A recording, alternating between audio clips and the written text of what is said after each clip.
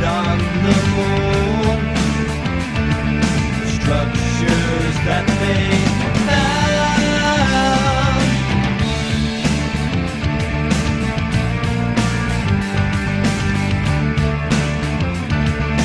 they were surprised to find structure 7 miles high.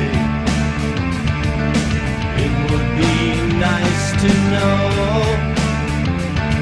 who built them and how long ago.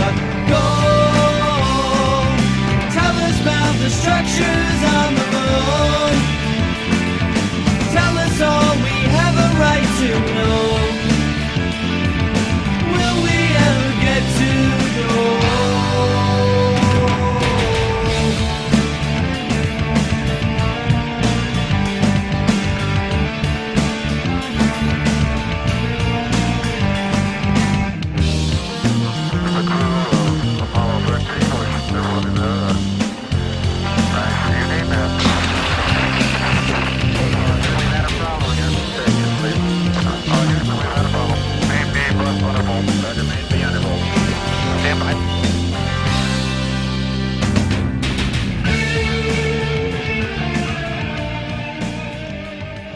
How did you and Bob Dean actually meet? What were the first words that you guys said, or where did you run into each other for the very first time? I was in the street in front of his house or mine. He said, I understand you're Air Force. I said, yeah. He said, I'm Army. And he said he was retired, and I was retired, so we got to visiting each other. When I retired from the military in 1976, I bought a house in Tucson. I retired from the Presidio of San Francisco, where I had been a command sergeant major there at the 6th Army headquarters. Bought a house in Tucson, moved to Tucson, so help me. The house I moved into was directly across the street from Wendell Stevens. Talk about coincidence. So, our friendship blossomed more. At that time I was working for the Sheriff's Department. He was the deputy sheriff, and he was bringing a staff car home at night, parking it in his garage. But he fascinated me because he had been to Japan and he got interested in the Japanese swords. He had a nice collection of swords on the wall in his house. Got by, we used to just get together and drink beer in either his yard or mine and talk. So whenever we were together, when we were in the same town, we would share information. As I said, we were both part of APRO for many years, until Coral and Jim died, and we had to put APRO to bed. We both had learned the reality of the extraterrestrial presence, and I think that's kept us good, close friends for years. And I've known him and considered him a good and dear friend for many years. We have a lot in common, particularly this interest in the phenomenon, as people like to refer to it, so-called alien presence. I hate the word UFO. I just don't like to use it because it's so silly. It doesn't really say anything. We're talking about a presence of extraterrestrial intelligence on planet Earth. And Wendell and I share that view. His mail, as you probably have heard him say, was monitored very closely. Mine was too, as a matter of fact. His telephone line was bugged. My telephone was bugged. Just being members of APRO, I think, being on the board, we attracted attention from whoever shall remain nameless, but somebody bugged our phones, monitored our mail, and let me tell you something. They attempted to threaten me a number of times over the years, particularly when I came out of the closet, so to speak, and began speaking publicly and openly about what I had seen and what I had learned. There were attempts to intimidate me and threaten me. And I threatened right back. Wendell was an officer and a gentleman. I had been a commissioned officer for some years before. When I was in Korea, I was an infantry officer. But after the RIF in 1956, reduction in force, I reverted back to the enlisted grade and worked my way up to command sergeant major, and I was a grunt. I was an infantry officer. I was a field soldier. And I carried a gun, and still do. I don't have one on me at the moment, but, you know, I carry guns. And when I was threatened, I threatened right back. And I think my first marriage went on the rocks because of my involvement with the UFO field. My first wife, my son's mother, was scared to death of the whole subject. Because I said we had our phone bugged and our mail was disturbed, and we were followed in traffic many times. And, they had a repertoire of little processes where they intimidated you. The phone calls probably were the worst. As I said, my first wife, I think our marriage went on the rocks because of the UFO field. But I was not easily intimidated. Having been an infantry soldier and being a grunt, both in Korea and Vietnam, I was not the kind to take kindly to someone trying to threaten me. And I put it out publicly. If you mess with me, bear in mind that I'm packing, I carry a gun, and I'll defend myself. And the government is not going to open the files. We have people, prominent people, that know all about what the government is sitting on. Dick Cheney, vice president, was photographed at level 2 of S4 looking at one of 7 crash disks. I had sat on the information for a long time after I got it because I never knew whether it was a disinformation ploy or not. And then I had decided to accept the speaking engagement in Australia, an invitation, and as soon as I did, they asked me what subjects. I told them I was going to introduce a new subject that hadn't been published yet. A day or two later, I got a telephone call, a surprise telephone call, an anonymous voice that says, "Stevens, be damn sure you know what you're doing." So my feeling at the time was, I got to risk it sooner or later. It was 10 years after the fact. The man was gone. I thought if they attack it and discredit it, well, if they don't, I win. If they do, I still win because they now have confirmed it. I did get a call when I got back warning me that I'm going too far with these. That convinced me that maybe it wasn't a ploy, that maybe there was something to it, and I decided to release it here after that, and I did at the conference, and nothing happened there.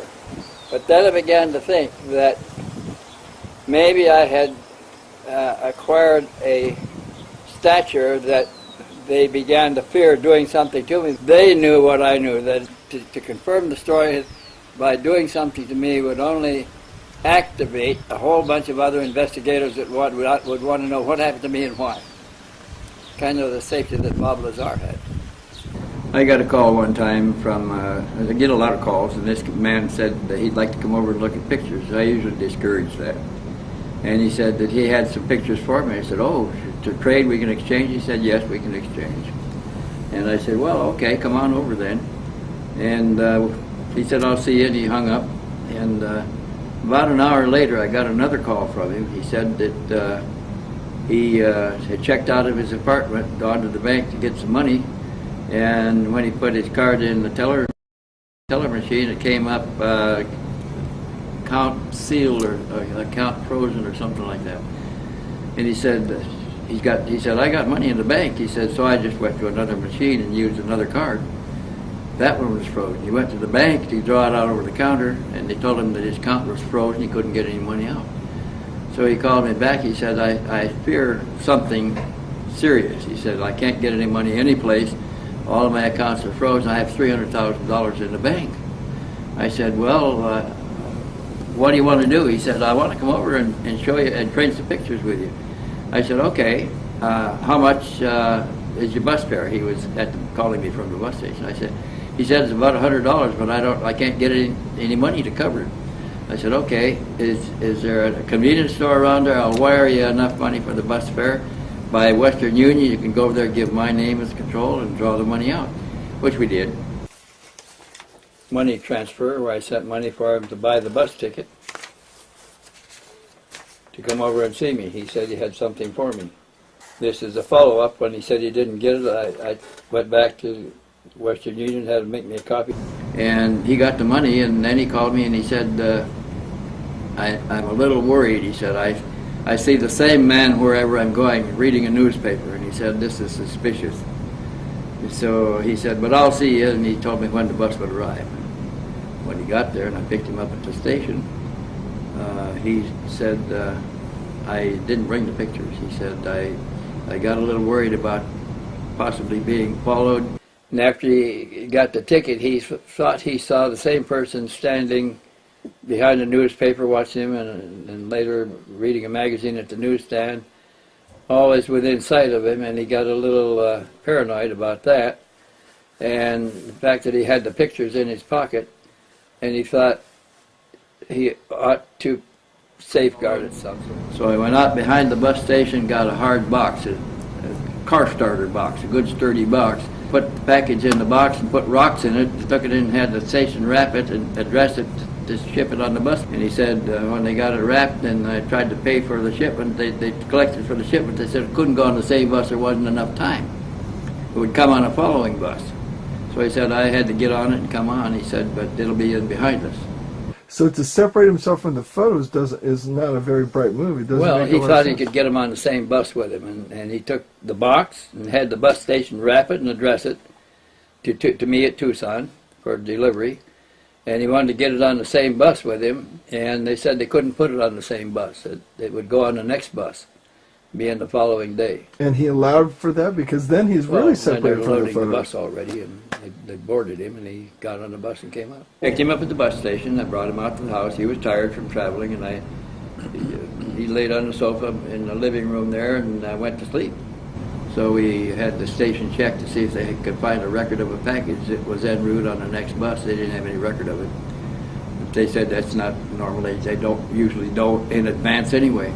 And at what point did Bob Dean get to meet him? Well, I was anxious to tell somebody, and Bob was my next door neighbor, and I knew that I could depend on him to keep the secret. We were afraid that we were being watched by 4 men in a white carryall that circled the block. But he was living around the corner from me the whole time that Connor O'Ryan was there. He was keeping an eye on the house to see who else was hanging around or trying to look over the wall or anything. Had Bob ever let you know about the details of S4 at this point in time? Discussed it. Never discussed that at that I point. was still keeping my oath of security, which I swore to.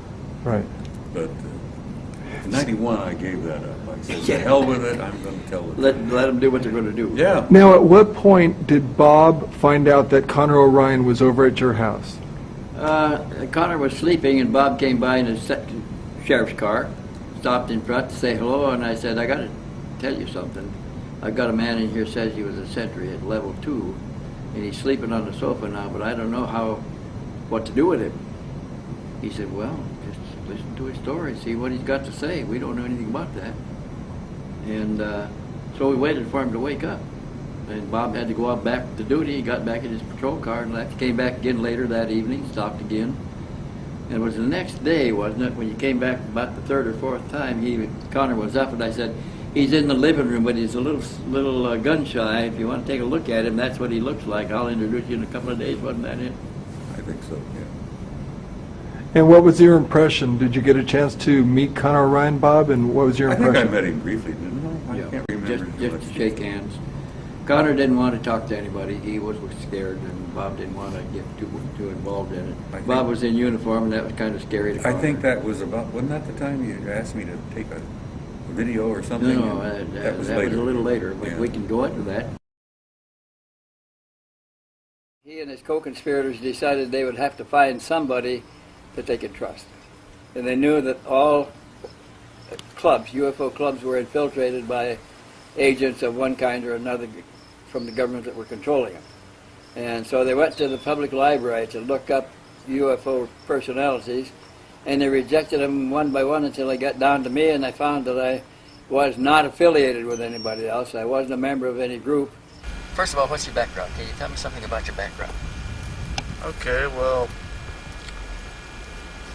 I joined the Navy in the early 80s. I went into the Naval SEAL program and became a SEAL.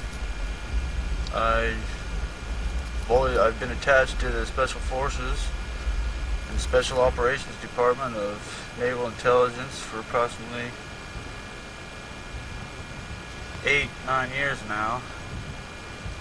I've been on a number of covert operations, and just recently, well, about a year ago, I was assigned to a place in Nevada, which most people know as S4, as a sentry, which all sentries there are Special Forces personnel from all 4 military branches.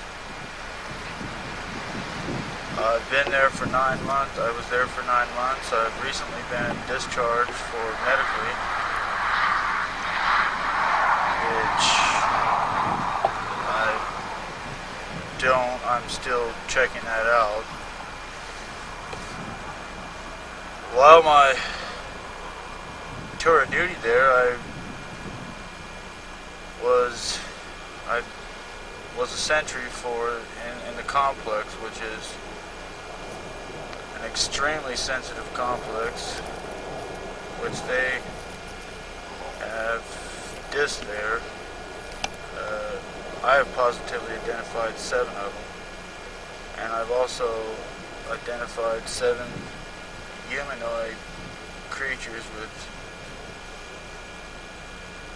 like grayish skin. I don't know if that's because of the being in the tubes and the solution that they're placed in right now.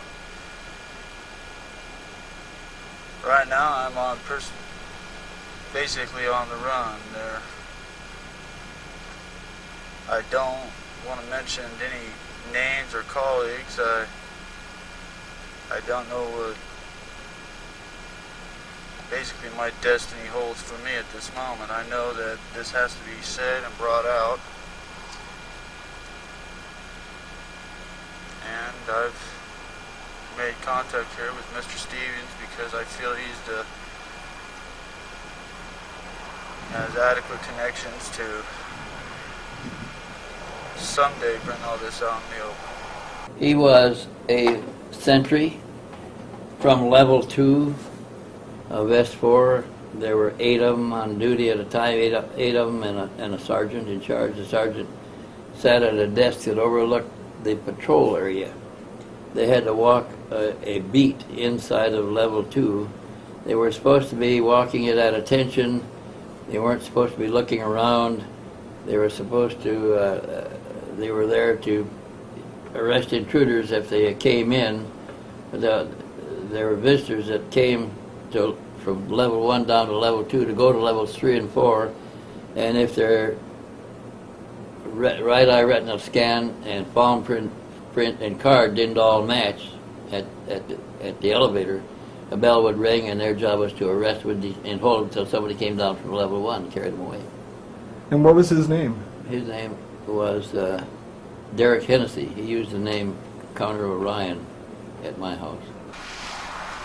I don't know why I was picked for it. I have no idea at all. I've never expressed an interest in those or find publicly, you know. So, when you were first informed that you were going to be doing guard duty a secret base, were you given any kind of written military transfer orders, or No.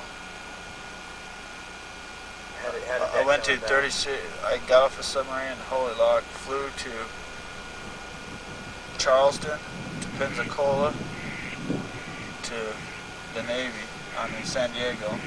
Went to 32nd Street, Naval facility there. I was briefed that I was transferred to a sentry duty in Nevada somewhere, which I know that everybody's pretty much aware of all the facilities out in the southwest region out here in Sequenza.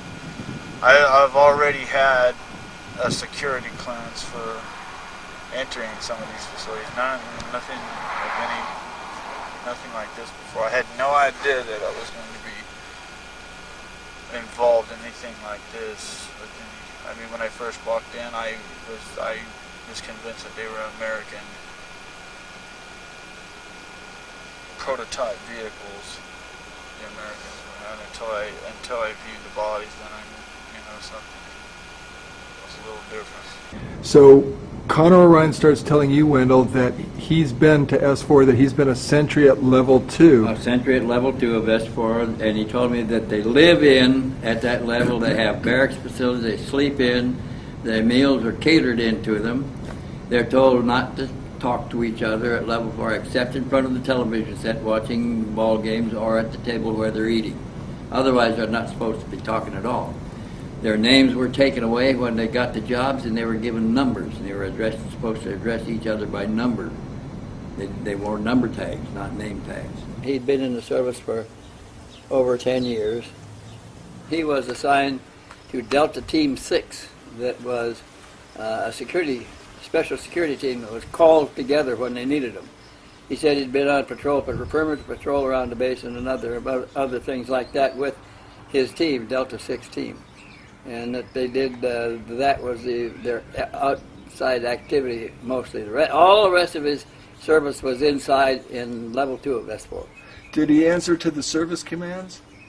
He said that they had a direct line, a separate line of command that they responded to. He thought it went directly to the Joint Chiefs of Staff. Had you heard of anything like that before? Never heard of direct lines before. He told me that they weren't allowed to socialize inside. They weren't allowed to know each other's true identity. They all arrived alone, and apparently they all arrived at the same time because they all had numbers in serials. 121, 122, 123, 124, and 125. He said that they worked regular shift, 4 hours on and 8 hours off, round the clock. He said they weren't allowed to do anything but check people using the elevators to go down. He said they didn't look at their cards or anything. They had a right eye retina scan, a palm print, and a card, a plastic card. And if they didn't match, a bell would ring when their duty was to arrest them and hold them until somebody came down from upstairs to take them away. He never got below level 2, never knew what was going on down there. He said that there were separate elevators down to level 3 and a separate elevator to level 4, and they heard strange sounds coming up from the lower levels sometimes up the shaft, but they were driven from their S4 facility to Nellis Air Force Base in a bus with blocked out windows that went right into the back of the Imperial Palace to a secure facility maintained by Wackenhut. And they got out of the vehicle in the hotel, and they got in the vehicle to leave again in the hotel. Nobody ever saw them outside. When we returned from their rest and recuperation leave, they were given a hypnotic regression to see shortly, and he didn't know what happened during that. They never knew what took place. But he told me that they were given an annual physical every quarter.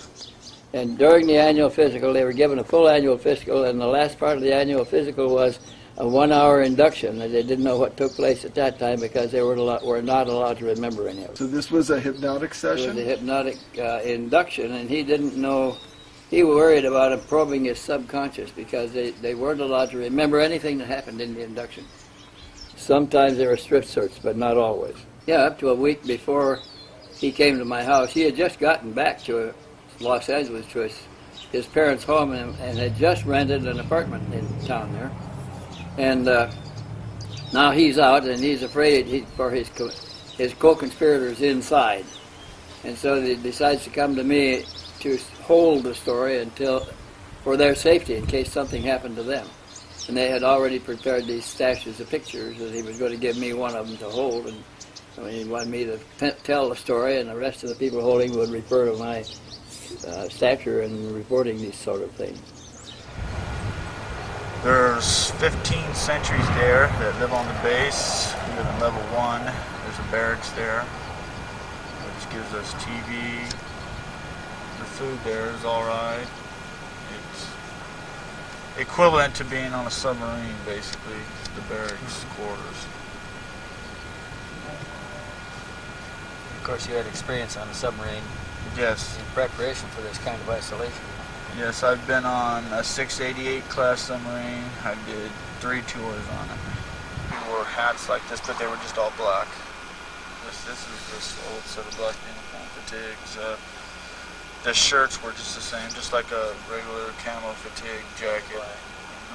We carried Glock 9mm, which is a European-made 9mm, and sometimes we were distributed M16s, and sometimes we were distributed Ingram MAC-10s, 9mm.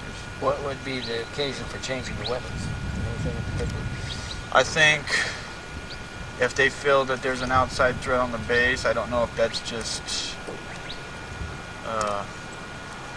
information that they're receiving, or a sensor's been breached like the night before, and maybe an M16 would be better for a long-range weapon, but a MAC-10 would be used just for in case somebody was going to sabotage the plant from inside personnel, or an overrun, because a MAC-10 is excellent for an urban warfare, an urban weapon. An M16 would be a good long-range shot. There's no identification worn at the facility. No people walking around with identification cards. Name tags, nothing. No, but the sentries, there's no name tags on our uniforms. No. We don't wear no military medals. We don't. No stripes, no nothing. We wore black uniforms at night, and during the day we wore a brown uniform. No names were ever discussed. We called each other in the barracks just, by our ranks. We used rank only. And, we were ranked, individually 1, 2, 3, 4, 5, and 6. Detachment of 6 guys. At any given time, it was an actual detachment of 10 people, but in my detachment, we had all got there at the same time. We're all briefed at the same time, so I guess that they had relieved the whole complete detachment. But the other detachments, I know, were there for a little bit longer. As I say, we were on 4-hour shifts with an 8-hour off, 4 hours, 8 off, 4 on, 8 off. When we're off our shifts, we don't know what happens on other shifts. We're not briefed in any way whatsoever on anything that happened the night before or anything. We're told not to talk with any security personnel during any of our duties at all. We're not allowed to say one word. We're supposed to use peripheral vision at all times. We're not allowed to discuss any duties while we're in our cubicles at night, our barracks, as you could say. That's just the way it was. There were audio pickups all through the place, and if they talked to anybody else, they were called in and treated. Our sole thing to do is just to be a sentry, an idiot, a grunt. You're just standing there. And we don't hear where everything's need to know, and we don't need to know nothing, so that's the way it was. None of the chain of command was ever discussed. Our boss was the watch commander out front, which was in charge of all security. I have no idea who was in charge of the facility or who even ran the facility. Now, I've been in the Navy, so with the Special Warfare Department so long that you know better than to ask questions by now. The questions you just don't ask. As I said before, I've already been with the Special Forces for so long. I think that they really trusted me. I think they trusted everybody because we're basic grunts and everybody's expendable to them. And we can be written off very easily, like, hey, these Special Forces, you knew that, telling your parents he was in Nicaragua, he got shot, that's all you need, or he died in an accident. Parents are going to accept that because they've already accepted the fact that you're a Special Forces personnel and high risk job.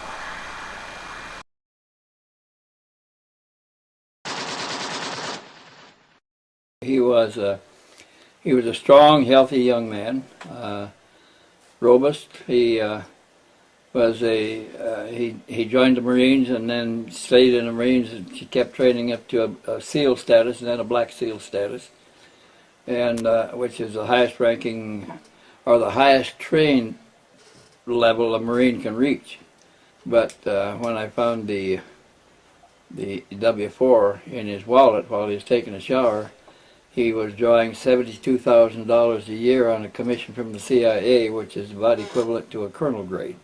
He had sparse blonde hair. It wasn't not real shaggy hair. He was he stood very erect. He looked like a Marine, like a soldier. He had blue eyes. He'd answer questions, but he didn't add a lot. If he didn't ask the question, you're not going to get any information. He had a tattoo on his right arm that he kept covered up, and he got a mark for each special mission carried out. Now, to him, his special missions were terminating enemies of the United States government. If they were characterized as enemies and they didn't want them to go to trial because information might come out that would be of a sensitive nature, they would just terminate them instead, and he understood that that was what he was doing, and that was his job. To me, it's murder. To him, it was a mission. He was also living the life of a government assassin. All the special troops there apparently were being used for the same purpose. And they thought those assassinations were called missions, special missions. They got a special bonus for each special mission and a hash mark on the arm. And these young men were selected when they were in their high teens, very impressionable age, and they looked for people that already were patriotic. And they worked on the patriotism in boot camp until they became so patriotic that they would weep when the flag would go up and down the flagpole. And they were training to take out America's enemies. And so for them to carry out one of these missions, all their leaders had to do was characterize somebody as a traitor or an enemy of the United States or a spy, and their job as top Marines was to take out the enemies of the country, and they would do it with no compunction. But even if it was a brother, they would do it, or a sister, a close relative, because they were trained to implicitly believe their leaders. Their leaders could not err, and so these missions were simply missions to kill spies, internal spies within the system, and they thought that's what they were doing, is ridding the system of its betrayers, of its traitors. So it didn't bother him at all about murdering people. These guys were exempt because they were carrying out a special mission, and they really believed this. They didn't feel bad about their hits, because they sincerely believed that they all were traitors and enemies of the country. He'd gone to take a shower in my shower, and he laid his keys and wallet on the coffee table in front of the sofa where I was sitting when he went in to take a shower. And I thought, oh, I'll look in his wallet and see if he is who he says he is. And when I did, I saw there's no Connor Orion in the wallet. All the names in there were Derek Hennessy. So I looked a little further. I took out a group of credit cards in an envelope, in a pocket in the wallet, and folded in between the cards, folded four ways so you couldn't see it. And when I separated the cards, there was this piece of paper folded tightly. It turned out to be a W-4, which is the employer's statement of withholding, salary base and withholding, and it showed that he was earning $72,000 a year. Well, I didn't want him to know that I was snooping in his wallet, so I folded it all up carefully, put it all back exactly the way it was, and put it back on the table. He did not know that I had discovered this. I had to kind of bait him to get some answers. So I asked him what he was doing, and he said something about a special mission. I said, what's a special mission? He said, taking care of government business. He said, we were trained, recruited and trained to take care of enemies of the American government. He said, if they're spies, they're spies. They're enemies of the government. That's our duty.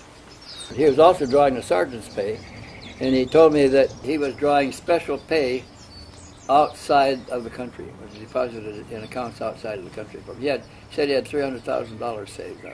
He said, I got $5,000 bonus for each special mission. I said, what's a special mission? He says, that's carrying out a mission for the government to terminate a person that they can't afford to bring to trial because it might reveal too much. So they terminate him another way so that the secrets don't get out. in the same cards, folded the same way with the W4 statement, was a copy of a hit order and a mug sheet. The mug sheet showed a front and face photographs of the hit, the 18th hit, handprint and fingerprints for all the 10 fingers, and a name and an address. And I folded that the same way and put it back, all back in his wallet, so he didn't know that I had seen it. But later I got him to tell me about his special missions, and he told me about the 18th one being his last one. I fished a little bit and got more information, but I never did tell him that I'd looked in his wallet. I don't think he ever knew that. When you took it out of his wallet, did you go over and scan it on your copy? Is that how you got copies? I made a copy, yeah. Okay.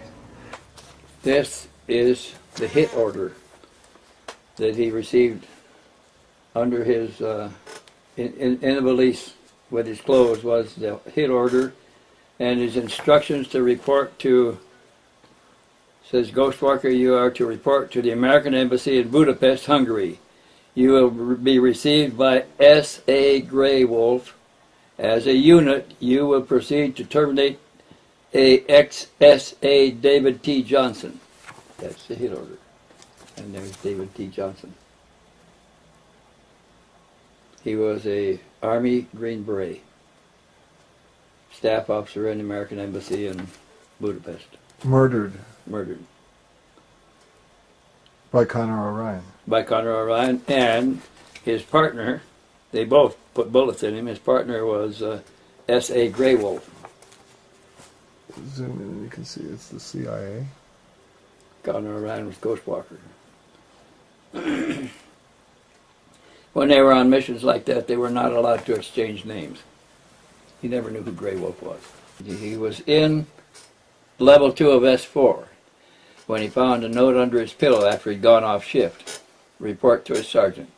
His sergeant handed him an envelope and told him the car was waiting and they'd drive him to Las Vegas to the bus station. When he got to the bus station in Las Vegas, he knew, having done this before, that he would look for a key taped to the back of the locker. So he felt around the back of the locker, so he found a key taped there. It had the locker number. He opened the locker and took out a valise, a traveling valise, nice one, with a suit of clothes, shoes, socks, shirt, tie, and everything for business travel. And he put those clothes on and put his clothes back in the locker, his Marine clothes back in the locker, and took the bus down to Los Angeles and the airline ticket to Budapest. And had a schedule and everything else on, so somebody had already coordinated. He didn't have a long wait anyplace. The last one, the 18th one, when he was sent to Budapest, Hungary, he was paired with another CIA agent, or another agent like himself, who was another Special Forces troop. And they were given Hungarian clothes and Hungarian weapons and ammunition, shoes and everything to do it. Mugshots of their hit, and where he lived, maps of where he lived, his routes that he traveled, where he went to church, where he went to the grocery store and everything. And they took him out together, one on each side of his car. When he came out of the grocery store with his groceries, putting them in his car, they hit him from both sides with his 2 teenage kids in the car. And they put 7 or 8 bullets in him, and he died. See, and they just pocketed their weapons and walked away in the crowd. They looked like everybody else there, and they went back to the American Embassy, reported to the attaché, who gave them the clothes and the guns and the money. The attaché gave them their clothes, but traveling clothes back, and drove them to the airport, and they went home. Now that's what a mission was. And they were given back their American clothes and money to the airport right away in an embassy car to put them on an airplane to get out of there. And he said, right back into S4. And I said, what a marvelous way to cool somebody who's just carried out a hit. He said, yeah. He says, nobody can get to us. Nobody can investigate anything. In my mind, it was the most secure facility we had. Nobody can get in or out. I said, do all of you carry out these special missions? He says, we all do special missions, yes. That really is frightening to me because we don't know how long this has been going on. He told me he didn't have a chevron mark for this. I never did get a count on a mark, but he had a lot of chevron marks, vertical marks in a certain part of the shield.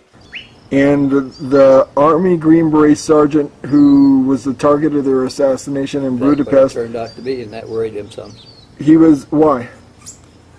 Because he was a senior special service officer himself, and the Green Beret was the same as him. He was also a special officer, special services officer in the Army. They were about equivalent status, and he thought maybe this guy was like him and just happened to know too much after he'd already carried out the order. He didn't question it until they killed him, and then he began to have some remorse about it. They killed him in front of his teenage kids sitting in the car. And he began to wonder what he had done to become such an enemy of the American government. And he began to think about his own career and thinking that maybe that guy was just like him. So I said, don't you think you might become vulnerable here someplace along the way, that you know too much? He said, I think that's what's happened now. What's the purpose of this? Why is this in the file? There was a helicopter crash in the S4 area that he told me that the crash was that the government sacrificed an airplane to dispose of 6 people. And these are people that the government killed off in Area 51 for reasons of their own. And they sacrificed a helicopter, sabotaged the helicopter, and killed them all on it. 3 of these workers were targets. The rest of them were accidental victims. Wrong place, wrong time. Yeah, Do they sometimes accident whole groups of people together like that? I don't know. He told me one time he was on a hit was partnered with a Vatican hitman on a hit. I didn't know the Vatican had hitmen. Did you? I had heard that they did, that they had their own secret service, but I didn't know that they put out hits. But they control so much wealth, and they're so powerful within the scope of the planet that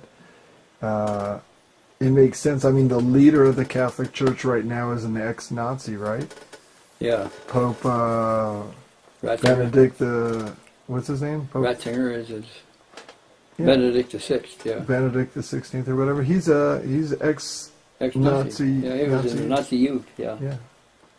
This appalled me to understand and find out that we are executing our own American citizens with other American citizens at American money for nefarious reasons without the justice system that protects us all.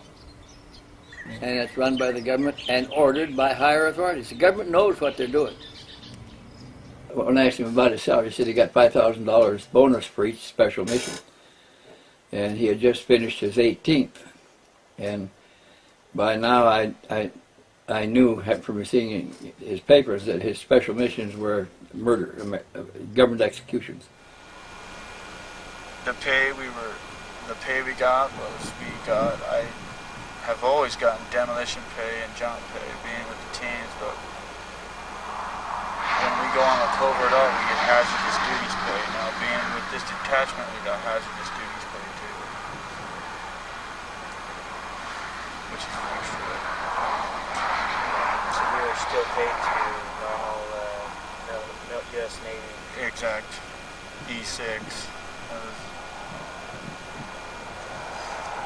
Petty officer first class pay rate with, I got jump pay if I made so many jumps in a year's time. Demolition pay, because we're demolition experts, being with the team, the UDT, and hazardous duties pay when we run hazardous operations, any kind of covert opera in a country that the American government considers hostile. You get a hazardous, it's like Nicaragua, we're not.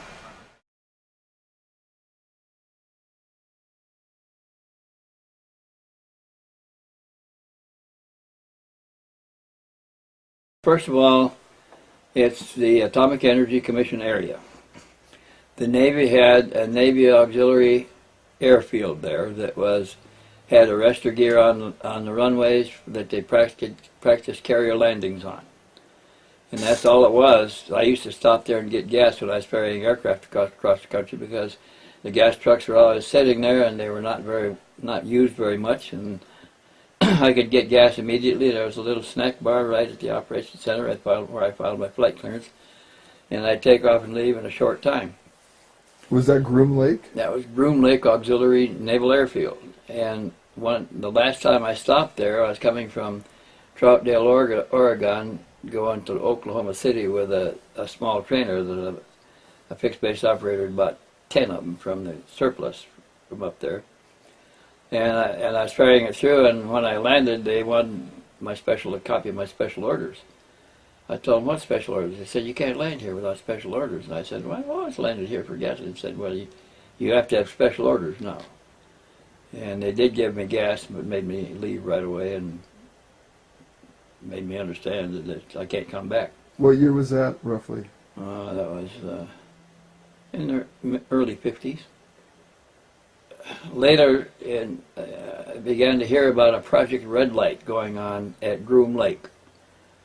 And when I tried to get information on Project Red Light, that was so secret that nothing was available. But I was doing a lecture at Oakland, California, when I mentioned Project Red Light, and the fact that they closed the base, nobody knows what they were doing there. And a guy came up out of the audience afterwards to talk to me. He said, I was a technical sergeant in the medical corps in the hospital detachment. He told me that when Groom Lake Auxiliary Airfield was closed, they brought in the reinforced CB battalion. They closed everything but the base engineers and the hospital. And the hospital served the reinforced CB battalion until they were almost through working, and then they brought in a hospital team to take over the hospital. But during the 2 years that they were servicing, they heard scuttlebutt about what they were doing. They took up the runway, they took down buildings and put up camouflage netting to make it look like nothing had changed. And when they got through, they put the buildings and the runway back. And that sergeant thought that they had only put extra facilities under the runway and some under the ramp, the parking ramp. But he never knew how big it was or anything. And that's all I had for some time, until I found at another lecture like that, a man came up to me, said that he was working in the CB battalion. He was a tech sergeant engineer, project engineer, and he told me about digging the 4 levels.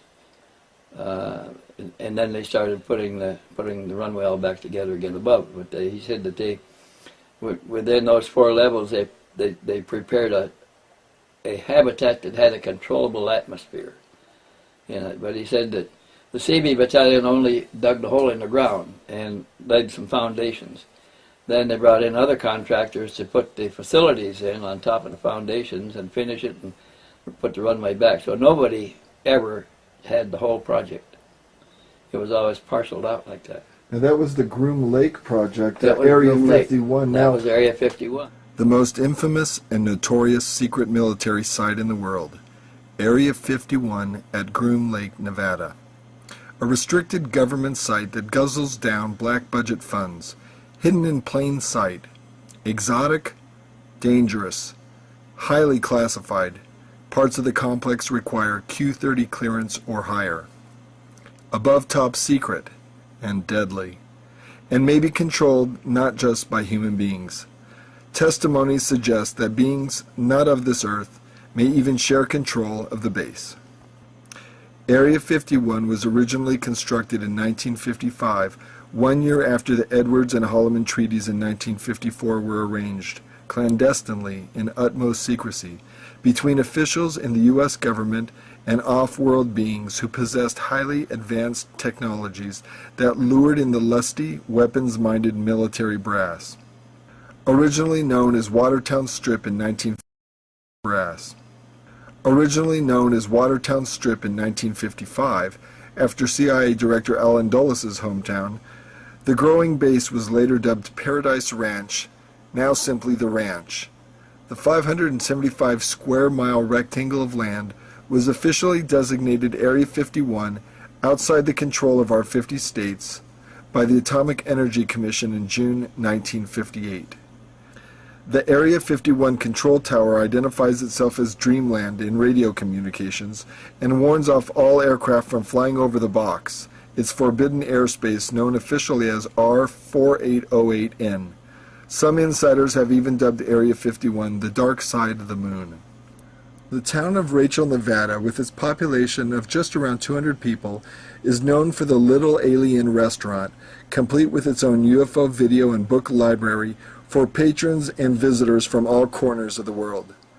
Just to the west of Rachel is a back gate guard entrance to the Nellis Bombing and Gunnery Range, 8 million acres large, inside whose boundaries is Area 51. The townsfolk of Rachel can see the 9,000-foot bald mountain peak just to the south, which is capped with an observation and communications facility directly connected with Area 51. Highway 375 runs through Rachel and along the northeastern perimeter of restricted land, which was officially dedicated in the mid-1990s as the Extraterrestrial Highway, a twisting 98-mile stretch of single-lane road, absent of gasoline stations anywhere. Amid the Joshua trees and cactus and tumbleweeds of Tikaboo Valley lives a generations-old cattle ranching family. The ranchers are known for their famous black mailbox, which marks the commencement of a dirt road between mileposts 29 and 30 that leads toward their ranch, and also towards Groom Lake just beyond to the southwest. A little farther southeast on Highway 375, between mileposts 34 and 35, Groom Lake Road begins its trail across the desert floor of Tikaboo Valley toward Jumbled Hills. Almost every morning, buses with blacked-out windows carrying Area 51 workers speed along to the top-secret facilities by way of the Groom Lake Road. The perimeter of Area 51 shares a border with the Yucca Flat region of the Nevada test site, where over 900 atomic tests have been conducted since 1951. Beginning in July 1962, all its atomic detonations were exploded underground, but for what purpose remains unclear. The Area 51 land is managed by the 99th Air Base Wing at Nellis Air Force Base. However, Area 51 is also an adjunct to Edwards Air Force Base Flight Test Center, which appears to have control of operations at Groom Lake. And just 40 miles southwest of Groom Lake is the Yucca Mountain Nuclear Storage Facility.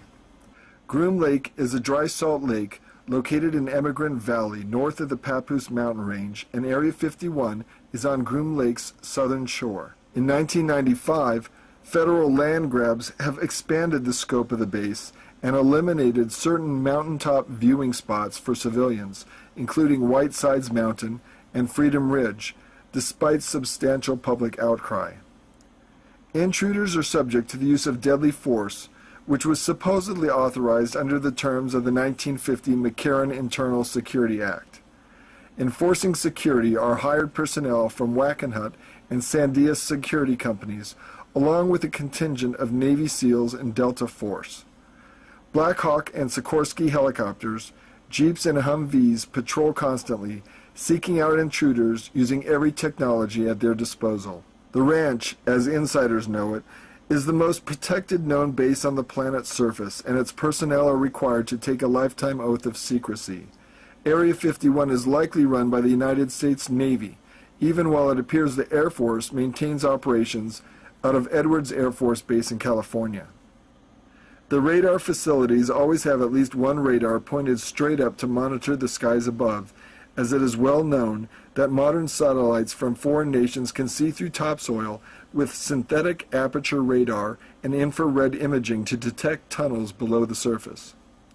Strangely, due to the Open Skies Treaty of March 24, 1992, member countries signing the treaty are allowed to use satellites to take photos of the Area 51 base in exchange for the U.S. being allowed to spy on other treaty-signing nations' top-secret facilities.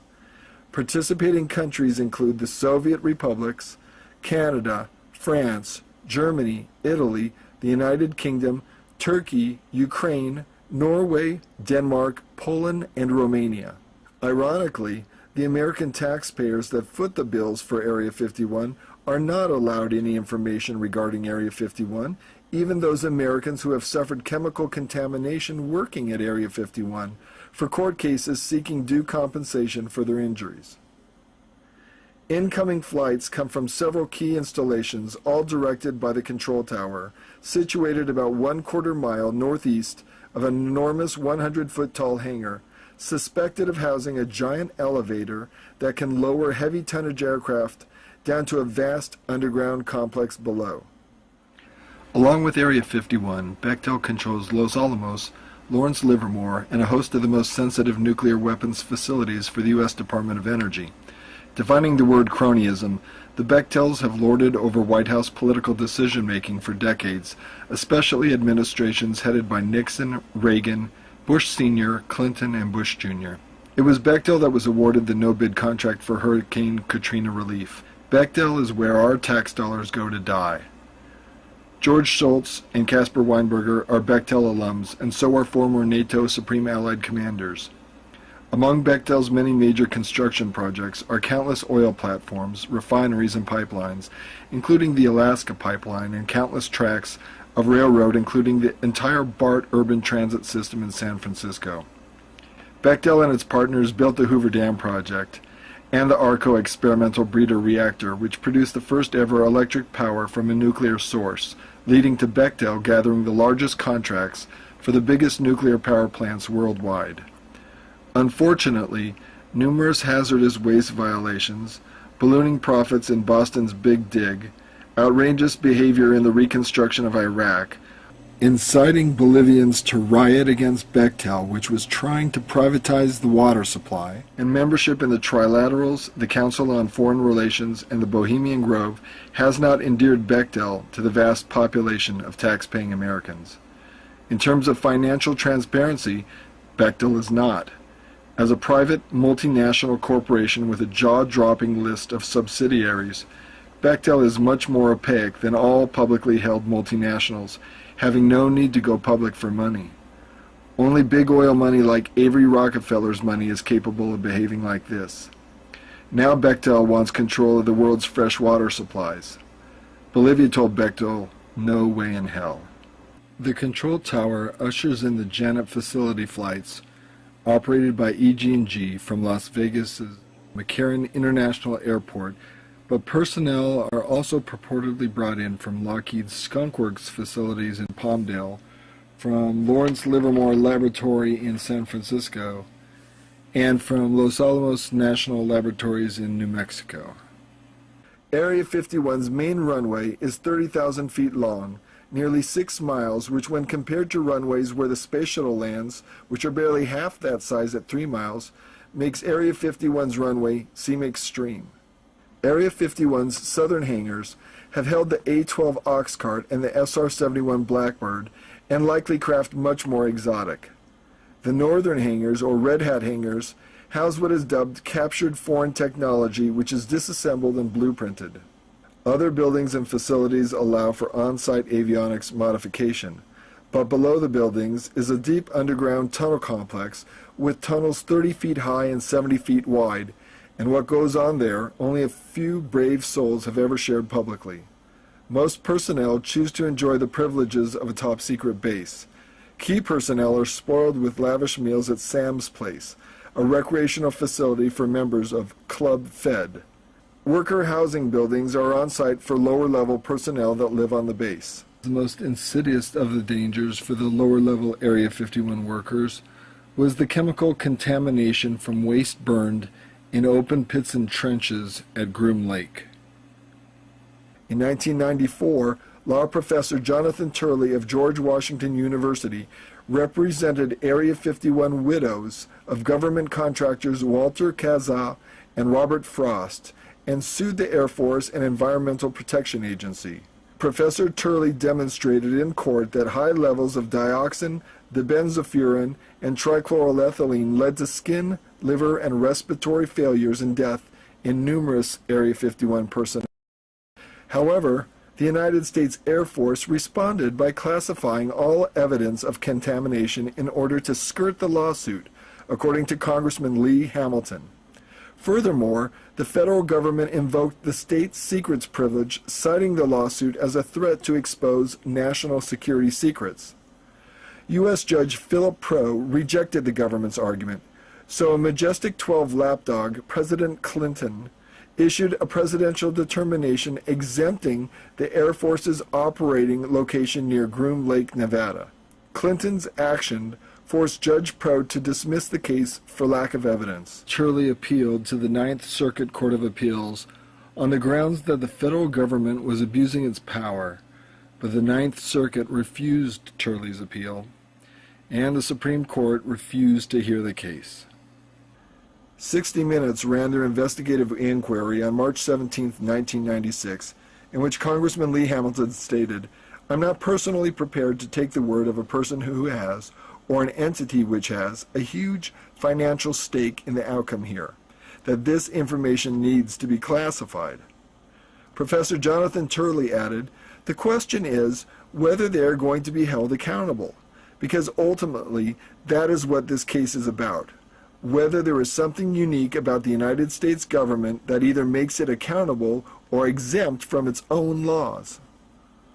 While Area 51 has produced aviation advances for the U-2, SR-71, F-117, B-2 stealth bomber, it has also secretly produced the still unacknowledged TR-3Bs and Aurora spacecraft.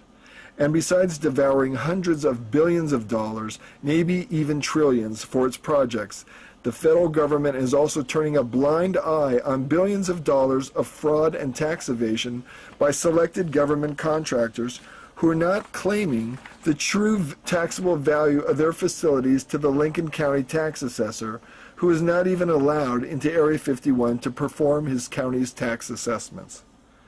Area 51 has claimed only $2.5 million of property value to Lincoln County, even while accepting annual budgets in the billions of dollars from us, the American taxpayers.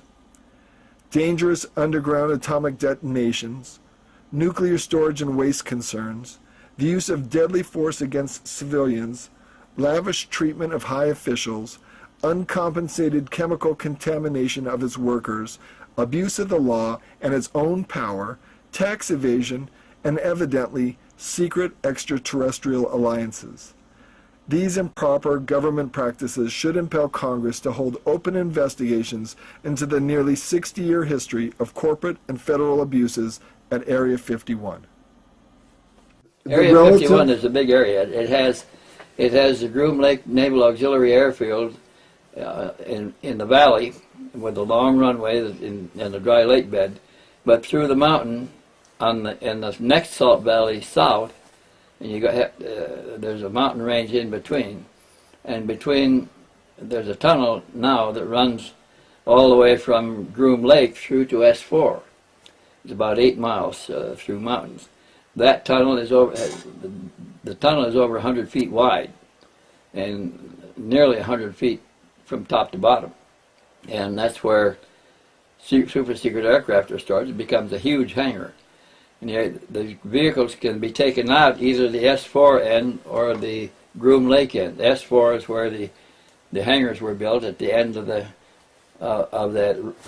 tunnel on opening into the valley is where S4 facilities were built, and they were built into the mountain, but they were camouflaged. They had a side of the mountain slid aside and to make the doors, and rolled away and opened the facility, and that's how they took the captured vehicles in and out. Was they'd roll the door back and take them out, and when the Russian satellites had already passed or were not due, they bring them back in before the satellites were due again. Did you ever hear talk about S4? Let me explain something about Area 51. It was, at the time, simply a range as part of Camp Mercury. When you look at the map, you had areas such and such, 49, Area 50, Area 51. These are all part of the original Camp Mercury atomic test site facility. So 51 was part of Camp Mercury initially. And while I was there, I was at Department of Energy School in 1979. And the weekend in between, and some of the contractors who dined with us in the mess hall, we'd gotten to know pretty well. They were instructors as well. They said, look, let's all hop on the bus after breakfast on Saturday. They invited us to hop on the bus. I'm going to show you guys something. So away we went on this fairly rickety old bus, wasn't one of the more modern, more comfortable ones. And down the road we went. We went over a pass into Groom Lake from the other side, from the rear. I never went through any. The mailbox out on the road's kind of garbage. We came in from the back over to Groom Lake. And they took us over to one of the facilities, and we got out of the bus. And anyhow, never made it to S4, but I heard the contractors talking about it. And some of them were contractors who were involved in the construction. They said that S4 had 30 levels. You take a 30-story building, put it in the ground, and that's where apparently the aliens were. And some of the contractors had seen them. What were their But they had descriptions? not got very close to them. Well, they appeared to be kind of like grays, but not the little ones. These were 5.5 feet tall, or 6 feet even. They were grays, and they had a fairly large eye, but they were not the little guys with the wraparound eyes. I was to learn later that those little dudes are laboratory products. Organic robots. Yeah, they're organic robots, I guess is their best description. At the very bottom of this thing at S4, there was a gate.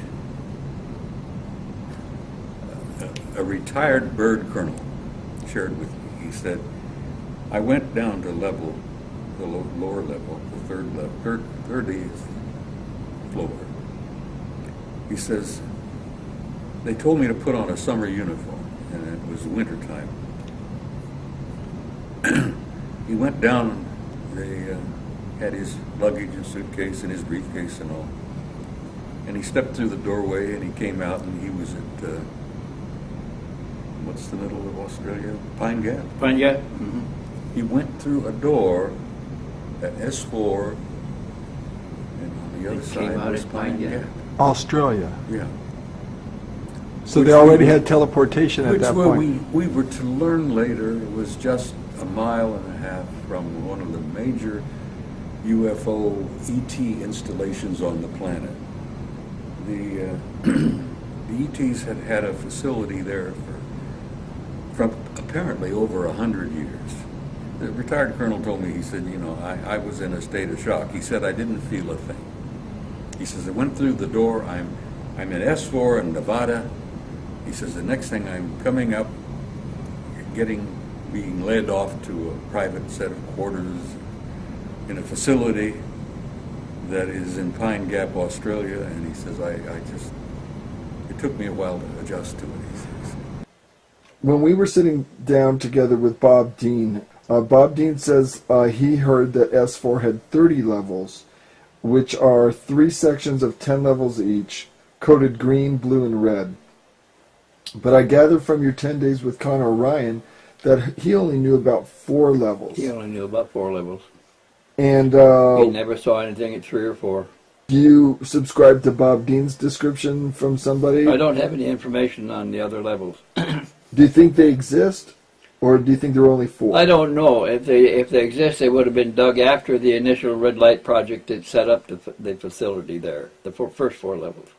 I think one of the things that impressed me the most about what the contractors would share with us is that they were in the tunnel building business, and they were digging tunnels all over the damn place. And they had these big 40-foot tunnel boring machines, you know, on railroad tracks. They'd go into the side of a mountain, literally, and they would go down and then out. And they were laughing one time. They said they were digging a tunnel and they ran into another tunnel, which they didn't know about. Really? And they said the tunnel they ran into was better than the one they were building. And all our ears perked up. And I said, "What?" He says, "This thing was beautiful." He says, "It was big and it was smooth, and the walls were like glass." And he says, "We built this damn thing. The ones we were building were, rough and not too ready, and we had to plaster them and, finish them up a bit, cement and all to make them livable." But he says, we ran into a series of tunnels that were incredible. And what we were going to do is we were going to get a Jeep and load it up with, spotlights and water, and whatever, and we were going to explore. And one of our senior supervisors, he said, found out about our plan and threatened to court-martial or put us all in jail. And he said, you stay the hell out of those tunnels. Those are not ours. Those are not for you to look at. You leave them alone. And they said all among themselves, who the hell built those tunnels, you know? Well, who had the technology to build those that good? And here we are digging these things in. When I retired, we knew officially at my level of security that there were 4 different groups that we were interrelating with. They were all humanoid, but only one was human, or at least so much like us that you couldn't tell the difference.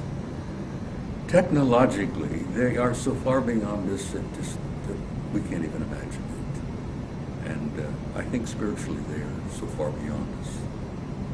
And I think those are the ones that are really calling the shots. I think those are the ones that are really in charge of the program. And you see other aliens, you see little grays, you see tall grays, you see tall whites with no hair at all.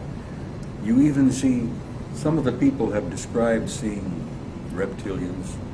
I don't deny that. I don't doubt that for a moment. But I've concluded that the one group that seems to be running the program, at least on planet Earth, are the Anunnaki from Nibiru, our cousins, our forefathers, as it were. So it's possible that they had built those tunnels. I think so. They said that there were tunnels all over the damn place. There were tunnels going from Groom Lake to Nellis, which is what, about 10 miles? Yeah. 20 miles or something like that. There were rumors that some of the tunnels went over to Fort Huachuca, which is in southern Arizona. And you had been stationed there at one time. And I had been stationed at Huachuca. And I knew there were some, mysterious goings-on there, but anyhow, they said that there were tunnels all over the place. So when I hear these rumors about tunnels across the continent with high-speed rail, yeah, I'm not surprised. So the Phil Schneider reports about underground tunnels and some of the maps that he provided, that kind of thing, do you guys have problems with No, that? it makes sense to me. I know the chemical structure and the application of construction value explosives. I earned a reputation on it. I helped hollow out over 13 deep underground military bases in the United States.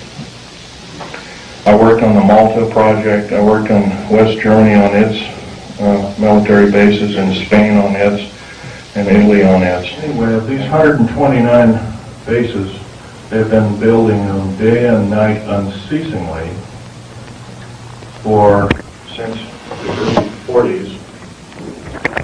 Some of them were built even earlier than that. The average depth of each base is roughly a mile deep. They are basic whole cities hollowed out underground. They're somewhere between 2 2/3 cubic miles and 4 1/4 cubic miles hollowed out underground. These bases comprised basically of large cities underground. They're connected by high-speed monorail magneto-leviton trains that can go up to Mach 2. Several books recently have been written about this activity, all of which is verifiable through bibliography. Richard Sauder's book, he's a PhD architect, and he alone also is risking his life by talking about this. He worked with a number of government agencies on deep underground military bases. I have helped build 2 main concerned bases within these United States that have some significance as far as what is it called the New World Order. Number 1 is Dulce, New Mexico. I was involved in 1979 in a horrendous firefight with alien human type, whatever you want to call them. And I was one of the survivors. I'm probably the only talking survivor you'll ever hear. 2 other survivors are under close guard somewhere in these United States. One is not in very good shape. He's living in Canada. So I'm about the only one around that knows the firefight. that knows all the detailed files of the entire operation. 66 Secret Service agents, FBI, and the like, Black Berets, died in that firefight. I was there. My father, Otto Oscar Schneider, there's an interesting story about him. He fought on both sides of the war. He was originally a U-boat captain. He was captured. He was captured by the French. He was turned over to the United States Army, turned over to the United States Navy. He was repatriated here to Cocoa Beach, Florida, and Fort Lauderdale, and taken up to Philadelphia Navy Yard thereafter. And he was a master machinist as well as an MD doctor. He later became an MD doctor and never did anything with it. But basically, he was involved with different kinds of concerns, such as A-bomb and H-bomb and Philadelphia experiment and these other kinds of projects. His groundwork, he invented a camera, a high-speed camera that took pictures of the first atomic tests in Bikini Island on 12th of July 1946, to which I have original photographs of, which show unidentified flying objects fleeing the bomb site at a high rate of speed.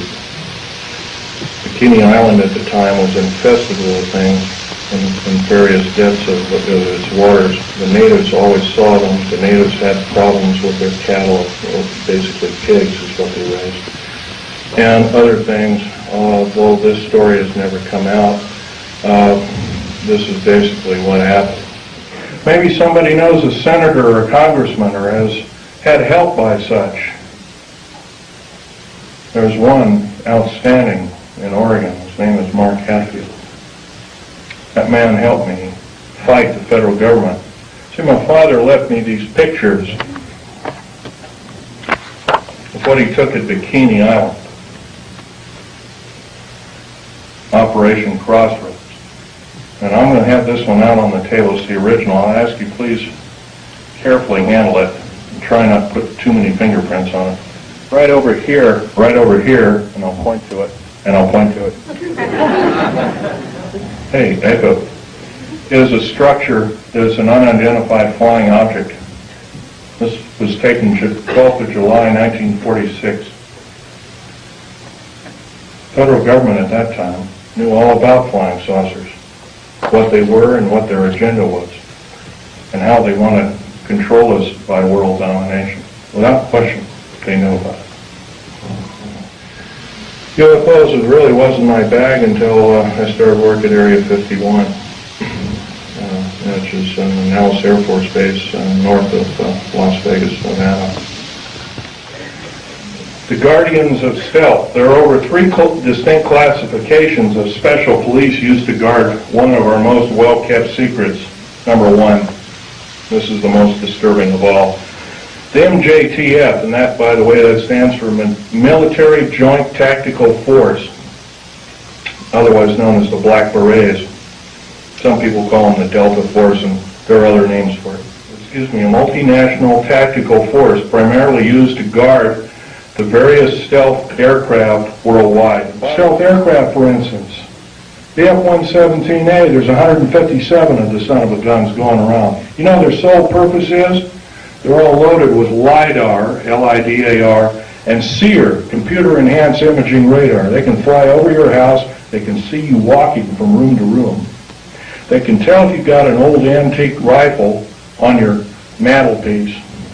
They can see objects in the house with a variation limit and capability of 1 inch to 30,000 miles. That's how accurate this is. Is this the proper use of our tax money? I would say not. The Black Budget is a secretive group, basically a secret budget. It garners 1/4 of the gross national product, the entire gross national product of these United States. At present, the gross national product is around $5 trillion. So 1/4 of that's about $1.25 trillion per year. At least 1.023 trillion, and I say at least, is used in black budget programs like deep underground military bases. Presently, there are 129 deep underground military bases in these United States. Still, 68% of the U.S. military budget is directly or indirectly affected by the black budget. Star Wars, otherwise nicknamed Star Wars, Strategic Defense Initiative, relies heavily upon stealth weaponry. By the way, none of this would have been available without us taking apart with a fine-tooth comb crashed flying saucers that either we downed or they crashed themselves into our deserts. None. Budget from U.S. Congress 5-year plan that we're told about is $247.6 million. You couldn't buy the spare parts of all the black helicopters and the F-117As and the B-1, the B-2 bomber, and all the other 24, 25 prototypes. Couldn't even get the nuts and bolts for that. So we've been lied to, folks, and I know we can do better. Black budget garners this figure, roughly $1.25 trillion every 2 years. Trillion. I'm not talking billion, folks. Trillion. If you don't know what a trillion is, it's 1,000 billion. It's a big number. If you were to regard that in dollar bills, it would be 11 tons of dollar bills. That's how big a trillion is. Okay, the black budget literally means hidden budget. The U.S. Congress never sees the books of this clandestine pot of gold. Contractors of stealth, and I've listed quite a few here. EG&G, Westinghouse, McDonnell Douglas, Morrison Knudsen, Wackenhut Security Systems, Boeing Aerospace, Lorimar Aerospace, Aerospatiale of France, Mitsubishi of Japan, also Mitsubishi Heavy Electric Industries, Ryder Trucks, Bechtel, IG Farben, that's a chemical company, plus a host of hundreds more. Now, I've talked about a number of topics that are rather controversial. I'm not advocating the overthrow of any government. I don't believe in such. For the main reason, the number one, it always kills the wrong folks. But I believe if I have the chance to tell people about these atrocities, I think that there will be some serious letter writing, if not letter writing, some serious conscientious voting done in the very near future on various elected government officials, if not the whole category of elected government officials.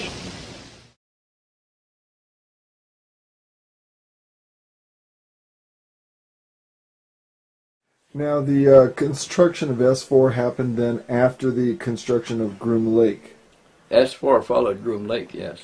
Okay, so describe what you know about the construction of S4, how that occurred. Well, they started tunneling from Groom Lake back into the mountain for secure facilities. And they kept tunneling over the years. They kept tunneling till they came out the other end down there. And that's where they put the captured alien vehicles, but that's where our most secret aircraft were stored too, is right next to the captured vehicles up the tunnel towards Groom Lake.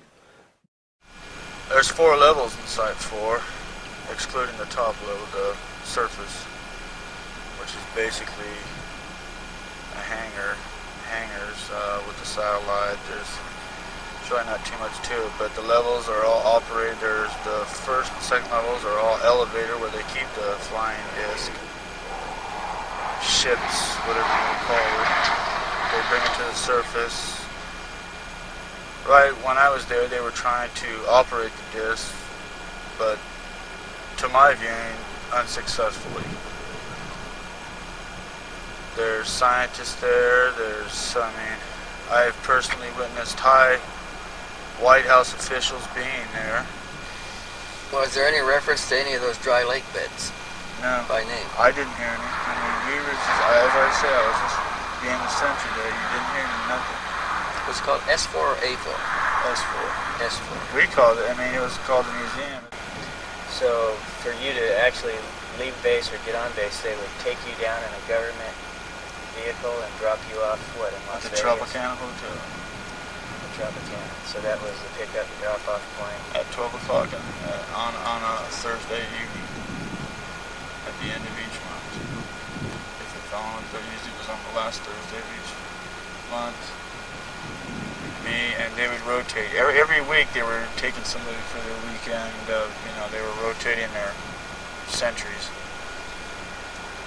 Yes, they dropped us off at the Tropicana on Tropicana Boulevard, right in the back. And they just dropped us off. And you had to stay with your group of people? No, we could venture off and do what we wanted to.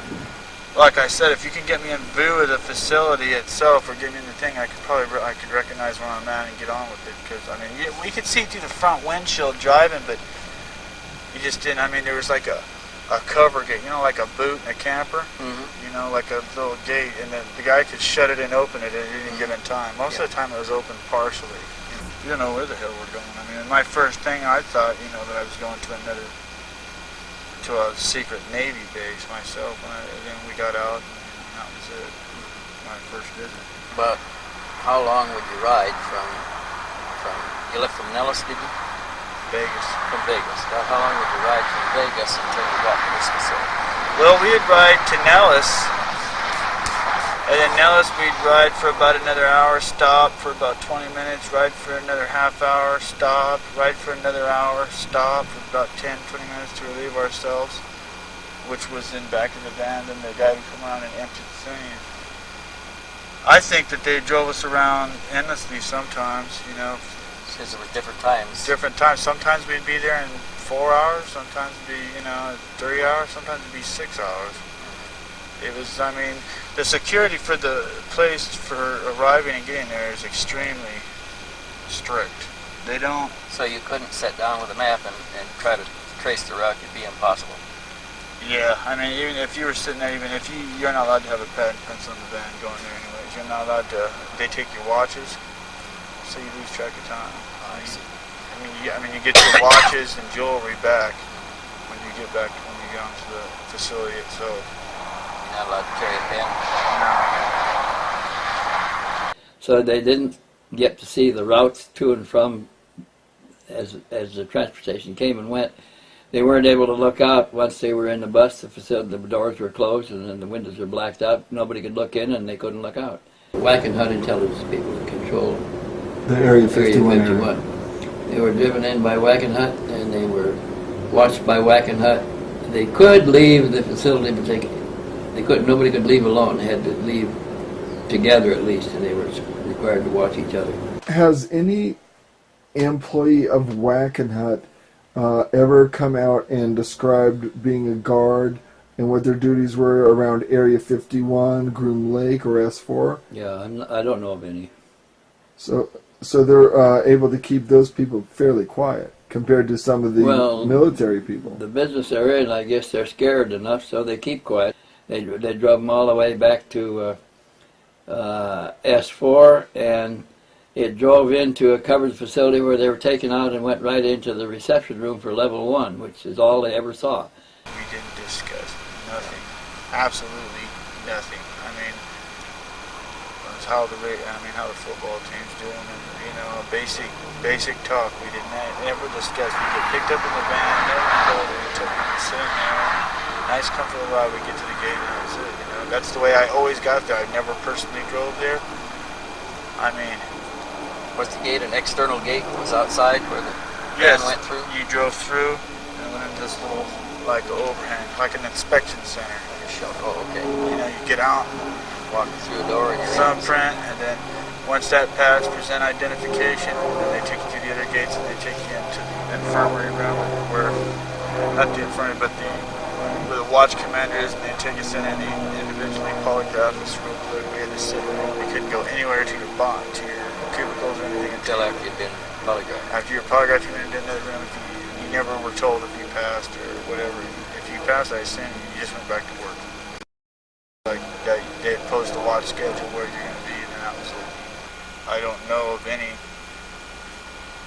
how would you say, interaction between any of the agencies that are involved. To be honest, I don't even know who's really running the facility. I've heard it was ONI, but I don't think so. The sheriffs have strict That's all government land. That there's absolutely, if a sheriff comes on the land without authorization, then we have orders to shoot. There's no question, no badge. I mean, there's no limits to what. Now, if a sheriff catches anybody, I don't know, because I've never been there when a sheriff caught anybody or anything like that. You know what I mean? But they're not called out. We don't call out outside any kind of outside law enforcement intervention whatsoever. They usually deal with security all by themselves. How many people do you think are on the facility code?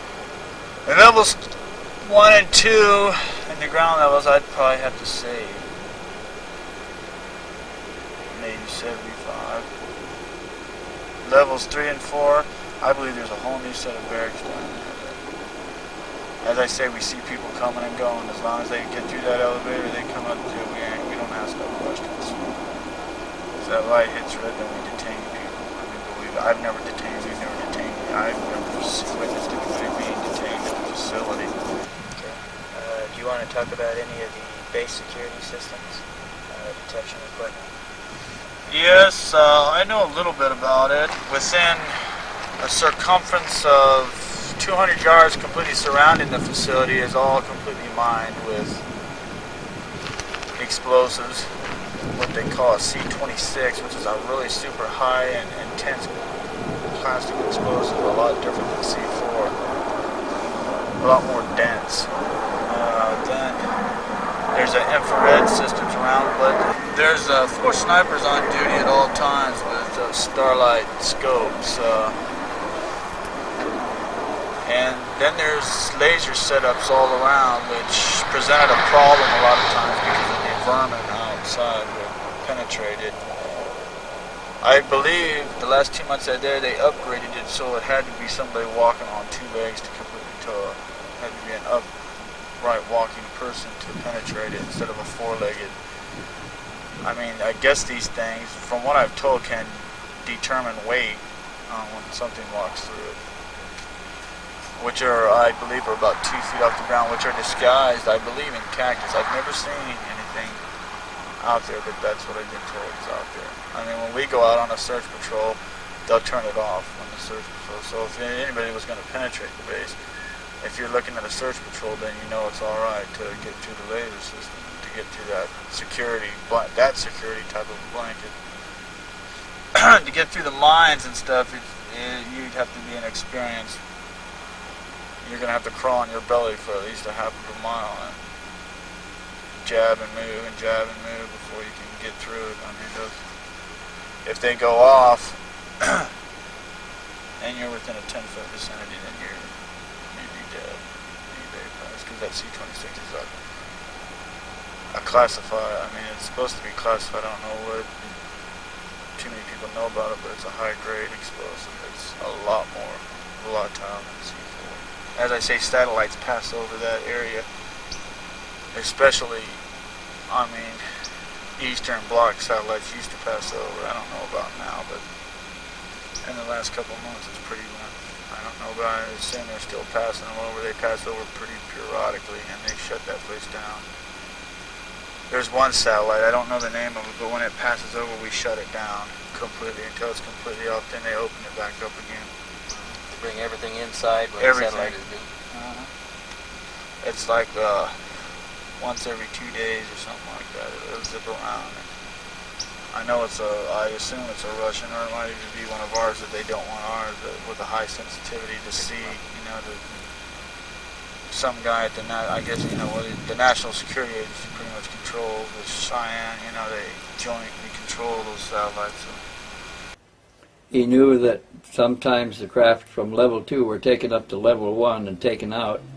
They had to wait for the Russian satellites to pass. They'd get them all ready, so as soon as it passed, they could take them out and work on them until it was due again. They'd bring it back in and close the doors once more. Okay, this is the dirt road comes on in. This is guardhouse 1. You have to drive into an enclosed building, a little one. Guard comes out, you go over here for a thumbprint check and your identification. There's 2 other gates you got to go through, but being security personnel, we never had to go through that. We would just go straight through. Now the facility here is the ground level facility where they bring the disc up themselves. There's a door right here that completely opens up. There's a big satellite and kind of in the rear here, and there's one in the front over here. It's usually pointing straight up at all times. The mess hall is over in this corner. There's a door to the parking lot, which is a wall, and you can come right into the mess hall. It goes around. Which is a hallway. Over here is, what you'd say here, CIC center, like on a ship, you know, where they monitor satellites and anything that's, if anything's moving over the facility, then they'll shut it down for a while. I've never been in it. I've looked inside it, but I've never walked in and looked in it. Looks like a submarine controlled CIC room. Over here is a big access door. Now they bring the disc up one at a time. They never bring up more than one at a time. These are like the platforms that they bring them up on. They can move it right on out, bring it on outside if they're going to try to activate it in some way or anything like So that. this is like an open hangar, elevator platform. Yes. From the lower compartment. A big open hangar. Yes. Not big. It doesn't look very big from the outside. I mean, it's because the discs themselves aren't very. I mean, you know, they're. I mean, yeah, I would say it's about 30 feet, 35 feet tall. This is all open right in here. This is, there's a lot of equipment laying around. I don't even know when I begin to explain what it is, because I have no idea really what it is. It looks like a car tune-up garage, I mean, with all kinds of computer diagnostic stuff. And That's under a roof, so. that's all this is under a roof, except for the parking lot over here. Okay, how about a runway? For landing or taking off airplanes? I've never seen airplanes land or take off. I've seen helicopters come and go, which is a pad about half a block back. It's like a little helo pad. This is his sketch of the layout at level number 1, showing the disposition of the facilities on the floor. He does not show the bays there over here. Yes, level 1 is basically your living quarters. There's 4 security detachments. Each has their own thing. One security detachment takes care of complete exterior of the facility around it constantly. One security detachment is gate and entrance. One security detachment is the levels, what I did, which is 2, 1, 2, 3, and 4. And detachment 1 is your snipers.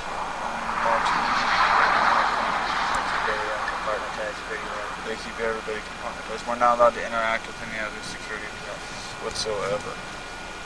We're not allowed to talk to them. We can talk to the people in our detachment only, you know, a football game, regular shop, no shop talk or anything like that. And then back here, right here is like, this is a very good drawing. Right here is a medical infirmary that they do. There's a naval corpsman. They give us physicals once every 3 months. Right here is another security office where you go through light examinations.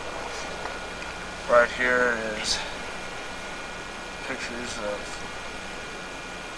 everybody. It's like an office break room, like. But there's pictures of everybody. There's pictures of everybody in the facility, with the exception of the people in level 3 and 4. This is all open right here, because it's all you see is a brick wall, a block wall. Okay, first thing we do is we go to gate number 1.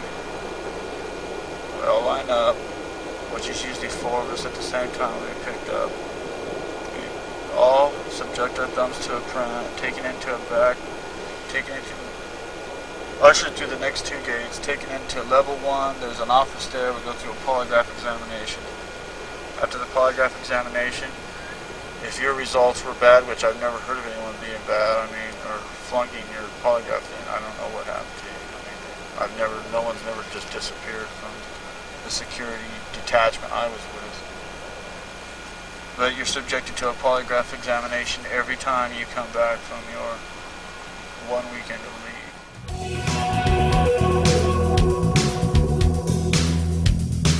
How is Bob Lazar connected to S4?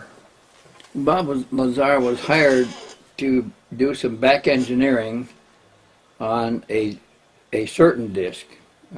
He called it the space sport model.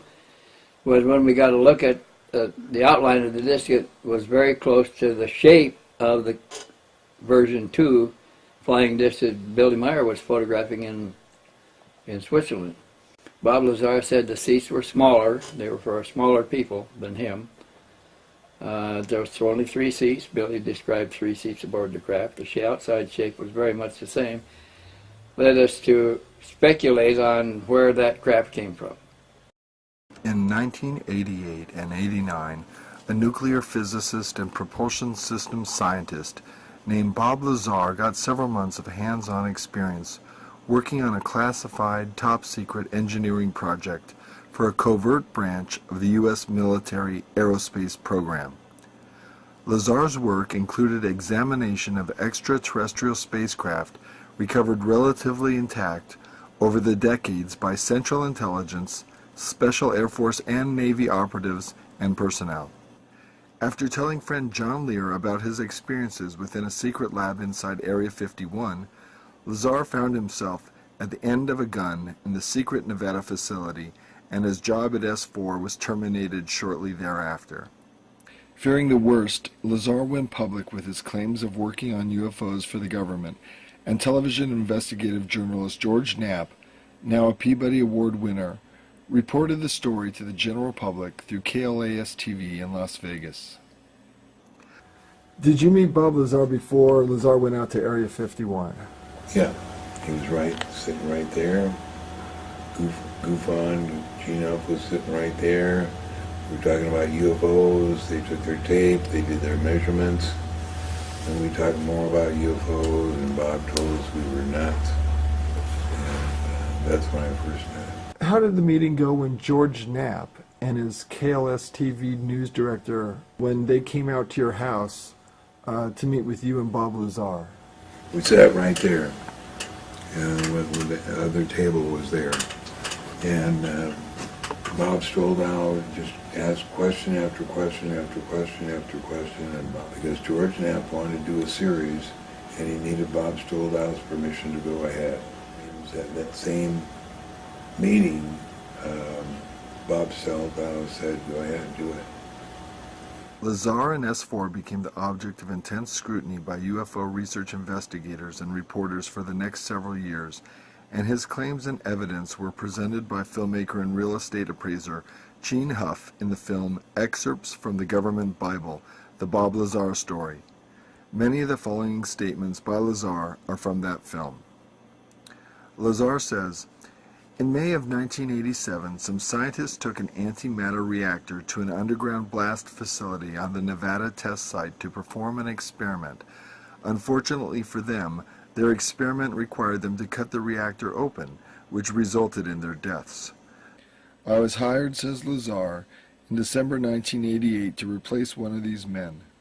I worked in a number of scientific programs, some of which required top-secret and above top-secret security clearances, of which the most easily verifiable is my 1980s job at the Los Alamos Mason Physics Facility in Los Alamos, New Mexico. While working at Los Alamos National Lab in 1982, the local newspaper did a front-page story on a jet car I had built. Coincidentally, Dr. Teller was giving a speech in Los Alamos that same day. We met and had a short chat about the jet car, and I later listened to his speech. I never met Dr. Teller again, but in 1988, when I decided to re-enter the scientific community, I sent him a resume and inquired about a job.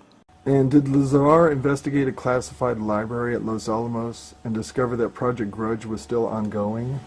I don't know whether he did or he gave the job to a friend of his, because there was 4 questions that needed answers to, and one was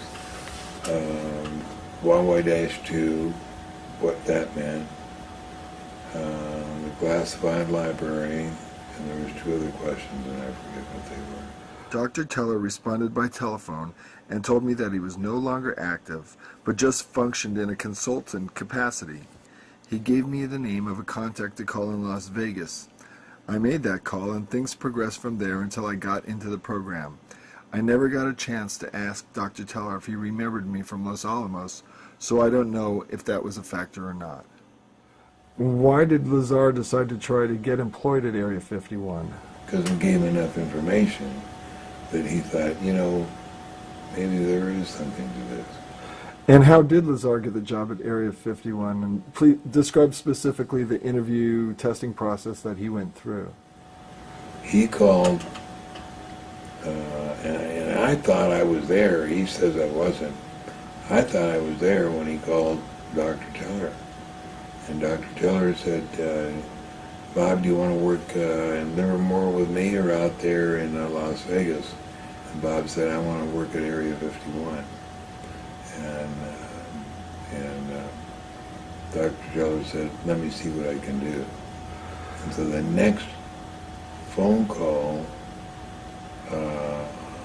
he was given a number to call, and they asked him out for an interview. And he got 3 interviews, and at the end of every interview he'd come over and say, I aced it. And on the second interview, he said, guess what their first question was? And I said, what? He said, what do you know about John Lear, and what's your relation with him? What's your relationship with him? So they already knew you were connected to each other. Yeah. So he said, I believe that John Lear sticks his nose into places where it doesn't belong, but what I didn't tell him was that I also like to stick my nose in places where it doesn't belong. Do you still point it in places it doesn't belong, or has age mellowed you a bit? Age has mellowed me a bit. I mean, tracking down this moon stuff is so much fun because all you have to do is sit at the computer and look at the moon. How do you think Area 51 already knew that Lazar had a friendship with you, and why do you think that was important to them? I don't know. Yeah, why would that be important to them? And if I ask you on camera if you know Bob Lazar, can you just say no? I will sit silently. The first night Lazar got back from S4 in Area 51, what did he talk about to you? That must have been a pretty dramatic night. Yeah. And did he talk about discs or aliens or? He came, he sat here and he said,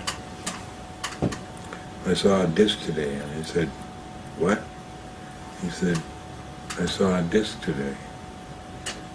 And I said, theirs or ours? And he said, theirs. And I said, what are you doing here then? They're going to follow you here. They'll know you. You're telling me. He said, John, let me tell you something. I've seen you take so much shit over this. I wanted to tell you I was there. I touched it. I saw it. It's real. Wow. Lazar continues. Between December of '88 and April of '89, I worked as a senior staff physicist in what has to be the most secret project in history.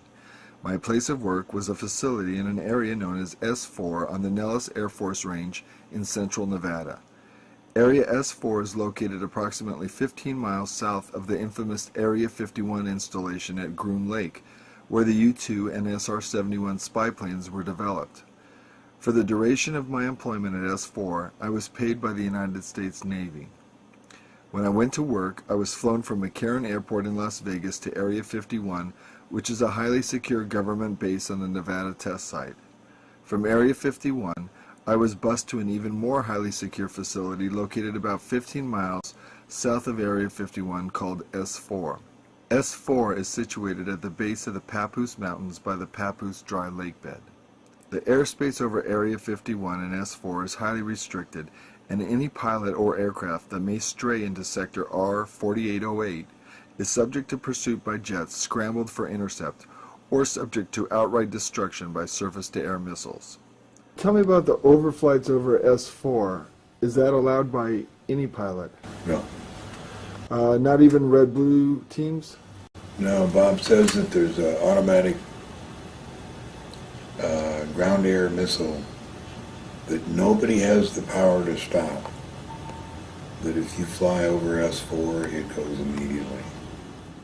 The S4 installation is built into the mountain, and the 9 hangar doors are angled at about 60 degrees. These doors are covered with a sand-textured coating to blend in with the sides of the mountain and the desert floor. The hangar was equipped with typical tools and extensive electronic equipment.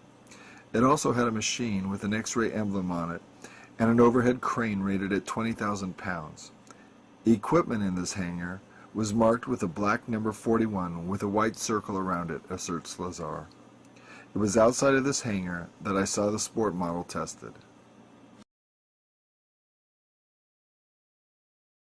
The program out at S4 consisted of 3 projects: Project Galileo, Project Sidekick, and Project Looking Glass. Project Galileo dealt with gravity propulsion. Project Sidekick dealt with a beam weapon that had a neutron source and was focused by a gravity lens. Project Looking Glass dealt with the physics of seeing back in time. I was not personally involved with the hardware of Project Sidekick or Looking Glass.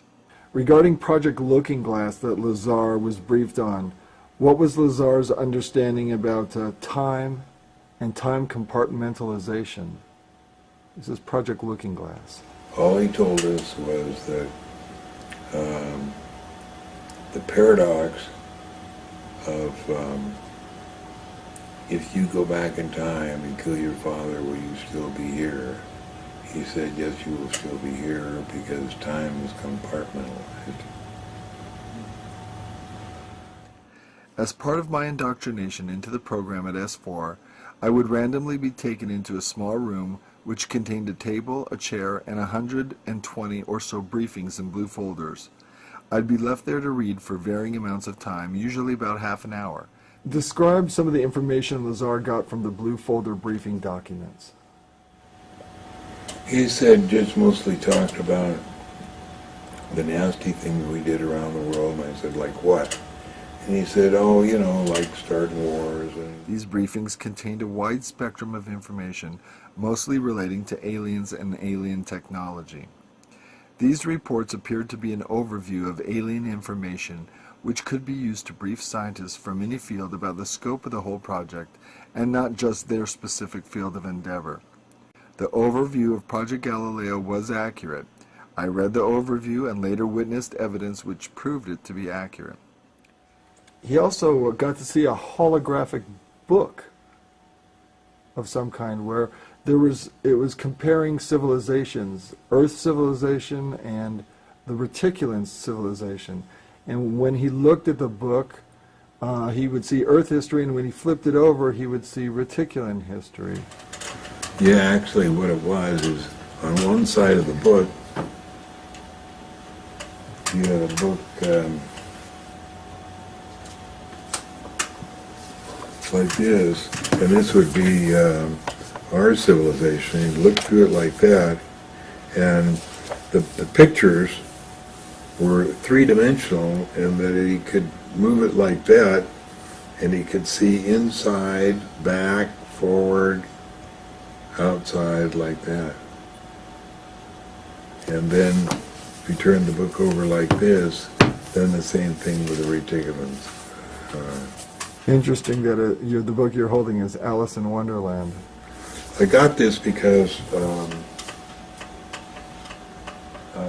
the new secret base up in Nevada uses a lot of Alice in Wonderland terms. So I got the book to read all the terms that they use. I know you probably can't say who, but how did that information arrive to you that they were using Alice in Wonderland terms for the new base? Because either Bob or one of the people that worked up there said that when you went in the door of S4, there was a rabbit with a stopwatch up there. Somebody put a rabbit with a stopwatch up there. There's a new base being created in Nevada that's moving away. Are you saying there's one that's going to move the strategic operations that go on at Groom Lake and S4 away from that location to another facility? Yeah, there's some that are at both those facilities that are different. And where in Nevada are they located? They're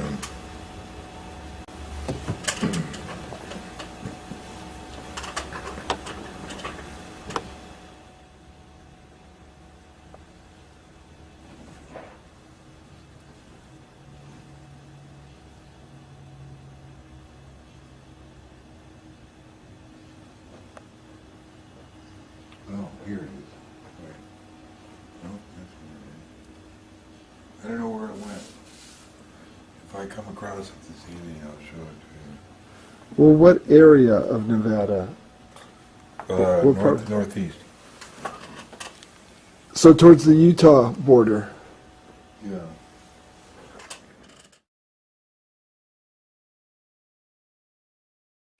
My job in this program was to be part of a back engineering team. Back engineering is the act of taking a finished product and tearing it apart to find out what makes it tick. The goal in this program was to see if the technology of the disk could be duplicated with Earth material.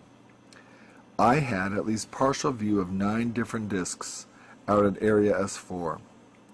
Lazar describes the interior of the flying disc he nicknamed the Sport Model, in which he was allowed to go inside. I not only saw 2 of the 3 interior levels, but I also saw it fully functional in flight. And no, unfortunately, I didn't get to go for a ride in it. This particular disc appeared to be in excellent condition, and because of its sleek appearance, I nicknamed it the Sport Model. The Sport Model is about 16 feet tall and 40 feet in diameter. The exterior skin of the disc is metal, which is the color of unpolished stainless steel. The Sport Model sits on its belly when not energized. The hatch is located on the upper half of the disc, with just the bottom portion of the door wrapping around the center lip of the disc. The interior of the disc is divided into 3 levels. The lower level is where the 3 gravity amplifiers and amplifier guides are located. The gravity amplifiers of the disc can be focused independently, and they are pulsed. Well, describe the time Lazar had been inside the flying saucer for work, for the propulsion systems for the Element 115, for 2.5 hours, and when he came out, hardly any time had elapsed, and so Lazar had concluded the saucer was time shifted. Well, that's weird. I hadn't heard that time. I hadn't heard that story in years. I've forgotten that story, but I remember it now. I remember he did say that. 2.5 hours. Wow.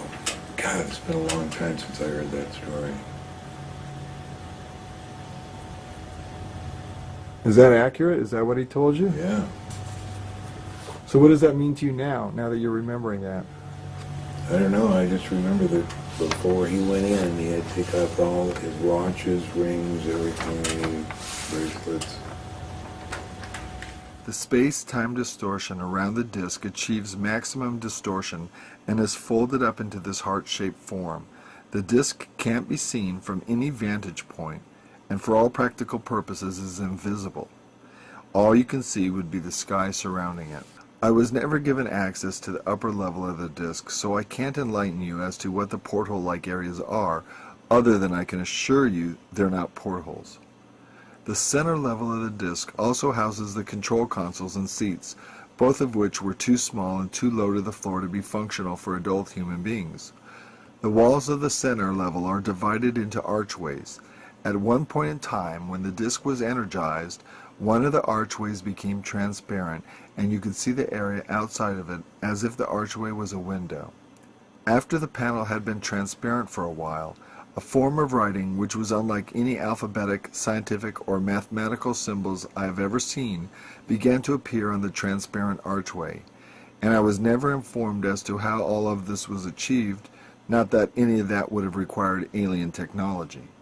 The reactor, explains Lazar, is located directly above the 3 gravity amplifiers on the center level and is, in fact, centered between them. The element 115 is machined into triangles and is then inserted into the reactor. This piece of element 115 is the source of the gravity A wave, as well as the target, which is bombarded with protons to release the antimatter.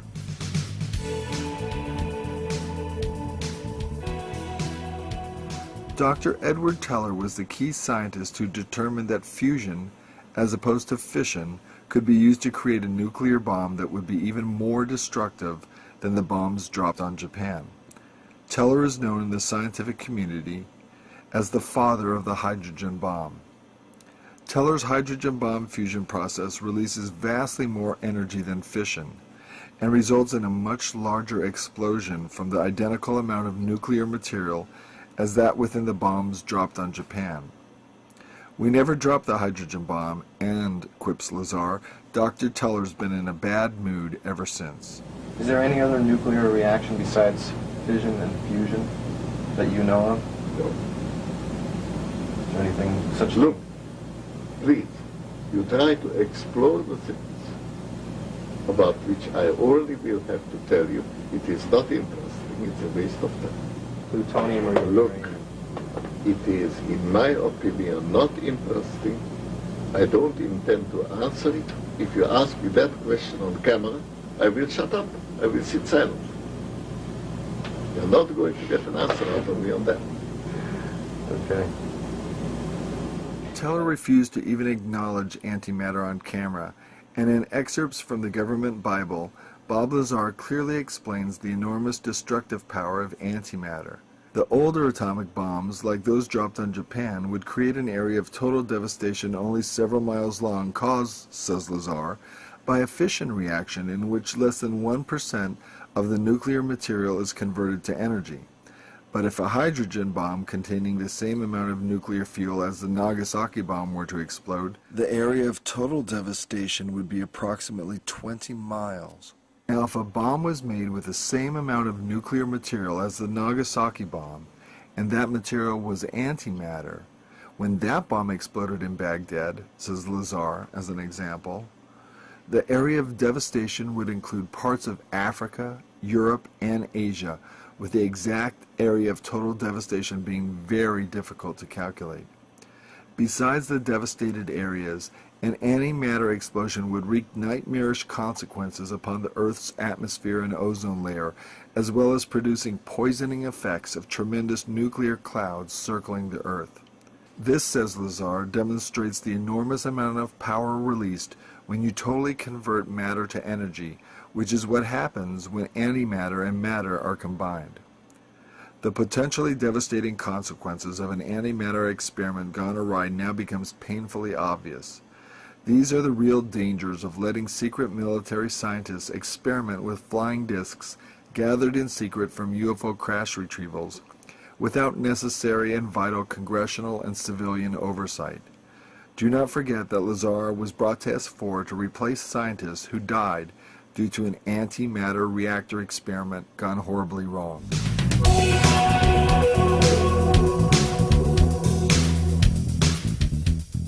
Says Lazar, there's a small segment of the United States government that makes scientific and technological judgments from a knowledge base that is not available to the general public.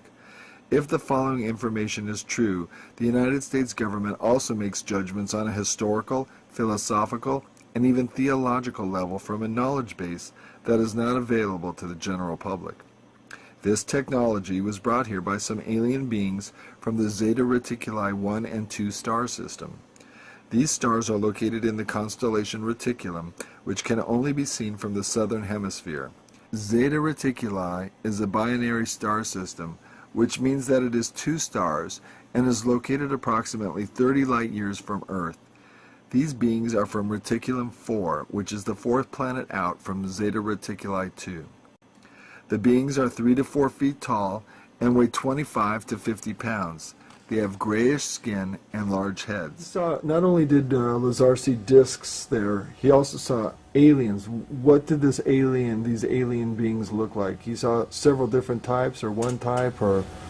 He saw the single type, the little gray, 3 times. Once through the door, once when he was taking the drugs, the pine-smelling fluid, and once when he went to the MGM for the lie detector test. When he opened the door for this room where they would do the test, there was a desk and a chair and a setting that reminded him of the incident at S4 when he saw the alien and he nearly fainted. Gene Huff was there and said that he nearly fainted. These beings said that man was the product of externally corrected evolution.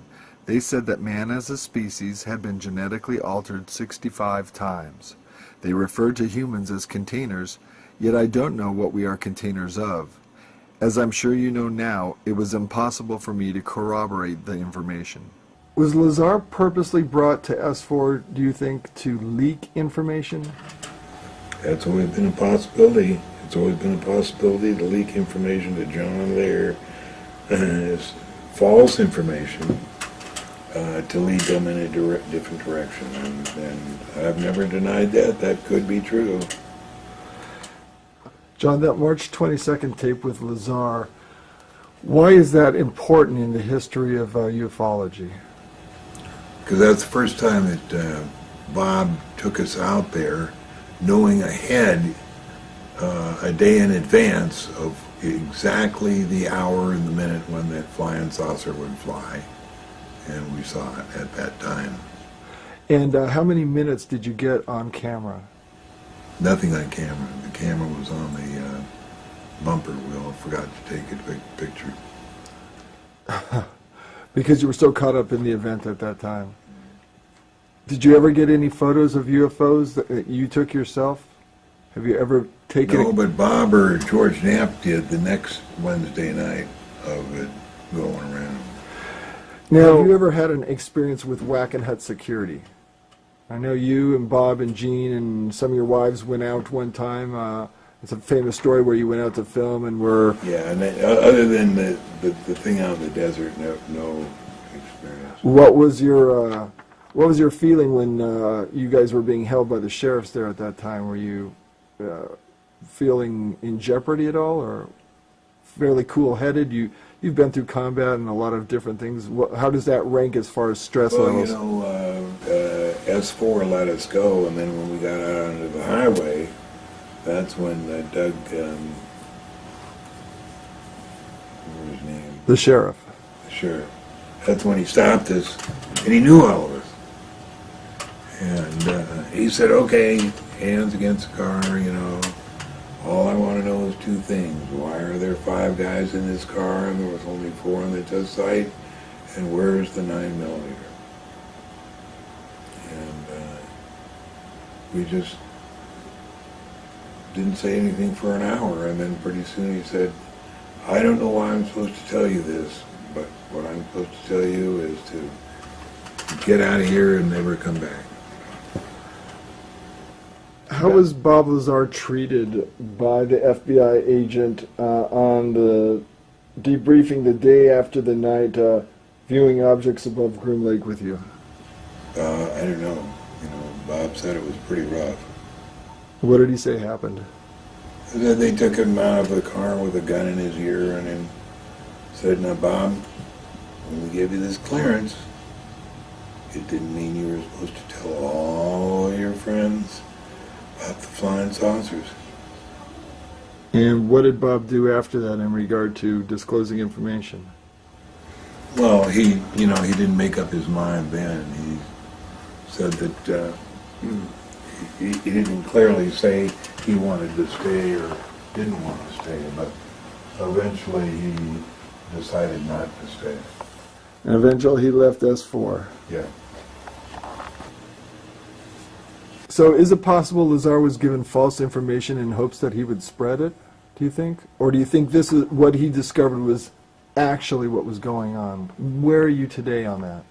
I think he discovered what was actually going on, but I do admit the possibility that it was, bogus. Well, do you keep in contact with Gene Huff and Bob Lazar at all?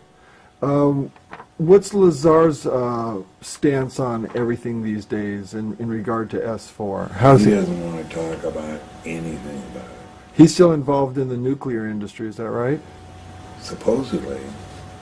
But he doesn't want to publicly come out or discuss it anymore because he feels threatened, because he doesn't want to be discredited. Well, he got his clearance back, and one of the promises when he got his clearance back is they said, "Now, Bob, you're not going to give us any more trouble, are you?" Obviously, if this information is true, the ramifications are far-reaching, and you don't have to be a nuclear physicist to figure that out.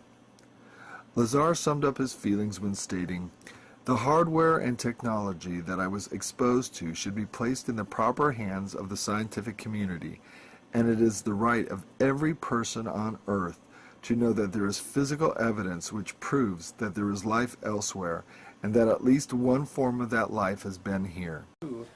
I began looking for sketches done by Bob Lazar over various interviews. Here's some of the sketches done. These were done for Best Evidence, video documented Best Evidence. And he made other sketches for other presentations. He eventually sketched all of the craft at level 1. And there were some that were quite different. These are images that came from various interviews with Bob Lazar. This is an interview for a document drawn by Bob Lazar also. I don't know where he got the image of the alien. I don't know that he had any contact with aliens. So there's the last sketch by Bob Lazar. Do you think it was possible that Orion was a CIA disinformation agent who was posing as a S4 sentry to discredit Lazar's testimony or confuse Lazar's testimony? He didn't seem to know anything about Lazar's testimony. I've personally heard of Bob Lazar, but I personally just heard of him in the last 2 months I was there. We were never told anything about him. As I say, I think when they transferred security, I think they did it complete detachments to completely eliminate, and I don't know what they do with the rest of the personnel because I've never got to that stage. I was discharged for medical reasons because I'm basically medically unfit to perform my duties anymore. Bob Lazar, I don't know too much about him. I know I can't say for sure if he was a resident there. I've never seen any photographs of him, but they keep all that under wraps. If there have ever been security breaches, they're not going to tell you. I've never heard his name mentioned at the facility. But from what I hear, he describes the facility very good in detail. He was only hired by the Atomic Energy Commission people to do some back engineering because of his engineering expertise. Others later, Huff and John Lear, went to where Bob Lazar lived in Los Alamos, and they got pictures of his house. They got a telephone book with his address at that house in it and his telephone number. They even found a picture in the newspaper of him showing his home-built jet car. So that made Edward Teller the liar in the whole deal. He knew Bob Lazar. What else do you know about Ed Teller in connection with Area 51, Groom Lake, and S4? Well, Edward Teller was the head of the Atomic Energy Commission and was therefore the overall head of all of the Groom Lake operations. S4 and Area 51, all of them. They had Edward Teller, for instance, one time, who was the head of all of the Atomic Energy Commission facilities, which included Area 51 and Los Alamos and all the big, most secret facilities this country has. He said he told them he didn't know anything about UFOs. At the same time, we know that a few years before that, in 1968, he held a conference in his center facilities there at Los Alamos for 18 people, a progress review conference, to find out why we hadn't solved the technical problems on an operational UFO that we had recovered, and one of the alien occupants of that UFO was sitting across the table from my friend Bill Uhouse, an engineer, a simulator engineer there, who was working with the alien on trying to bridge the technology between their technology and ours. And from 54 to 68, they hadn't succeeded in making any real significant progress. And this is what the meeting was all about. Why aren't we able to do this? And the alien indicated that their technology requires a certain amount of mental input that we have never learned to do, to impart. So maybe it has to do with a certain type of brainwave activity, Well, and it you might have to be in require a certain brainwave pattern too that we Right. are not familiar with. And here's the same guy that sitting at the head of the table with all of his scientists around there. Years later, is lecturing in Dallas for MUFA and says he doesn't know anything about UFOs. And Ed Teller, isn't he also the one who Bob Lazar claimed hired him to work at Area 51 and S4? On crashed UFOs. Right. But he doesn't know a thing. Said he didn't know anything about UFOs. And was Edward Teller involved in the program as far back as the initial beginnings of Project Red Light? He had to be. He was there during he took over after the atomic bomb project was finished and we began manufacturing bombs in quantity. He was still the head of the Atomic Energy Commission, had the most secure facilities in the whole United States. So that's why the crashed UFOs were taken to Atomic Energy Commission property, where they had super secret, secure facilities. The only other place that housed a lot of this stuff that was being recovered was the White Sands Missile Test Range, which was equally secure in the mountains behind the White Sands desert.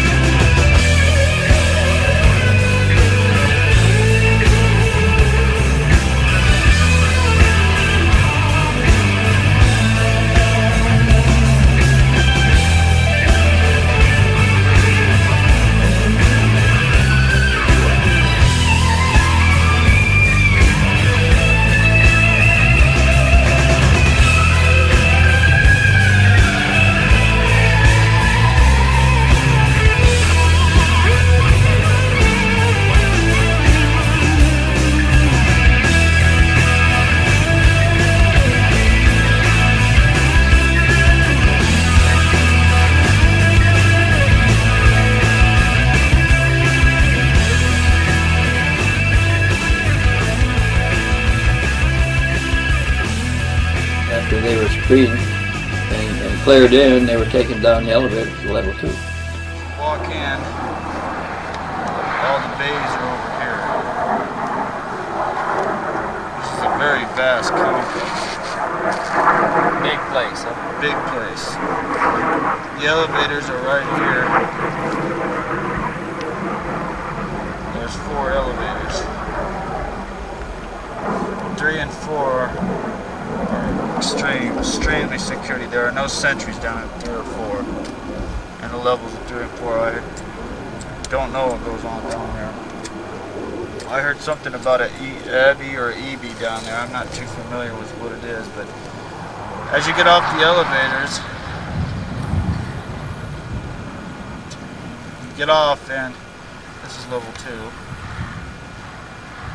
You walk in, the bays are over here. They're all separated by like an automatic doors that open and close each bay. Walk down, there's 5 on each side. There's a hallway right there, and each of these bays have elevators. It'll bring them all the way to the top. It'll bring the whole floor all the way up with a hydraulic system. Now, as you walk down, there's a lot of machinery right here, which I have no recollection of what it does. I believe I've never been in that area. My job was to be a sentry for these 3 gates and up above in the level complex, and sometimes I would be walking down here escorting people. This is all machinery right here. This, I believe, is a computer. I believe it's like something that's preserving whatever, these gray humanoid people in here. This right here is shelving in a desk area. It's occupied with TV. There's a back hallway right here. I've never been back there. There's 4 snipers on duty at all times. I don't know. They have their own sleeping quarters. This is a further sketch of facilities, living facilities in level 2. He was sketching the map of the layout of level 2, and he showed me their patrol area. They were not allowed to look around. He showed me where they slept and where they ate. And he said they were not allowed to talk except in front of the television or at the dining table. They were not allowed to talk to each other in the dormitory. There were audio pickups all over the place so they could be detected if they tried talking. He said we learned not to do it. Their food was catered in. They slept in the facility for 28 days, 4 hours on and 8 hours off around the clock. The place was popularly regarded as a museum internally. And he says, why all of this security and the expense of running it if it's only a museum? You say the security levels 1 and 2 have sentries, guards. Guards. But there's no guards below level 2. How? Sentries aren't allowed down in guard. We guarded the elevators for 3 and 4. You have to have 3 keys, a thumbprint, and a retina print to get in. 3 keys? 3 keys. 3 keys, a thumbprint, and a retina. And a retina print, which is like a look at a camcorder. Like you look in, and they stick their right eye up to it and their left thumb at the same time. At the same time? After they turn the keys, they stick the keys in, which is on a row, 2 inches below. And then they look. The doors were open, they get in, and I don't know where they go.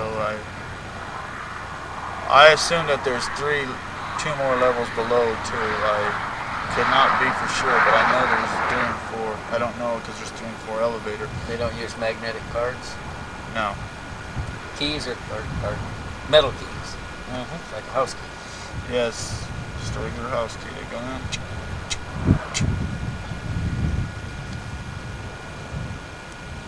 I heard in level 3 that they had what they call a EBI, or an EB, which I don't. Mr. Stevens described it a little bit better, but I don't know what it looks like. I never viewed it. They said it was dead or alive? They never said. Nobody never said. I just heard, through gossip talk sometimes you hear, as these guys were coming out of the elevator and stuff like that, you're just sitting there at your post and they just, go along talking. You could hear what they're saying about something about an EBI, which is a biological disease. Now, when you're in level 2, every once in a while, as I was saying before, that there's some screaming that is a part of a cross of a chimpanzee and I know it's not a chimpanzee. It sounds know how to describe it. It's extremely.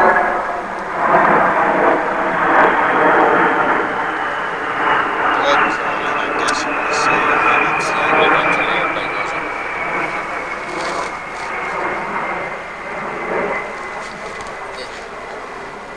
The screaming, how would you describe it again? yeah, it's okay. It's a cross between a chimpanzee and maybe and it's kind of ridiculous, but an elephant. I mean, like how an elephant roars, but it's like he's got a vocal cord that's kicking. That's, you know what I mean? It's. I never want to hear it again. I mean. And you hear that on level 2. And it's You coming hear that on from- level 2 if you're down there long enough during the day, during working hours, during when the people are down there. But there's always 10 to 12 people down there on level 3 and 4. It seems like they would have a better system of knocking out this games. I don't know if it's just the extremely high octaves of what they are working on or what they're doing.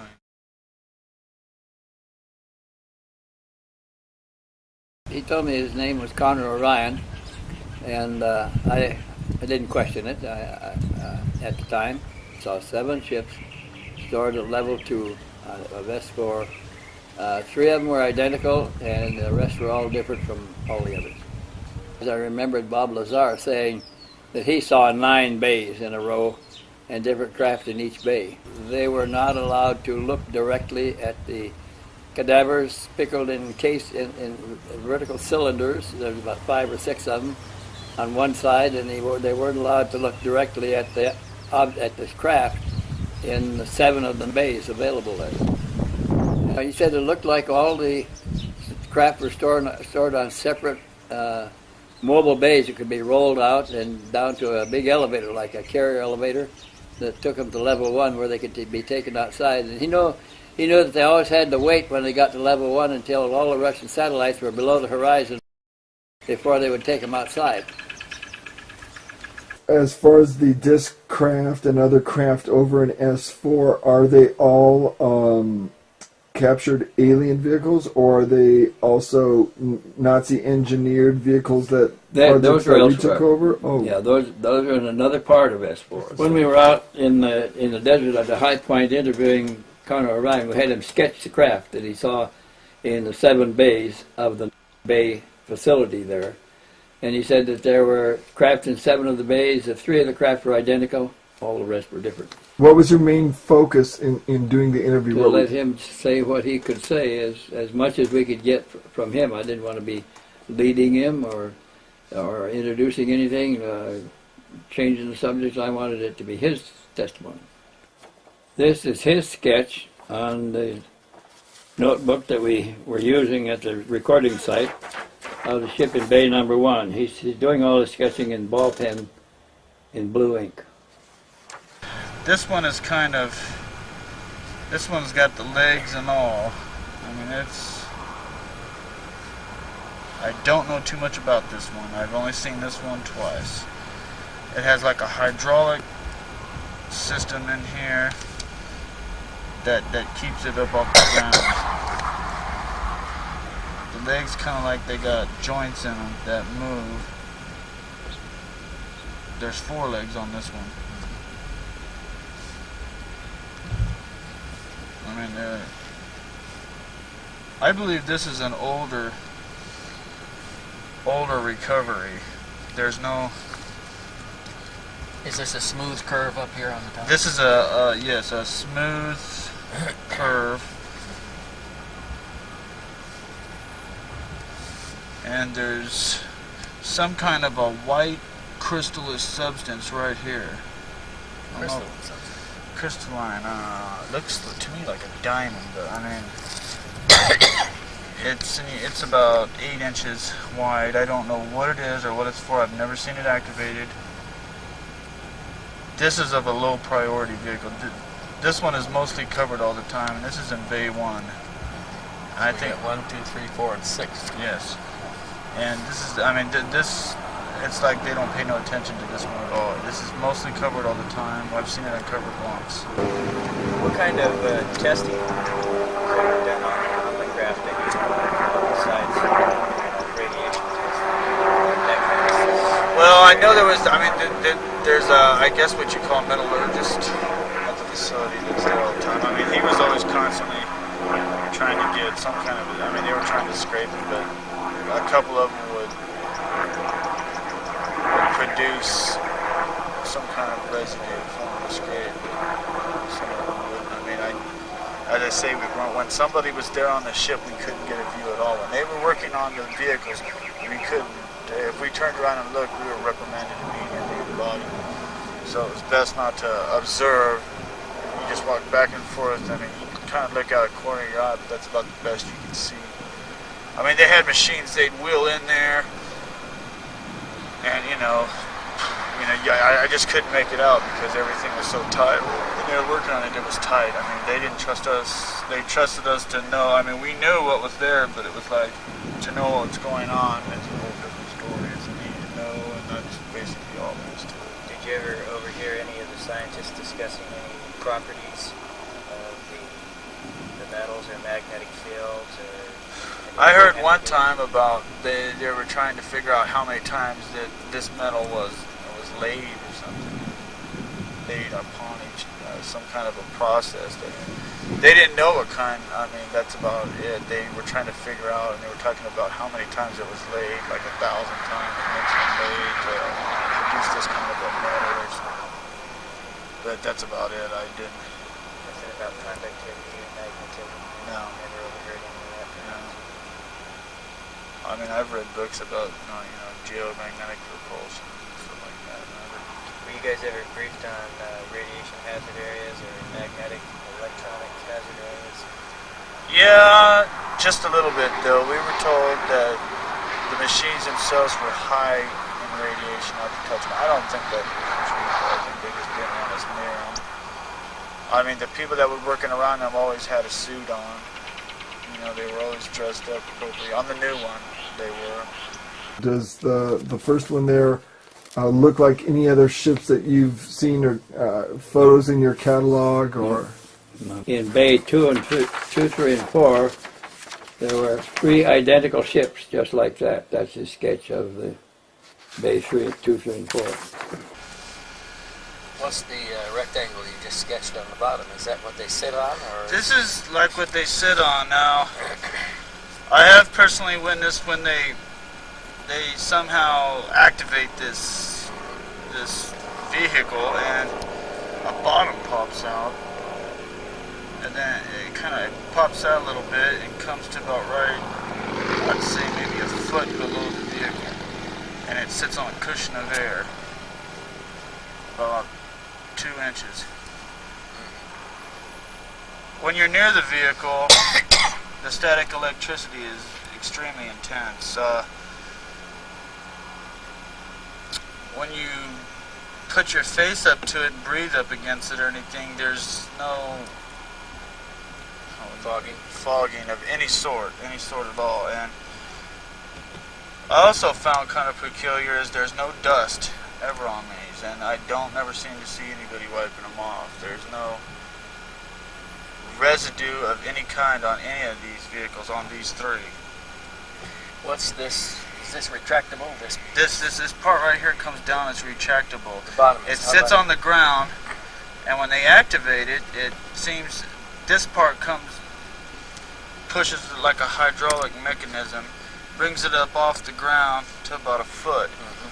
And then you don't hear nothing, absolutely no sound, and then it just picks up, and it sits on about 2 inches of air. This was another attempt to get a better drawing of the craft in Bay 2, 3, and 4 from another angle. Can you describe the shapes of the openings or the way the doors opened on the craft? Most of the time they had them turned around so we couldn't view it, but one time I seen let me find the one. On the ones, they got 3 identical ones in Bay 2, 3, and 4. These right here.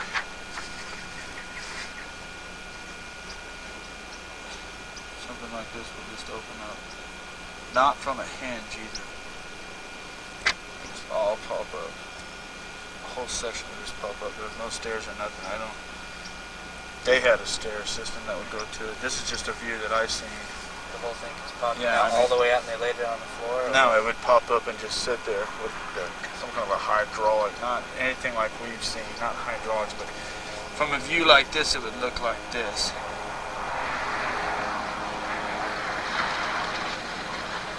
You know what I mean?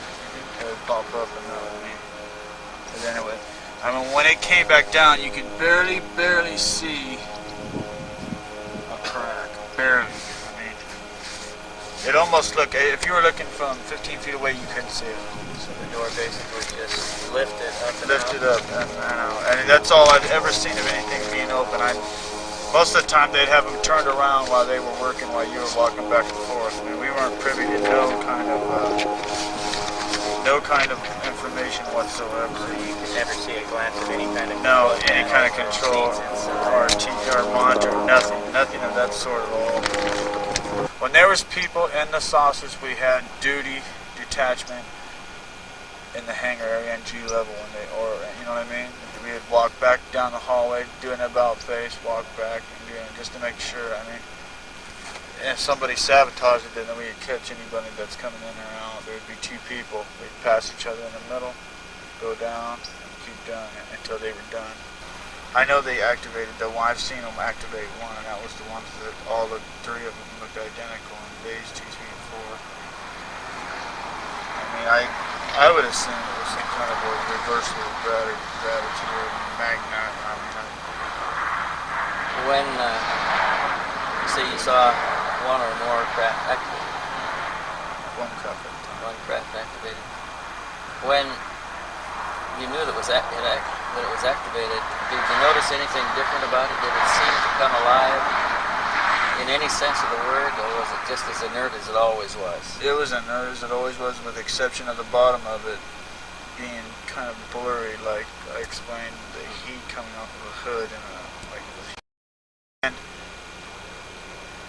the first time they activated it, it knocked out completely the whole top facility in electric. All of power. Yeah, then they rigged something up or something, and they did it again, and it didn't, but the static electricity was so intense that even being around the disc, we would oil our hair down. I mean, oil it down with baby oil to keep it, and put baby oil on us to keep our hair from just staying straight up on that at all times when you pass and walk by them. Especially, I mean, some of them were nothing. They were just, but the ones that 2, 3, and 4, I think they feel that they're still, maybe,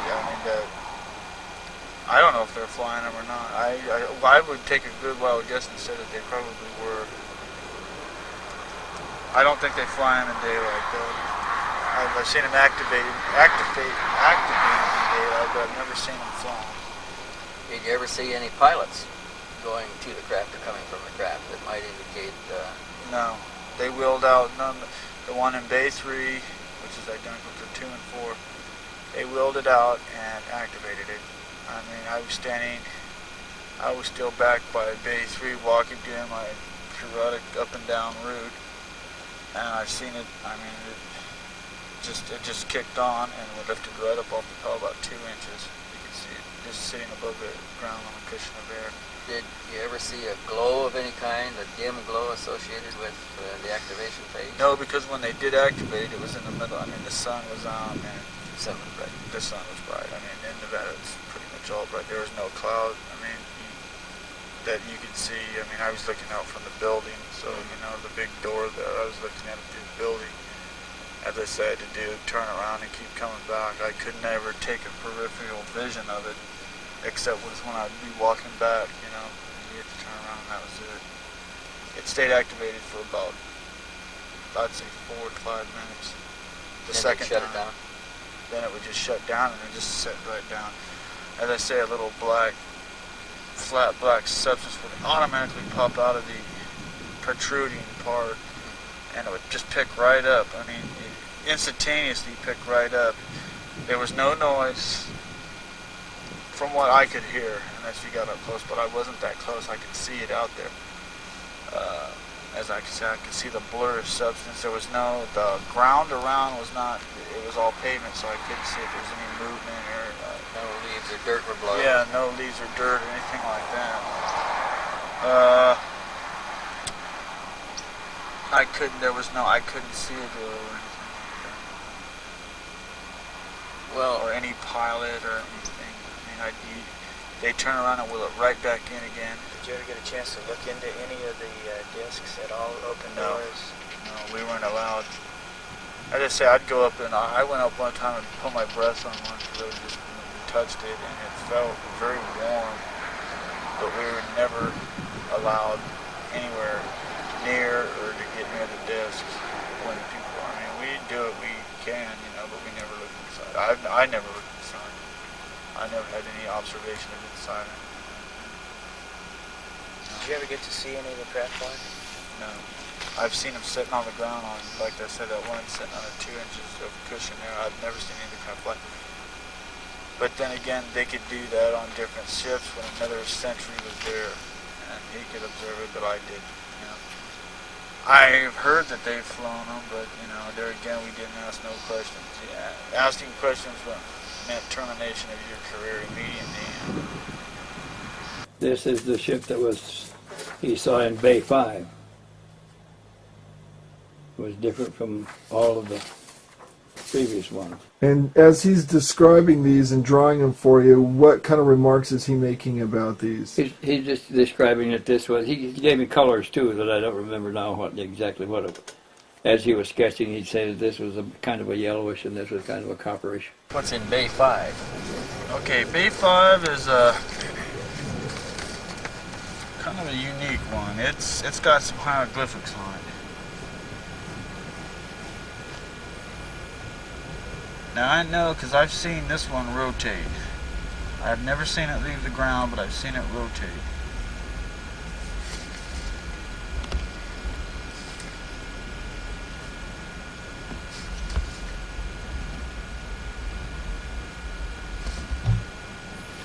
This one is really streamlined. I would say this one's about 7 meters Diameter, which is about 21 feet. 21 feet. This is this is the smallest disc here. Now this one's got a port bubble. You can't see through it. This is a total polished. In fact, it looks chromed. It looks like somebody is. I mean, it looks chromed. How about solarized glass? Could it be something that's transparent? Yes, from one direction. it's possibly that this. I mean, the whole thing is the same exact, but you can see the different parts. Oh. This part right now, this is a rim going around it. Looking from this point of view. Projects. Now, this is the outer rim right here that circles the vehicle. I've seen this. I mean, they've managed to do this. This sits flush right just like this. Right on the ground. Right on the ground. I have no idea what kind of propulsion, but they're doing a lot of work. This has been moved to the levels, sub-levels 3 and 4 quite a few times. This has got hieroglyphics on the bottom. Right here. Where would you show the hieroglyphics? It's like it's a name tag, like say an identification for a vehicle. Symbols of sort, like the United States warships or something. They got their numbers on. The hieroglyphics are. I mean, I never have got a close look. It's something.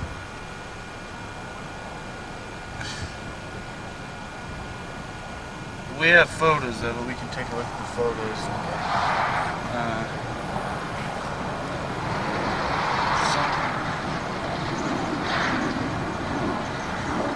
And then the one in Bay 6 was entirely different. It was flat top and flat bottom. Okay, then there's a gold anodized vehicle that is. It's never been activated. I've personally never seen it activated.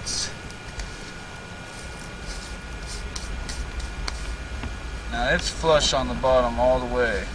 Flat. And it comes up with a square protrusion. On top.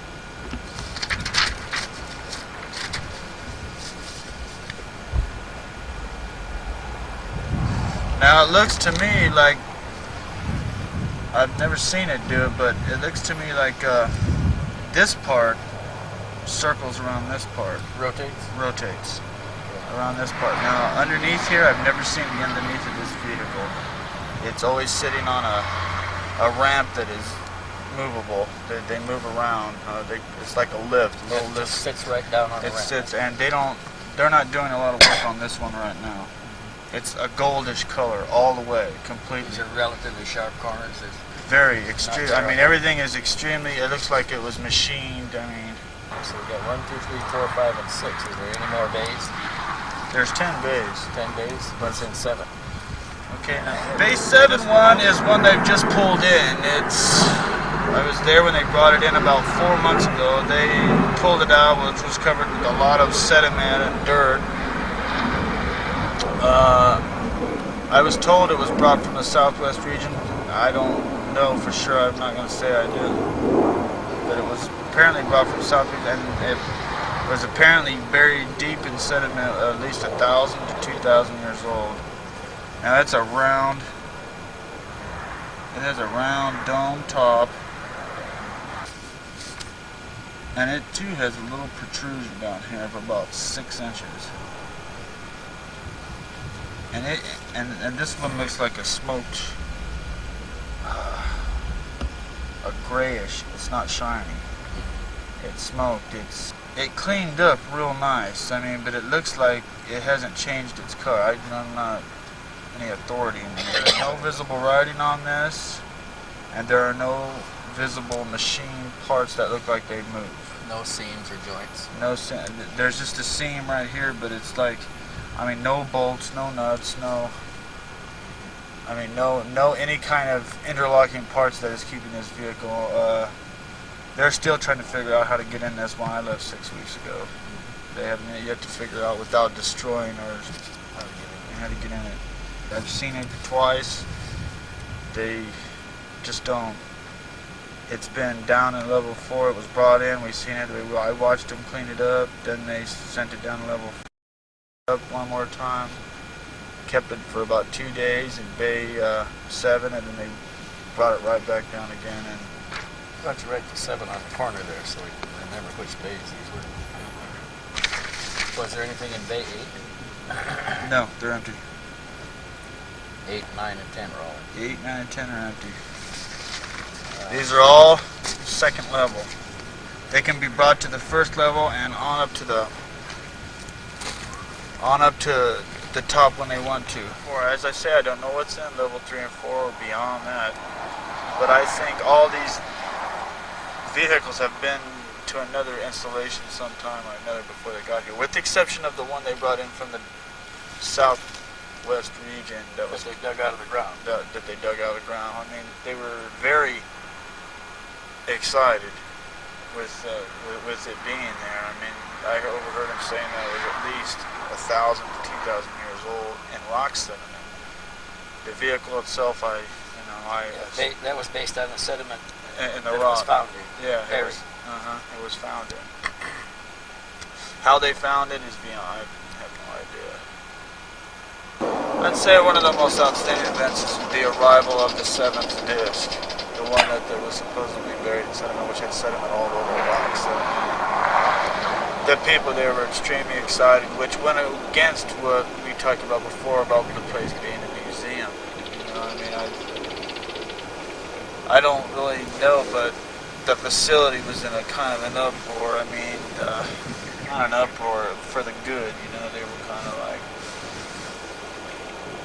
the people that were there were very excited to get this disc. I don't know how it was found, how it got there, or any of that information, but I know that they were very excited. They cleaned it off and put it in hangar 7 and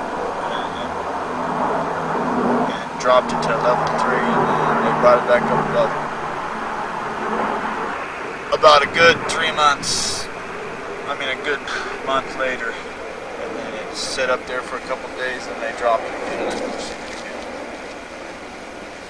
And to your knowledge, they were trying to open it up and get it open? Yes, I observed a couple times them trying to open it up while it was up in G level. How are they attempting to open it? What kind of tools? They had like a scanner thing. They were walking around the thing trying to look, and one guy had what's similar like a pick thing just in the crevices looking for it. I mean, this is when it was rapidly new. I think they brought it down to level 3 for, I don't know, a radiation check or what would you say, to make quarantine it for the first 30 days to make sure nothing's going to come zip getting out of it and causing a mass, biological plague of some sort or anything. That's what I observed here in talk. I don't know if that's true. I heard a thing called Project Ghostwalker referred to it a lot too. I think people coming and going. Yes, I think they referred Project Ghostwalker to the disc that was picked up, the most recent one found and brought there. I believe that's what they consider Project Ghostwalker. Did you ever hear any other project names mentioned? No. I overheard that name mentioned once, and so did one of my colleagues there. Heard it. We have operational discs that our government has built from back engineering in the projects.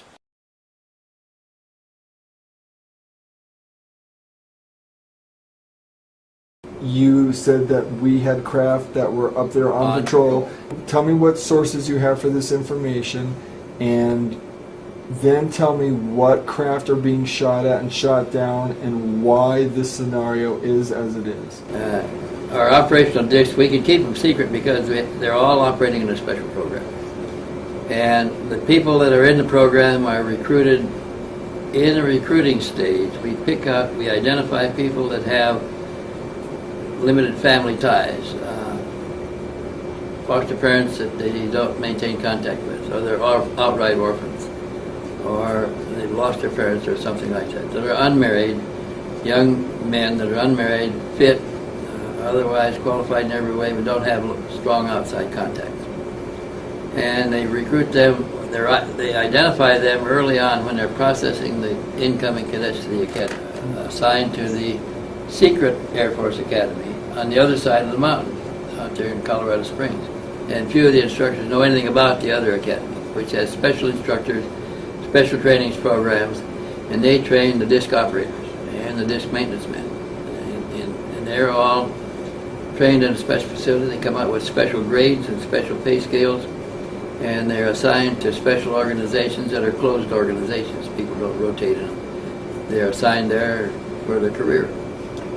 They don't talk because when they're recruited, they're shown that they're getting better paid than anybody else. They're getting all the perks life can give them. They have their internal recreation. They have their internal facility. Get the best food, the best pay, the best clothes, the best environment, everything the best and top of the line, and they're constantly reminded that they are a special elite force. And to break any of the rules is not only to be kicked out of the force, but probably if you're not allowed to leave the force alive. So it often means a death sentence too. And they know this. And they live that lifetime. It's a career lifetime. In all the other services you rotate on your job. Here in this group you don't rotate. The organization remains the same. There remains the same people in it for an entire career. And when they retire out, they simply move from a high-level active position to a high-level support position in the same facility. Stay there till they die. So the perks are great and the punishments are severe. And there's very little comes out.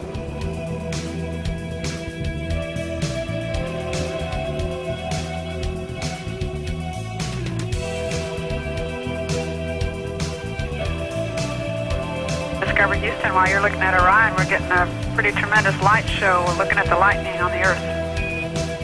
Yeah, I was looking at that myself, and looks like we're coming up on sunrise. To orient you, the glowing curved line, unevenly dividing the dark upper right portion of your screen from the larger gray tone portion to the lower left, is the airglow layer of our atmosphere. It begins about 40 miles above the surface of the Earth and dissipates at an altitude of approximately 60 miles. Don't confuse this glowing line with the actual solid horizon of the planet, indicated on the NASA video by the little electronic registration marker at the upper left. This real horizon is slightly darker, opaque, 40 miles below. That's the actual Earth's surface. Remember, the shuttle's flying 355 miles above that surface, about 300 miles in airless space above the airglow. Now pay attention to your screen at the top center. You will see a dot of light appear and begin to move from right to left. Watch carefully. The dot will turn hard right in apparent response to a brief flash from the lower left. 3 seconds later, 2 contrails move sharply upward from the lower left.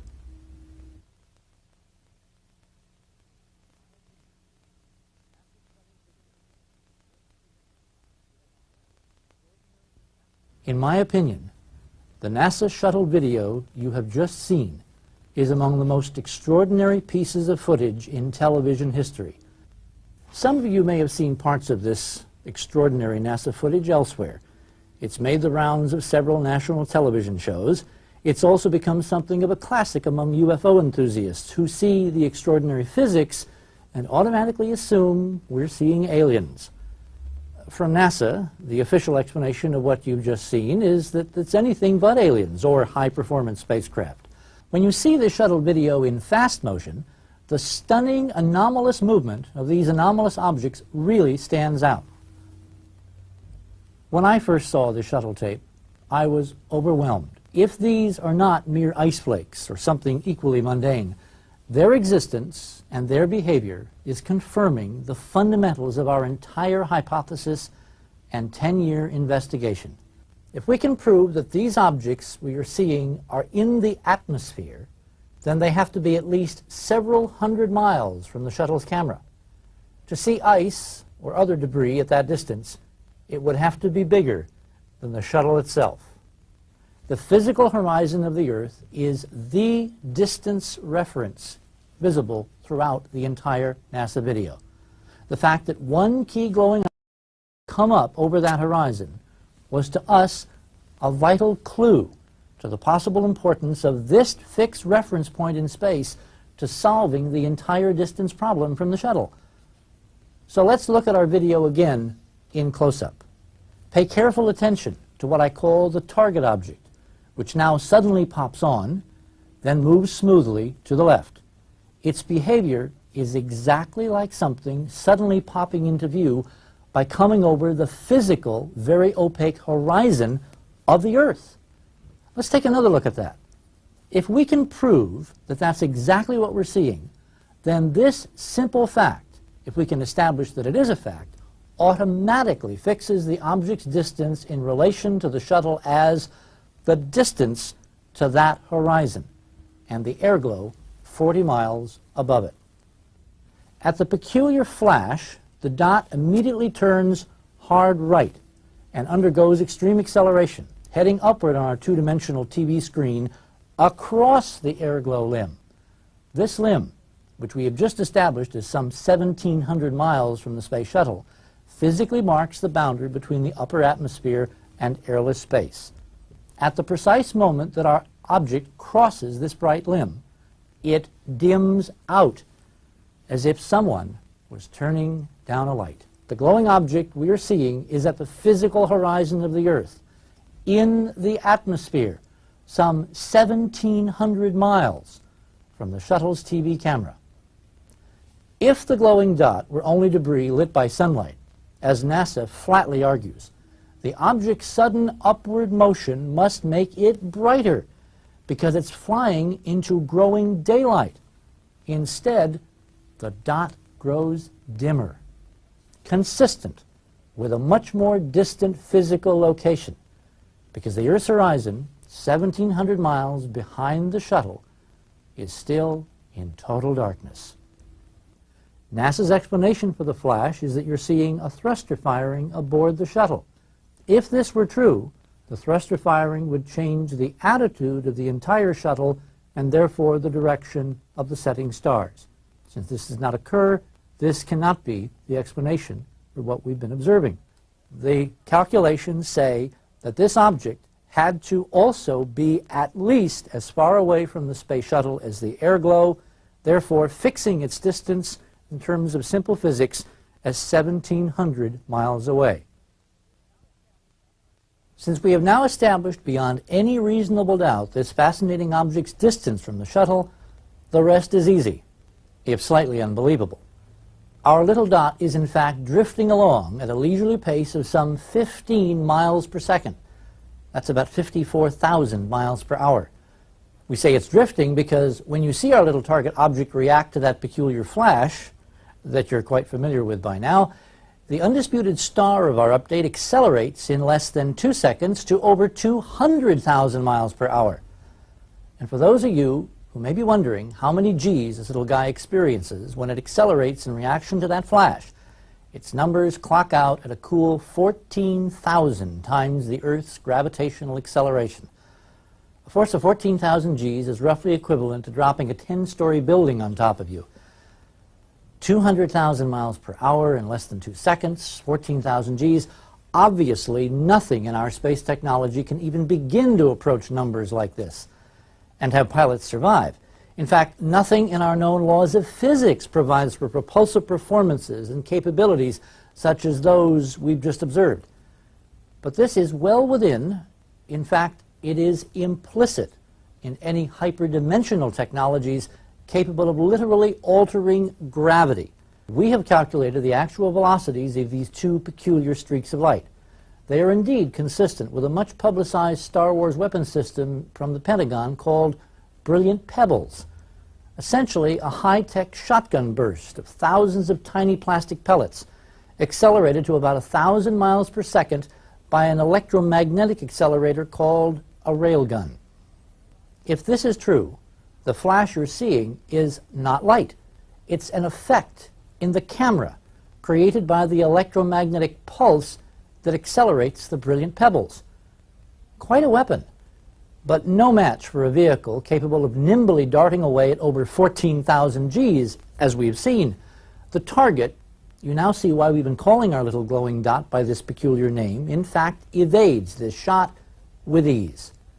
This and a host of other actions by all the other anomalous dots present in this sequence, which we haven't time to talk about, has led us to this amazing conclusion, that the shuttle cameras that night somehow showed us an active Star Wars weapon system in Earth orbit, and the system is using our own American hyperdimensional technology. At the time that I first saw that tape, I didn't know that we had this shaped craft on patrol with beam weapons. I didn't know that. But since then, I've learned that we have them on regular patrol in space. U.S. military has disc U.S. shaped. military has disc-shaped craft that patrol in orbit, and they do shoot down visitors. First off, how are they able to go undetected? Well, we know where they are, and we know that the Russians have some up there too. Where are they? They're not in orbit because they move around. They're not confined to orbits. They're on patrol up there. How many? I don't know how many are on patrol at a time, but we have 2 squadrons of them that are running these patrols. Squadron being how many in the squadron? A squadron of fighter airplanes is 15 airplanes, 15 vehicles. So I don't know what a UFO squadron or a disc squadron is, but if it's 10, even 10 vehicles, that's 20 vehicles available. There's probably 2 on patrol all the time. Are these the result of successful back engineering projects? Yeah. The discs are not built by one company. The modules are built by different companies, so no one company has the whole vehicle. And then assembled? And then assembled by the government out at Lancaster, and then flown to their... Lancaster where? Lancaster, California. What base is that associated Edwards with? Air Force Base. Edwards. And then they're flown to their operating facility. I understand there's one out in California near Point Mugu and one under Beale Air Force Base. But the operational discs were built, the ones that are on patrol were built over 10 years ago. And they evolved from the gravity control technology that was developed at Alice Springs out in Australia. And from that we designed operational discs to go on patrol. This was the original Star Wars project that was envisioned by President Reagan, yeah. The money that was put up for Star Wars was really put up to finish the development of the operational discs, but we let the public think we were spending it on telescopes and other research materials. It's probably doing that too, but the impetus for the Star Wars program was to get patrols in space. I think that operational discs were used the first time on the first Iraq War, when we went in there and pinpointed all the command and control facilities and took them out in one night. We alleged that the F-117s did it, but the F-117s couldn't sit still and target an object and remain on it, hold a laser beam on it. And the F-117s made a noise. There's a lot of reasons why it probably was not an F-117, although that's what we said did it. I think that we used our operational discs that are nearby to go in, and they're invisible and they make no noise and they can sit still in the air, and they just put the beam on the targets, and the missiles came in and homed on the beam. These organizations they operate under their own command structure. They don't report up through the Chief of Staff of the Army, the Air Force, Navy, or anybody else. They have their own mind, and it probably reports only to the secret government and not anybody else in between. They are on patrol, have been for 10 years. They carry beam weapons. They've solved the gravity control problem. They don't carry a lot of fuel. Gary McKinnon, the computer nerd in London that broke into black projects and got this information. That hasn't been published in the newspapers. We've been very carefully trying to cover up what he might have known, but the underground knows. I think one of the reasons we're trying desperately to get Gary McKinnon in our hands here in this country is to successfully discredit what he has said about the black projects that involve a space carrier fleet. He says that he have 3 super space carriers out there, like aircraft carriers, that carry operational discs that have beam weapons. He even found the names of the 3 craft. They're christened with names like battleships. And he found the complement of discs that are aboard and who's managing them and a number of things. And he claimed in the black project research he was doing, he's trying to deny that he saw this information now. We want to get him here to silence him, because he apparently discovered something that we don't want our public to know.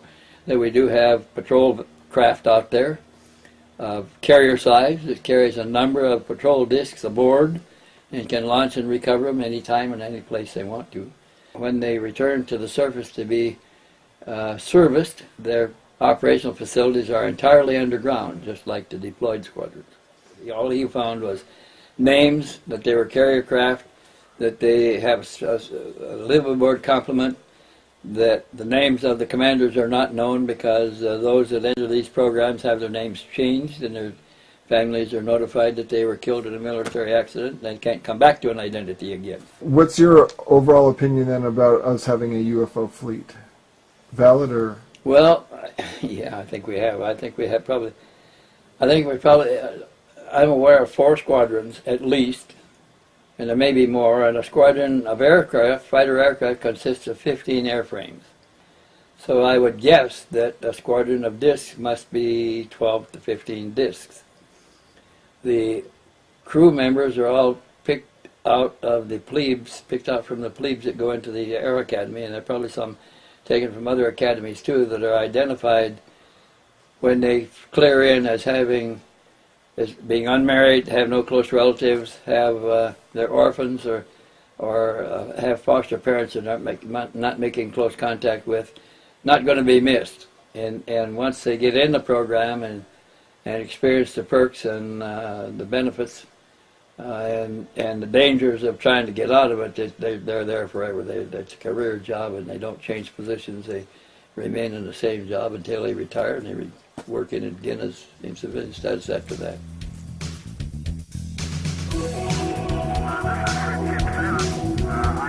A big man of some very small particles that are brilliantly lit did you happen to meet Bill at Uhouse? He came to me one time, a long time ago. Back about what year? Oh gosh, about 1990. 1990, and how many years did you keep in contact with him? Or are you still in contact? I was in contact with him up till a year ago. I haven't heard from him. He may have died now. He was an older man. What city was he living in? He was living in Las Vegas the last I knew. He went back, he was from Kansas, and when he retired about 10 years ago, he wanted to go back to Kansas, to where he was raised, his boyhood hometown. And he and his wife began making plans to go back and look at property there. As soon as they made several telephone calls and began firming up their plans, his wife came down with a brain tumor. They took her to the hospital, military hospital, of course, there in the facility at Area 51, where they removed a tumor bigger than a golf ball. And that incapacitated her for a long time. And it took her a couple of years to recover. As soon as she got where she felt reasonably well again, they began the telephone calls once more, and then she comes down with a second brain tumor, fast-growing brain tumor. This time it was bigger than an orange when they took it out. And she never fully recovered from that. So they stayed out there in Vegas, where she had to be treated regularly. She had to keep going back to the neurosurgeons, and he couldn't afford to do it anyplace else. So they had him captive there, where he couldn't go anyplace, and they had him under control. And in my own mind, I'm not so sure that wasn't induced just to keep him there and keep him out of circulation. He was a simulator engineer. Started out as a link trainer technician, and then as the science grew, he grew with it, going to the schools as it evolved, until he became a simulator technician and builder out there, building the machines to teach pilots to fly airplanes that had never been flown before. We began to assemble our new airplanes at Lancaster and take them out to Area 51 for testing. So that Bill Uhouse was involved in that also, and in the simulator training of the pilots. After some experience flying in World War II, and as the first generation of jets were being developed by the U.S. Air Force, Bill Uhouse gradually became involved in the development of jet simulators. These simulators were built alongside the jet prototypes and were exact replicas of the jet aircraft, from the cockpit down to the steps on the side of the plane. The simulators were programmed to allow the pilot who was training on the jet prototype simulator to experience anomalies that he would likely experience in the actual jet. Changes to a jet's production design would come into the engineers even up to the last days before coming off design, going into its initial production run, or even just before its test flights. Uhouse and crew would have to repeatedly modify the simulator's complicated and bulky electronics, instrumentation, and avionics to make the simulator remain identical to the jet prototype. So S4 became a simulator facility mostly to train pilots to fly our new aircraft, our new generation aircraft. After nearly 5 years in jet simulation, Uhouse claimed that he was recruited into a very secret project. I didn't know what it was. We didn't know. The fellows I was with at the time, we had no idea what we were doing and exactly what we were going to build. Everything is compartmentalized. You have your electrical design, your mechanical, your instrumentation, and so forth. And if I had a question that might have been related to instrumentation or some electrical portion, I'd have to go back through my boss, and he'd have to go through various chains, and then I'd get the information back. Uhouse claimed that the strictest security was employed, which he labeled BS, humiliating, and degrading. When Uhouse decided to relocate to Las Vegas, security officers went through every possession in his home and then physically searched him, even looking over his skin to see if he had written down anything top secret on his body. The only thing they can't take away is what I've got up here, and he pointed to his head. That's the only thing. And I want to say again about the security, in this particular level of security and activity, it's a different type of security. You have permanent security officers that are assigned to you. I know I had one for 20 years. 20 years this guy was my security officer to monitor me. Uhouse testified at the 1993 International UFO Congress in Nevada that the secret project was specifically for gathering crashed extraterrestrial avionics that had been seized from private and public lands by the U.S. military from the late 1940s and early 50s, and taking the retrieved flying discs apart and back engineering the avionics. Uhouse named Roswell, Aztec, and Kingman as sites of these crash retrieval operations. The one at Kingman was more or less the one that came down where there were some live bodies. That particular one, I know about the flight deck and the instrumentation that they brought in. Uhouse explained that not even the best American pilot could fly an alien disc because of the vast differences in avionics and propulsion systems, along with vast differences in the language used in transmitting flight data to the pilot.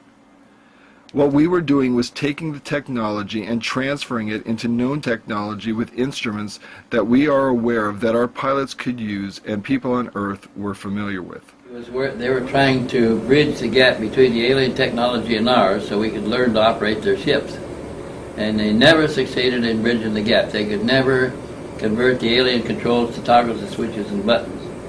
And so in 30 years of trying, they never succeeded in it. We saw solutions, but we couldn't reach those solutions by their method because we didn't understand their technology. However, knowing that a solution exists, we found other ways to some of these solutions, like solid-state electronics and laser technology and a number of things. The first thing they noticed is when they pulled the modules out of the panels, the modules continued to work.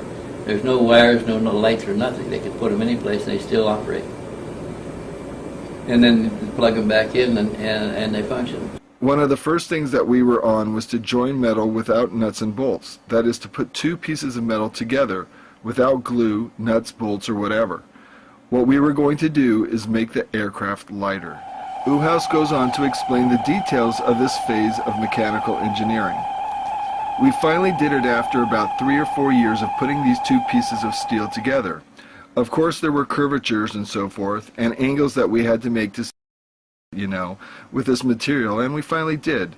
It was years later after we got through our training with the simulators in this particular portion of the project before we found out exactly where and how this process was going to be used. On the simulator, since it was large, I'm going to go with the 29-footer, which it was, it had to be done in sections, and these sections had adjoining L-type separations. Some were pi sections, some were hexagons, some were squares, and the equipment that we built was in individual pods, so to speak. For example, the flight deck, the avionics, that was split up into about 3 different ones. But when they broke it all apart and shipped the unit, and they put it back together, it would all fit just like a jigsaw puzzle. It worked out well, real well. Like I said, all I did was the mechanical part of it. I knew nothing about the instrumentation on it. We were the mechanical design engineers for the avionics that's for the flight deck. On this particular thing, the portions that I was involved in were the flight deck and the equipment bay being the bottom of the particular disc. Uhouse claimed that these top-secret disc projects went quickly into development in the 1950s. He also testified that he had seen operational discs flying in New Mexico. Sure, there are flying discs around. We started back on the simulators back in the 50s. Uhouse admits that he has very little knowledge of the disc's propulsion systems. Whether or not they go into time warp, that I don't understand. I know they go into some other mode of speed that I'm not familiar with. The reason why you see them go so fast, you see it now and then you see it over there, is because they power down and the ship is visible. They actually power down the ship, so now the ship's visible, so when they power back up and reappear over there, that's what you're seeing. Referencing Bob Lazar, Uhouse has several observations. If everyone here has seen Bob Lazar's poster, that's the closest thing you'll see until you see the real one of a flying disc.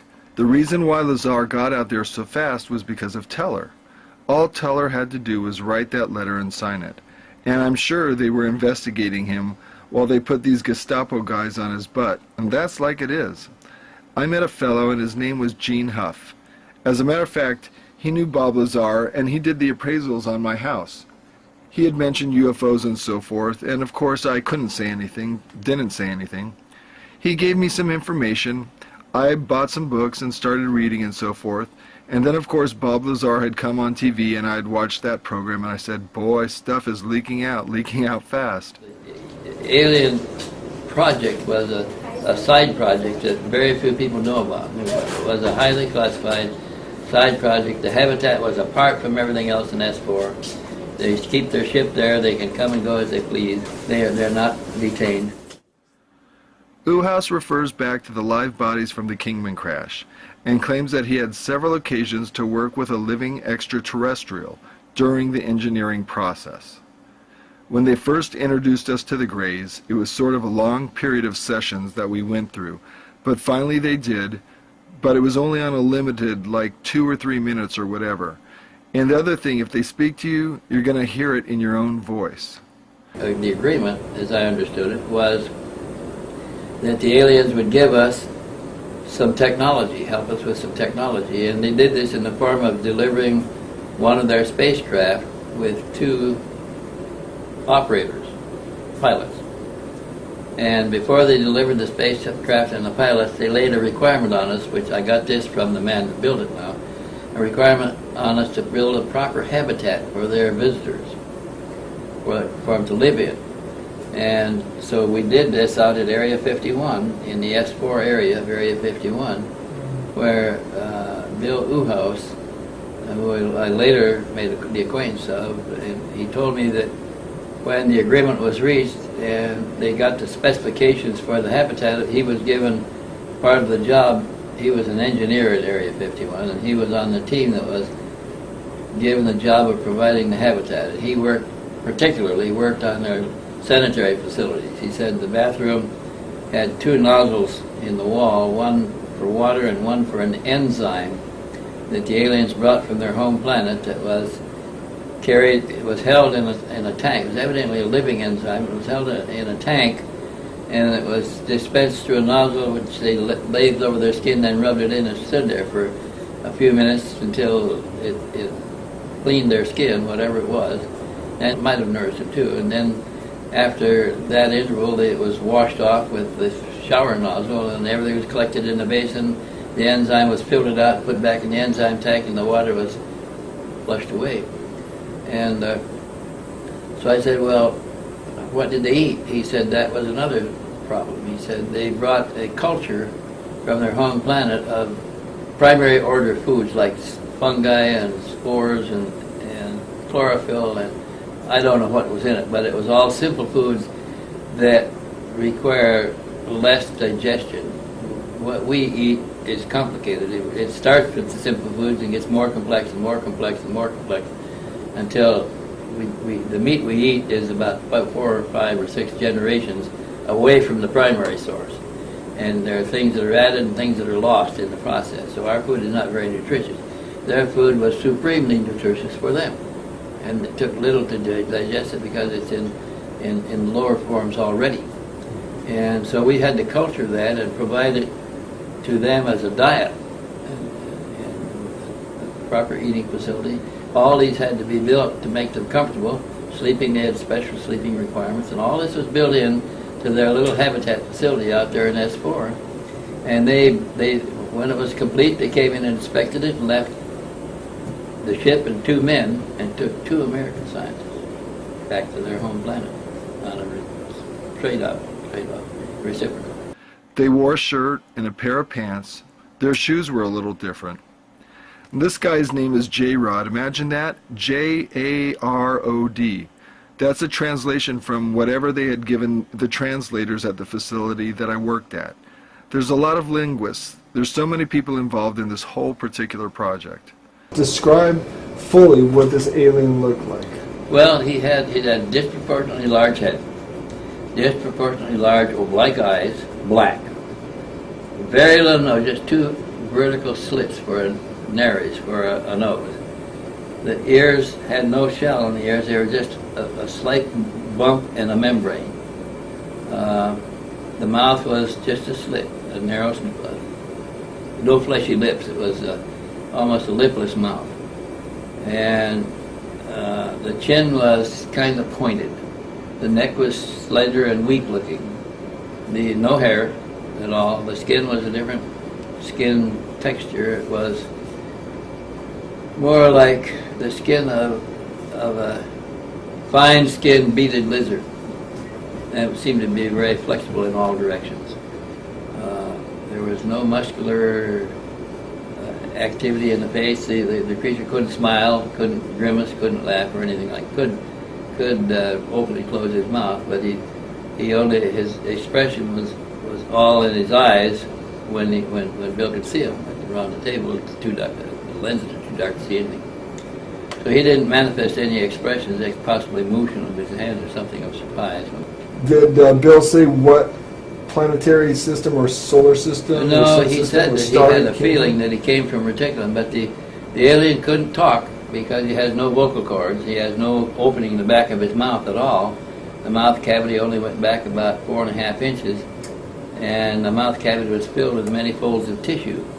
And they took the alimentation into the mouth cavity, and a stiff, raspy tongue in the back of it moved it around among the tissue, and the nutrient was absorbed directly into the bloodstream through the tissues in the mouth, and the waste would just spit out like that. And the alimentation that was provided to the aliens at Area 51, Bill said, came in two forms. One was tablets that we made of their nourishment, was pressed into tablet form, and so they could carry it around in their pockets. And the other form was a paste that was put in a tube, just squeezed in their mouth.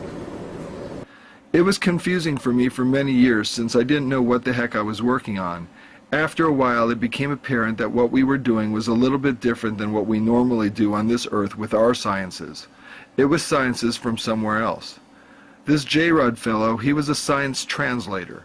We had these big groups of people that were taking information, all these characters and symbols and so forth and so on, and he was assisting those people. We didn't see him very often. Maybe I saw this gentleman about once in a year. So Bill Uhouse spent 20-some years trying to bridge the gap, and he often would find himself working under the instrumentation consoles of theirs or ours in a situation where he could see an iris and a pupil behind that black onyx-looking eye in bright daylight. So that whatever that was in the eye, it was light sensitive, and in dim light it became more transparent. In full sunlight it was black as onyx, solid opaque black. And what did he describe the eye under this shield He to said look it had like? an iris a little bit bigger than ours, and a bigger pupil. It was probably one reason why they had to use the shield. They had more sensitive eyes. And the shape of the pupil and the eye? It's round, it's just like ours. And the pupil as well? Yeah. And he said that that in 1968, a progress review conference was called at Los Alamos with Edward Teller heading the table, and they took him and his... The one who eventually hired Bob Lazar. Yeah. And they took Bill Uhouse and his counterpart, the alien counterpart that he was working with regularly, to Los Alamos to sit around the big oval table with 18 participants to discuss the failure in making any progress in the technology assisted we were supposed to be getting. We haven't learned a damn thing. And they took the alien there with Bill Uhouse. They put him in a white shirt and slacks to make him look less alien, but his proportionately large head and proportionately large black eyes with no hair and everything stood out starkly in contrast to all the other participants around the table. So Bill Uhouse, most engineers are pretty good sketch artists.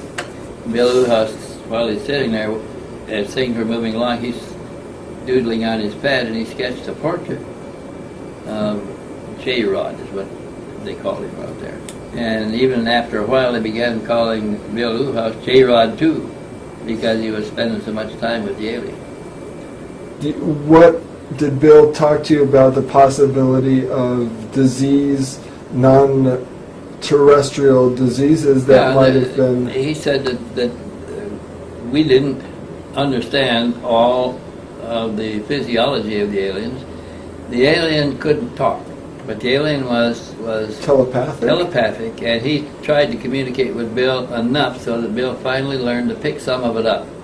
So what he couldn't pick up telepathically, the alien could make symbols and motions with his hands and sketch, like trying to, if he's thinking about making a connection from here to here for such and such reason, he could communicate the idea, but he couldn't write it down. He couldn't articulate it. And Bill eventually got to where he could understand the guy pretty well, and that's why he was at the conference with the alien, is to interpret for the alien and tell him what the alien was thinking or saying. So let's get back to that conference now then. You've got the 18 people sitting around there at the table.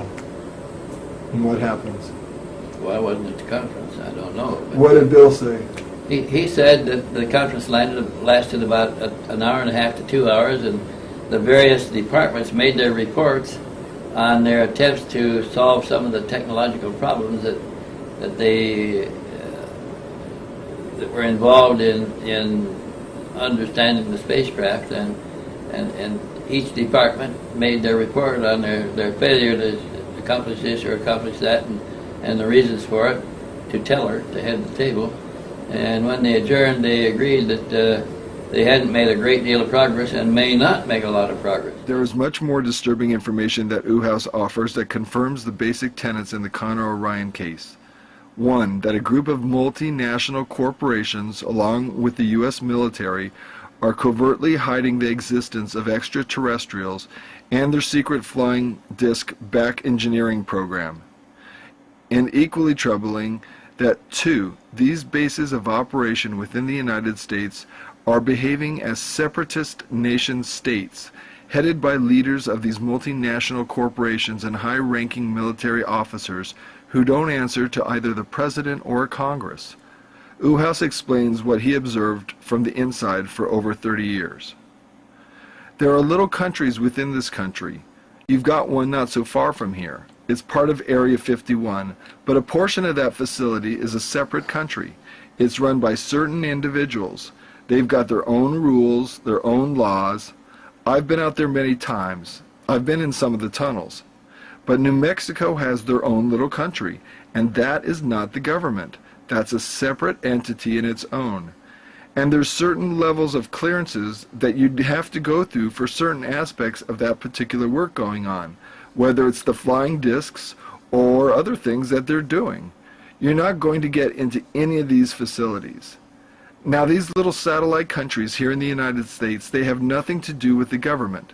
As a matter of fact, if anybody read the paper, you'll find out that this suit that's against Area 51 for burning toxic waste, they wanted to set it up so that it would be held in Washington, D.C. And of course, the justices there said no, they wouldn't take it, and it's transferred back here to Las Vegas. They won't even handle it. Impossible. They just can't do it. And I'm sure Wendell knows about some of this stuff. He's probably been involved, and a few other people here that I know that are very familiar with the way certain parts of this U.S. government interact with these particular areas. There are certain people up there in D.C., I'm sure, that are aware of everything that's going on, and there's a wall that's put up between that group and the groups that are at these satellite facilities. I mentioned Teller's name before, and he's probably one of them. They have their own organization that's controlling all of this, and it's their own government. It's Gestapo, really. It's Gestapo, and these guys are tough. Until all the information is going to come out, which is going to take many years before it does, you're going to keep getting trickle, trickle, trickle, and maybe one day, if we're still alive, maybe we'll understand everything as our little satellite governments know it here in the United States.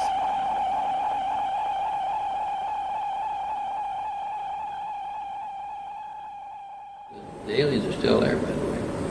In S4. One of them is ill. Yeah, they're still here. We rotated our scientists. We wanted them to bring our exchange scientists back in 2 years, which they did, and we sent 2 more. And I think we rotated them every 2 years. So we must have a dozen or more scientists that have been to that home planet for a year or more and come back. Now also down in level 2 there are 7 gray bodies. Little humanoid type creatures. We're in a solution about how tall would you say? I would say max 3.5, maybe almost 4 feet max. Oh, they're absolutely identical. I've never had a chance to sit and observe them for more than maybe a minute, but I couldn't see no individual identification on any of them. I mean, no different lines on their face or anything of that sort. You said a little earlier that they called this place the museum. You got any idea why they called it that? Yes, I think it's because, I mean, we all referred to it as a museum because I think that all of this stuff has basically been analyzed before. Yeah, he said that he saw 5 or 6 tanks, the vertical cylinders that held a human-sized cadaver pickled in some kind of solution and visible through the glass tank, like a big glass test tube. But he could only see the front two, the details of the front two, because the rest were obscured by the front two in the line. It looked like the bodies were held erect by a metal band around the waist. Otherwise, they were completely naked. The eyes of one of them was sunken back quite a bit, indicating that it had been there for some time. Now, over on this, there's a hallway down here that breaks off, which is there's a big computer system right here. I believe it's a computer system. I'm not going to say for sure.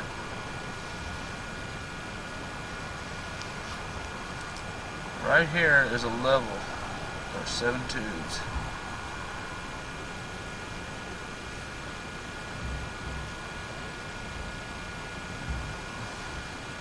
These tubes are about 2 feet in width. They're about 6 feet in height. They stand on end? They stand on end on end. Now, as you walk in and you look at these tubes,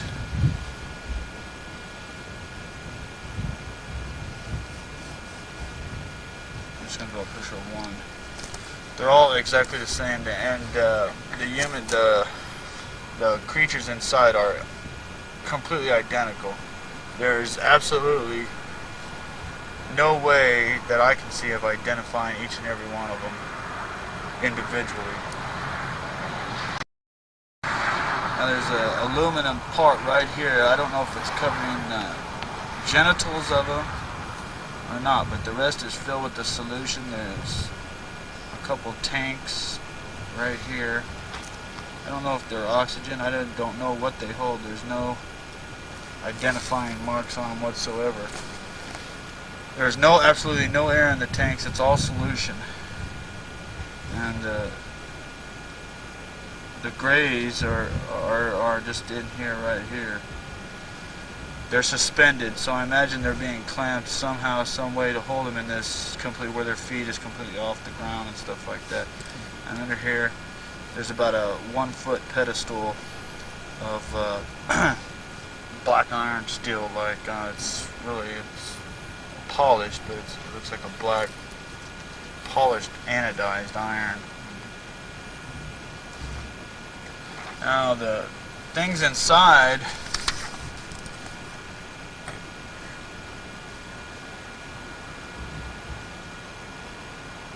resemble what everybody sees, and the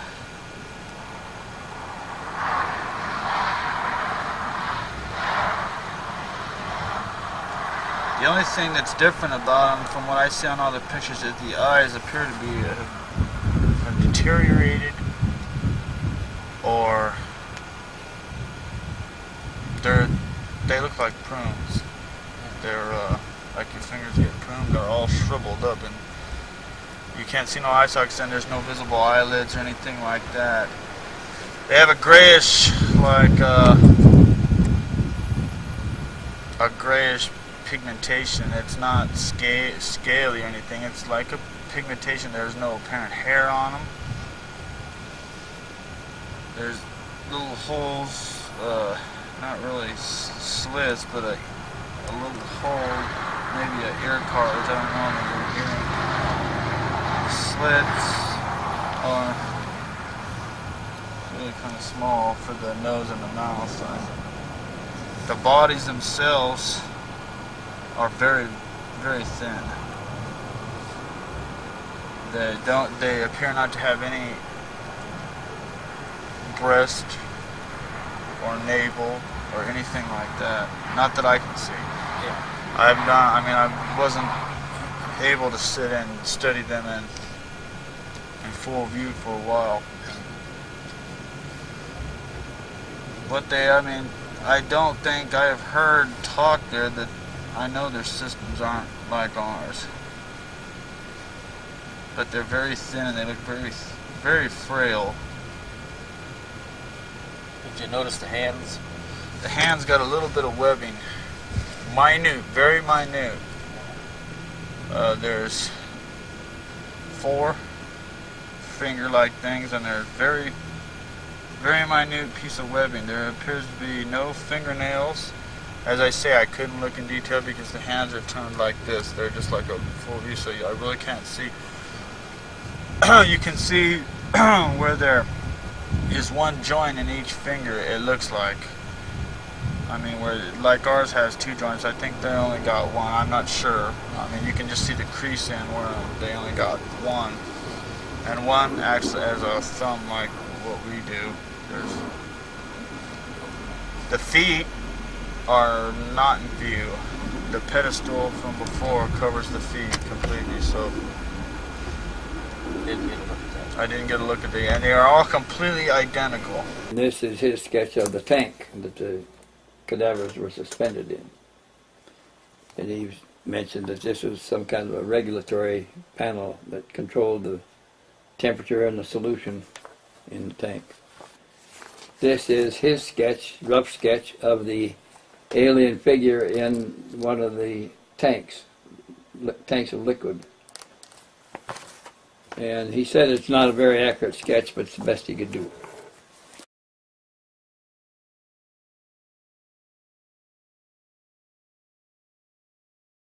One of our colleagues there, the rest of the people there are sentries. That there are 4 people there that believe that they're working to try to get this on here. And one of them is a biologist, which I guess he's personally performed the autopsies. I can't say for sure, but we have those reports, so we can, when we receive them, we go over them in detail and see what you think. Have you taken a look at the autopsy report yourself? Yes. Can you describe some of the anatomy of the... I don't know too much about biology and the anatomy. I'm not a pathologist, but I didn't go into detail in reading it. I'm going to be honest, I didn't read it. All I did was look at the pictures of one of the autopsies. And they had the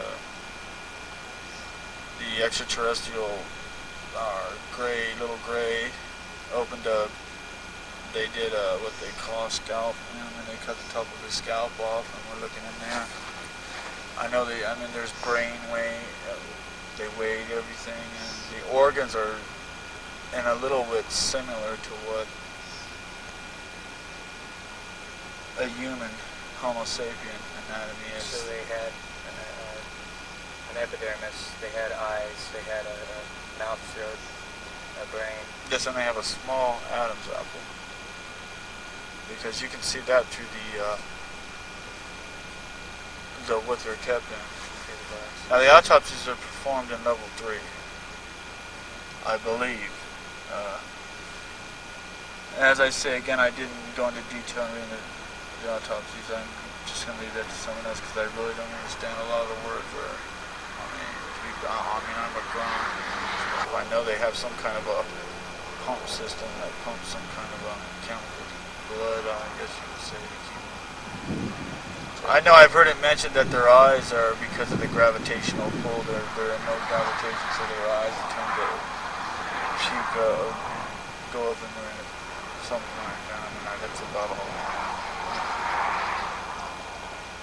What scientists did Connor O'Ryan mention by name who were involved? He didn't give us the names of them. He said that the biologist that had charge of the cadavers in the glass cylinders was one of the defectors, one of his co-defectors that were disappointed by the what they thought was unnecessary secrecy because they thought that they were guarding museum material, and why did it have to be so secret, and it's tying up their lives so seriously they didn't have any liberty or they had no freedoms. What did Connor O'Ryan say the biologist's position and information was? He said he just took care of the bodies in the containers, kept regulated the temperature, regulated the chemical balance in the solution. He escorted people that were brought in to view the bodies and described what they knew about the bodies. He kept the records on them. They only met him when they were both out of the facility. They weren't allowed to talk to anybody in the facility except in front of the TV set or eating lunch at the table. And they had to address each other by number. They couldn't use names. The numbers were on their tab on their suit.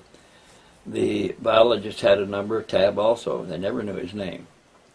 They weren't allowed to give each other their names. So when the Marines were out, they did exchange names. He knew some of the other Marines who they were.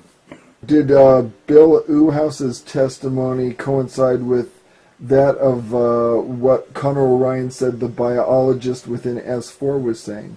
Did any of that information corroborate each other? No, because Bill Uhouse said that the two alien beings that he helped build the habitat for they weren't detained, they weren't caged, they weren't restricted, they could move about. They chose not to move about a whole lot because we were as different from them as they were from us. They didn't really like us. Their facility was a special construction facility apart from all the others that we've discovered. Not a part of Groom Lake. It was in Papoose Lake in the S4 facility, but another part from where the craft were stored.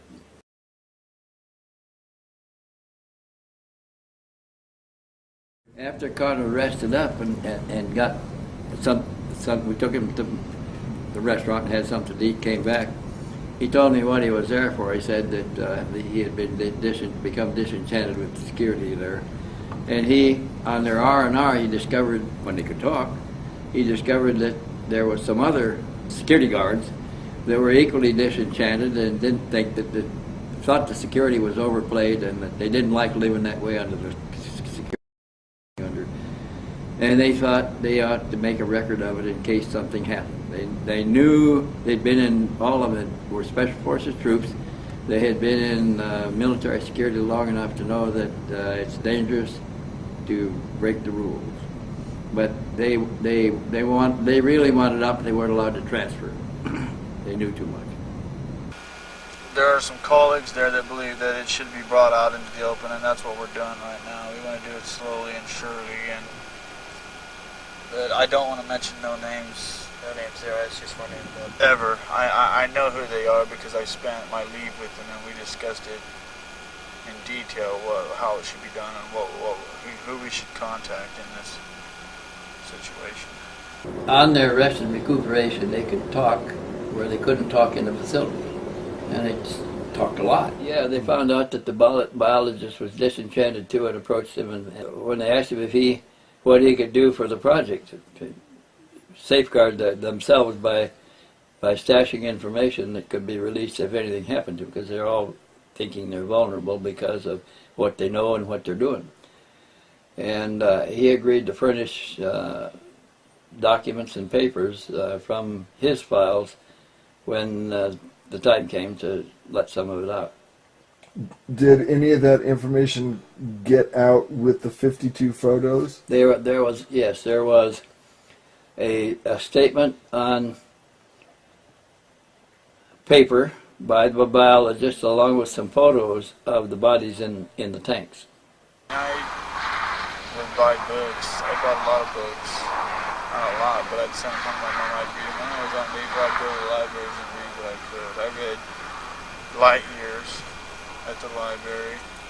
I mean, I didn't really do too much when you're on leave because, I mean, you just, after a while it became kind of an obsession to find out what I'm really dealing with here because I kind of almost feared for my own safety. I mean, I don't want to walk away with some incredible, crazy-ass disease or anything like that, you know, I mean, plutonium poisoning. I've been discharged now for almost 7 weeks. I met them in Vegas. I met two of them in Vegas 3 weeks ago. and we discussed MUFON. And I did a little bit of calling and stuff, and we came to conclude that MUFON is an organization with way too many leaks. We thought it best to go with the private person that is not going to get greedy and ignorant and sit on the information until we can get it all out. We feel that a big organization like Center for UFO Studies and any nation abroad won't sit on it like we want them to. We need it to be sit on. I mean, we need it to be hidden away and sit on. So you guys are basically looking for us to do is to gather the information and store it. Think of more that we need so that we can put it together into a good, logical, solid format, and then eventually a documentary of what it would be to bring out and basically to shove it right up the governments, and to make them. Naturally, they're never going to admit it. But the other 4 people that are still currently working there will be willing to come and testify when the time comes. But they have to be ensured that they're going to be safe, because they do have families, and we don't want to destroy their family structure or ruin their credibility like what had happened if we went to a big organization. It would be destroyed within hours. I mean, have you ever been I called MUFON. I did call MUFON. I didn't destroy myself. I just asked them what their procedure was for investigating government secrets, and they gave me some big old line of, and I just hung up on them. They don't. And we knew about Mr. Stevens here, and we know he's been in trouble before and on trumped up stuff, and we just decided that he'd be the best private person to investigate this for us and document it the best they can be documented. He said we went to the library looking for somebody to approach for this purpose, and we rejected all of the names available to us down to yours. You didn't seem to be a member affiliated with any UFO organization. You were familiar with the APRO people, but you weren't an APRO member. You didn't. You seemed to be working alone, and less chance of you being infiltrated. So we decided to come to you with the pictures. This could all be published on a signal to raise the profile of the group in case any of them were harmed. They hoped that a public outcry would result, and this would leave that this would save some of them from internal executions. Such an outcry could lead to lawsuits against the government, subpoenas of evidence, and finally bringing down the house of cards of security over those important matters affecting us all, our society, and our world. That was probably pipe dreaming, because they're too secure for that to happen. In terms of the guards conspiring together, did they do all of that on leave? They could only communicate on leave. And did Connor say... Everything inside the facility was monitored and recorded. Did Connor say how he was going to stay in contact once he was out and over here? To the one guy's girlfriend that he was seeing every week, every R&R in Vegas, his girlfriend would come see him. Do you think they already figured out who she was? And I'm sure they did, because when she lost contact, she was sure that her boyfriend had been picked up. If he was picked up, they would be aware of the others. And yeah, you've seen those little cameras. They just fit a roll of 112 film, and they managed to bring the camera in with a roll of film in it. And they even got another roll of film in later. Some of the guards were strict, and some were not that strict, and so they were very careful about bringing the camera in and the film out. So they had, when they were out on R&R, had conspired to bring in one of those little tiny Instamatic 110 cameras that just fits the reel of film, and they watched the guards. They knew which guards, screening guards, when they came back through, were lax and which were strict. And they were calculating their schedules, and they started calculating the shift to figure out which guard might be on when they came back in, and they got the camera in on one of those calculated risks where the guards stripped it, searched them, everything, but didn't go through the pockets. And they got through okay with it. He didn't. They got it in, and they got it. It was on a package of film, and they got later they got a second package of film. But they used that and began to take pictures covertly at their level. These guys weren't all the same. He was a Marine Black SEAL. They weren't allowed to discuss their history, so he didn't know what the other history. They were all in a nondescript coverall uniform. They didn't know what other services they belonged to. They were not all Black Marines. He was a Black SEAL Marine. He didn't know what the others were because they weren't allowed to discuss it. But they discovered early on that the curator, the caretaker of the cylinders, a civilian biologist, was also had the same feelings about the overplayed security and wanted to get out of there. And he became one of their co-conspirators in getting out, and he had agreed to supply documents and photographs of the bodies in the cylinders. And the first deposit in the locker in the Las Vegas bus station included pictures of the bodies and material from the biologists also. And he said, the thing that sparked my interest, he said that there were hangar bays, small hangar bays at level 2, and there were craft in 7 of them. And he said that they had taken pictures of all the 7 craft, and that they took a picture of Dick Cheney standing in front of one with one of the lab people from above looking at it. He said, they want to say he wasn't there, we got proof. And I thought Secretary of Defense at the time. He was Secretary of Defense at the time, Dick Cheney was, yeah. And he's in there looking at one of the craft in level 2. Were you able to recognize any public figures that ever came through there of any kind? Yes, I did. Would you like me to mention? Yeah, let's mention a couple. Okay, 3 of them we haven't identified yet, but I believe that they are high CIA from the science department. One of them I've seen his picture before. I've looked for it in libraries, but I haven't placed it yet. One more key figure was the Secretary of Defense, Dick Cheney. He was there about 6 months ago. He was observing with I guess you could say it was a fact-finding type thing. They were walking around, just looking around. I didn't identify the other 3 people. Okay, this is about the time we were beginning to schedule a cutback in military force structure, right? I believe so, yes. And they were going to close. That's when they're starting to close the bases and stuff. That's around the talk of that right there. This base has been here for a long time.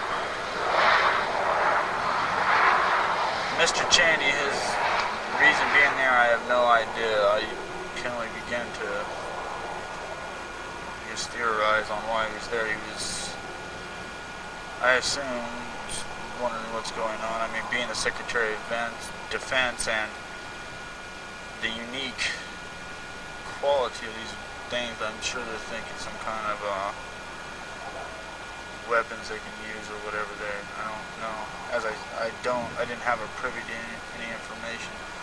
They would have to go through 3 gates once you get onto the thing. Once they got through those 3 gates, which I've never been a sentry to those gates. If you were on the facility, you were all right, as long as you weren't putting in. We were just standing there, I guess, for an invasion, possibly, or to make sure as saboteurs we had orders to shoot, to kill if anything looked suspicious. Anything. Was Cheney escorted by anybody? He was escorted by 3. Yes, he was in 3 individuals, which I don't know who they were with Cheney. There was 2 people from the facility that were there, that walked with him through the complex. He went to level 2, level 1. He did not go to level 3 and 4. He only went to levels 1 and 2. Because I was in level 2 at the time during his visit. I was by elevator door number 3, and I watched him go in, and he went into the back building, and we were called up to go guard it into the front of the hangar area as we went up there. So I was relieved for elevator door number 3, and I went over there. So he visited levels 1 and 2, so he was able to see the spacecraft in level 2 yes. and the bodies in the cylinders. Absolutely, without discussion, he's seen the spacecraft. Without discussion, he's seen the bodies too. The 7 little gray people.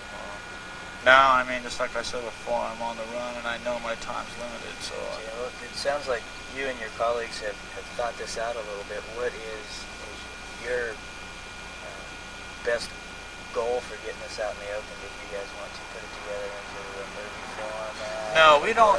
I mean, it's not. We don't want no money. We don't want no publicity because these guys have families. I don't. What happens to me is irrelevant, and I've always been an expendable being. What I've always done in my life. So it's. But these guys have. They want to remain anonymous until the time comes. But they don't want no stardom. They don't want no. We don't want no movies. We don't want books. We just want the American public to know that what is really happening behind closed doors. I mean, the government is massively deceiving people, and many lives are being destroyed because of their debunking processes. There's safe to say that there's probably many people in prison on, that have tried to do this before. So we want to take it safe and slow. That's why I've contacted you. I mean, I'm just the first leg of hopefully something massive that we can bring this out in the open someday.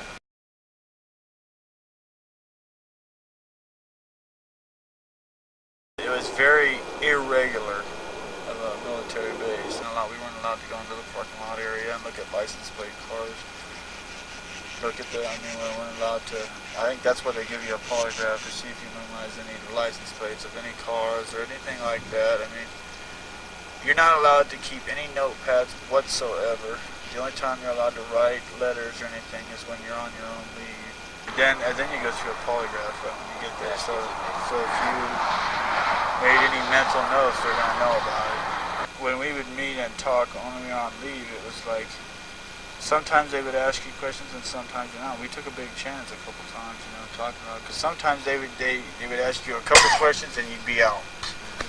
And like, did you talk? Did you call anybody? No. All right, go. Sometimes they'd ask you 3 questions. Sometimes they'd barrage you with 30 if they suspected anything. And all of them had been subjected to hypnotic control. They had different controls, but their controllers knew that either a tone, a flash of light, a touch on a certain part of the body would put them in an altered state of consciousness, and then they could be controlled, instructed. Or interrogated. Or interrogated. We go in a room, they would hook us up to an IV, and that's basically, then you wake up about 50 minutes later and the physical is over. Counting, they tell you to count to 10, make it to about 7, and that'd be it. Wake up with a tremendous headache. We were told that if we breached any kind of security system, then you'd be terminated. If you were on the facility and you breached the system, you'd be terminated. Period. They've already done 9 years in covert operations with the SEAL team, so I think they pretty much trusted me in that concept to keep my mouth shut, which I would have. I mean, I don't want to be the one for ringing the bells, but this goes way beyond covert operations and stuff. Yeah, this was a dangerous situation. They were tempting fate every time. And they risked discovery, and they didn't know what was happening in the hypnotic induction. And he knew. Now I found out, my last physical, they told me I've contracted a form of Hodgkin's disease, which is a cancer of the blood. And to be perfectly honest, I don't know what the truth is or not. On the last annual physical, done quarterly, after a few days after the physical was over and the blood test and everything had time to get reported back, they called him in and told him that he had a fatal disease that would take him out in 2 or 3 weeks, and they were going to discharge him and let him go home and straighten out his personal affairs before his death. And right away he knew that if he had a disease in the sterile conditions he was living in, it had to be introduced by his own superiors. And at that point, he decided that he's going to bring the house of cards down before he goes. He's only got a short time to do it. And they discharged me. He said,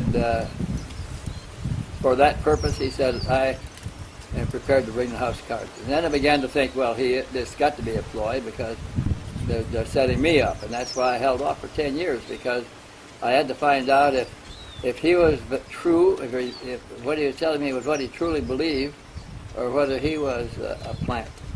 But I now am convinced that he truly believed what he told me. If he truly had the disease, it had to be given to him, and if that's the case, he's not going to defend the situation anymore. He's going to bring the whole house of cards down before he goes. I wanted to take him to a doctor and get an examination, but he didn't want to go. He said, I do not want to know for sure. He said, I'm doing this because on the mites, if they did give it to me. I had to sign numerous National Security Act papers, polygraph examination, 2 polygraph examinations. I don't know if they hypnotized us or not. Somebody told me that they will, but I never remember being hypnotized, so I could not reveal and say I was or I wasn't. We were told I was never ever to speak about this again. That I could go back into they were going to put me back into the regular Navy. I could turn my time out, but I told them I didn't want to do that because I've always been in the SEAL team. So they promised me that I would be taken care of medically. But I had talked to my other colleagues there at the facility, and we decided that since I'm in this kind of a situation, that I just personally decided that we're going to try to bring it out in the open slowly and surely. I felt that he was very sincere about what he was doing. He'd been living in a sterile environment. He looked in perfect health. He didn't want to know if he only had a week left. He didn't want to go to a doctor. He wanted to take his own revenge before he died, if what they told him was correct. He also knew that they used very virulent strains of cancer and other diseases because he had been involved in some other operations involving the diseases and accidents too that were contrived. So he knew what was up against, and he feared that he was the victim. He had saved over $300,000. He didn't want that just to go back to him. He wanted to live the good life, and now he's faced with only 2 weeks to live, and he can't get the money because it's been blocked, frozen. Felt that his revenge was really sincere and that they had discovered it. I don't think that it was a ploy. It could have been. It could have been an intelligence ploy, but he wasn't that good of an actor. He was truly afraid for his life. When I showed him the first letter from behind the numbers on my house, and he looked at it, sweat popped out on his forehead, just popped out, just like that. And he turned kind of a palish, whitish green. And he said, oh my God, they're here already. He thought it would take him a few days to figure out where he was or what he had done. But they were there the next morning.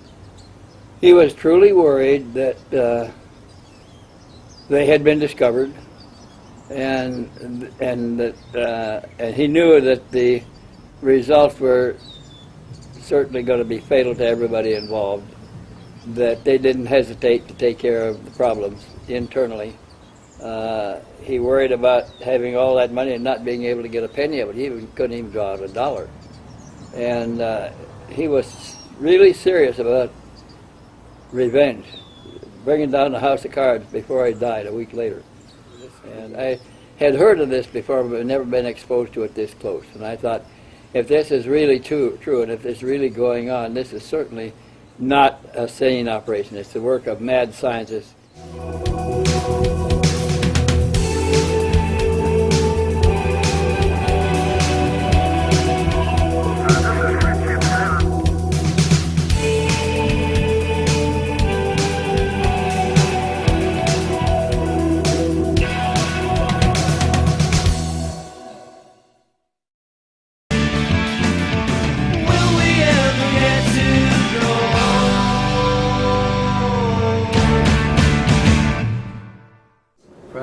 Is a project that recovers crashed UFOs and has custody of the ones that have been picked up.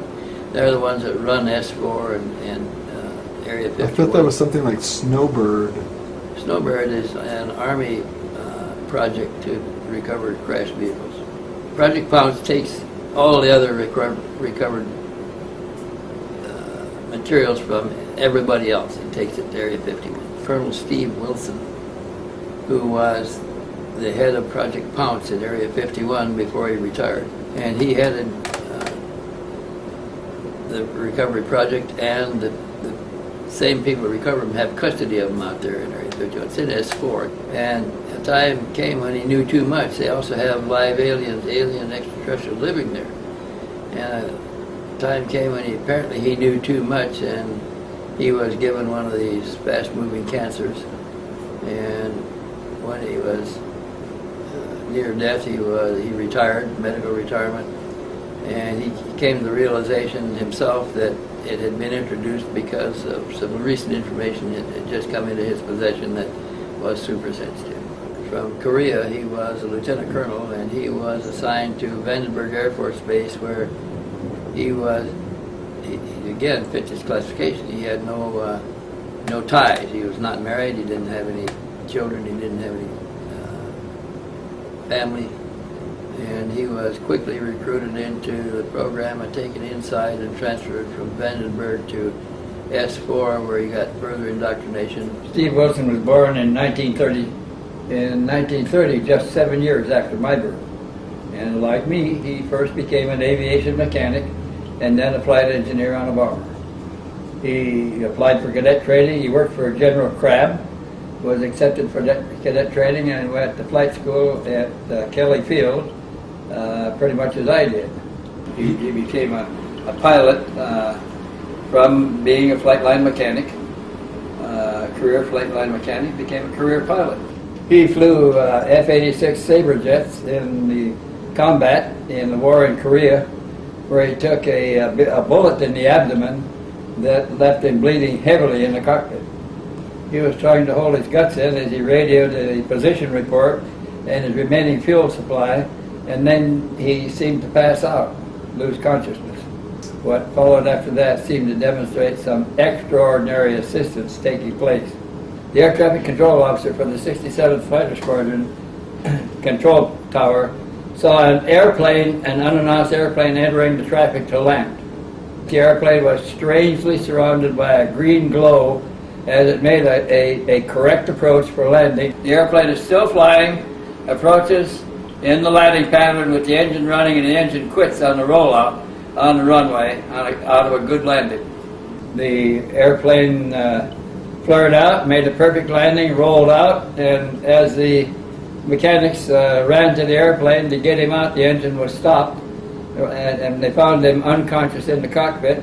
Now this is days later, after he took the bullet. He doesn't have gasoline but for a couple of hours, and he's out of fuel.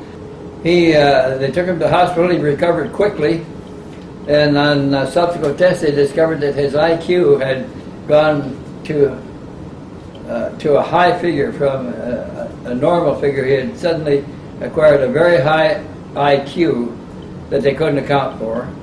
His IQ had gone from 162 to 232, a very high figure for anybody. And as after this, he noticed an impressive increase in his extrasensory perception, ESP ability. Upon recovery from this, he was assigned to the 1st Air Force Special Services Command at Vandenberg Air Force Base. And I found that very interesting because shortly after that, and directly from there, he was transferred to Papoose Lake S4 facility, and there he was briefed by a colonel that he was replacing on the security measures taken in transferring special craft from one part to another in S4. He was briefed by a new colonel that he was replacing about the movement of ships in S4. In time, he became the project officer in charge of Project Found. The project that's responsible for the recovery and storage of crashed UFOs. As I understood it, Project Found, created near the end of December of 1980, was in charge of the recovery of captured alien aircraft. And this recovery project was made up of elite black berets Special Forces troops and special components used in collected and used together in the recovery of crash discs, daily discs. Project Pounce dispatched troops, recovery troops, to the site where they closed off the area, effected the recovery, and then sanitized the area afterwards and restored the ground to its appearance before the event happened. And he first reported this in Italy in an interview he gave there just before he went into the hospital to die of cancer.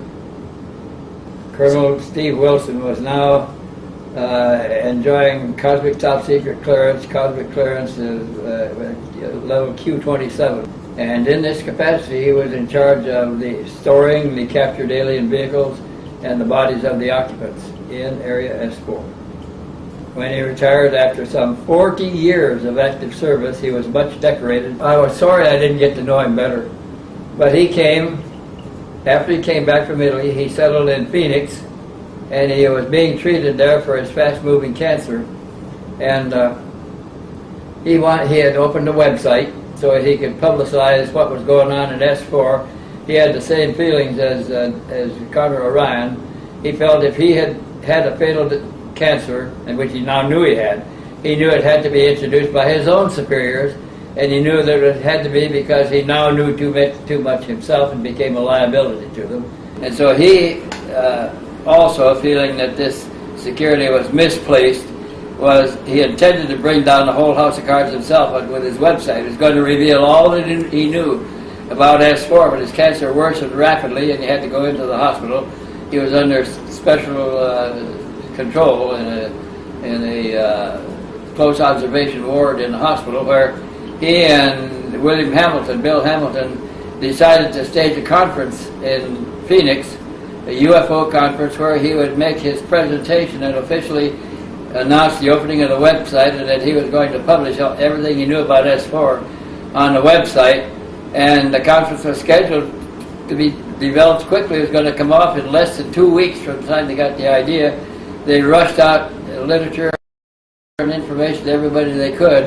And I was going to speak at the conference, and when I got there, I learned that Colonel Steve Wilson had died of his cancer the day before the conference opened in Phoenix.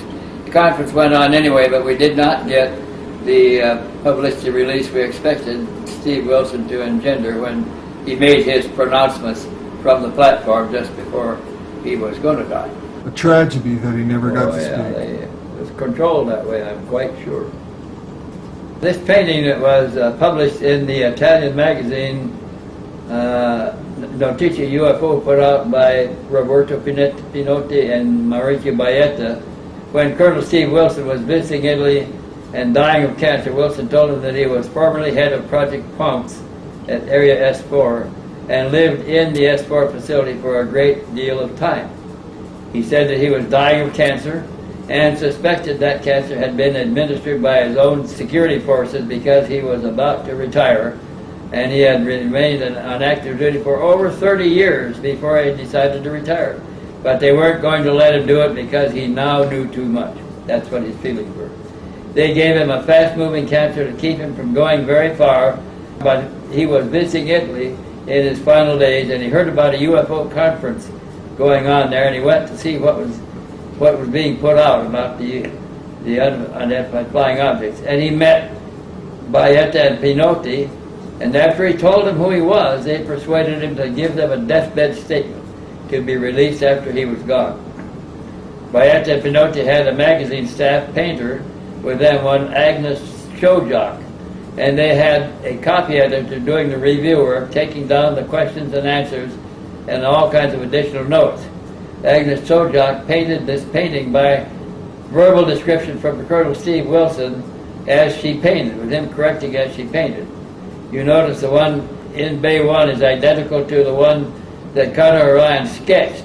Notice Bay 2, 3, and 4 have identical craft with the same ship as Connor also substantially sketched in his drawings.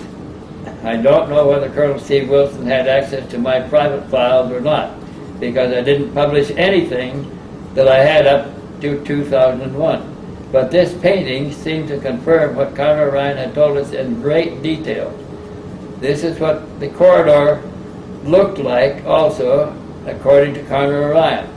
Now, Connor was sketched and had also sketched a tank holding the alien bodies, and Agnes Shejak had made the same painting under the detailed description of Colonel Steve Wilson that shows 6 cylinders which show bodies in tanks being held by a band around the waist. And notice the regulator on the side of the tank, just exactly as it was sketched by Connor Orion 4 years earlier. So I thought that this might be enough confirmation, since we had no other information which we could rely on to confirm the Connor Orion story, and I decided to release it at that point. He came down with a brain cancer, which is the kind that's introduced by intelligence to terminate people. Similar to maybe what Jim Lorenzen had? He suspected that he knew too much and that his own superiors were getting rid of him. He died in a hospital in Phoenix.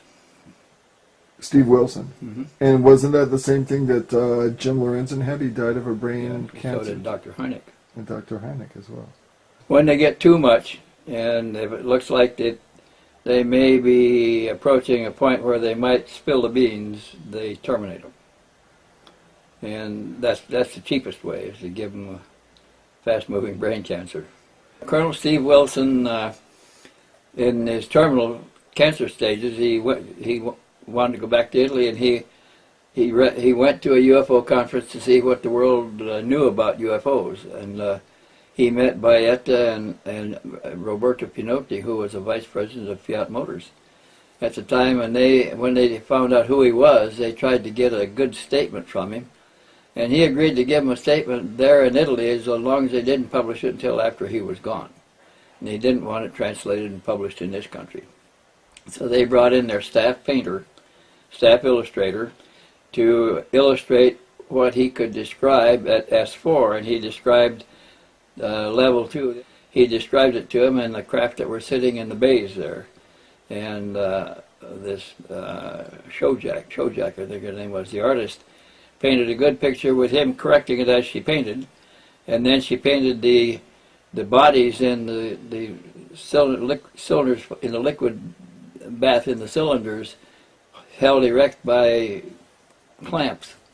And they didn't know anything about the Connor Orion case. They were getting this from Steve Wilson. So when that painting appeared, that's when I tried to find out more about Steve Wilson. Found out that he actually helped promote a UFO Congress with Bill Hamilton in the Phoenix area, which I attended. I made a presentation at it.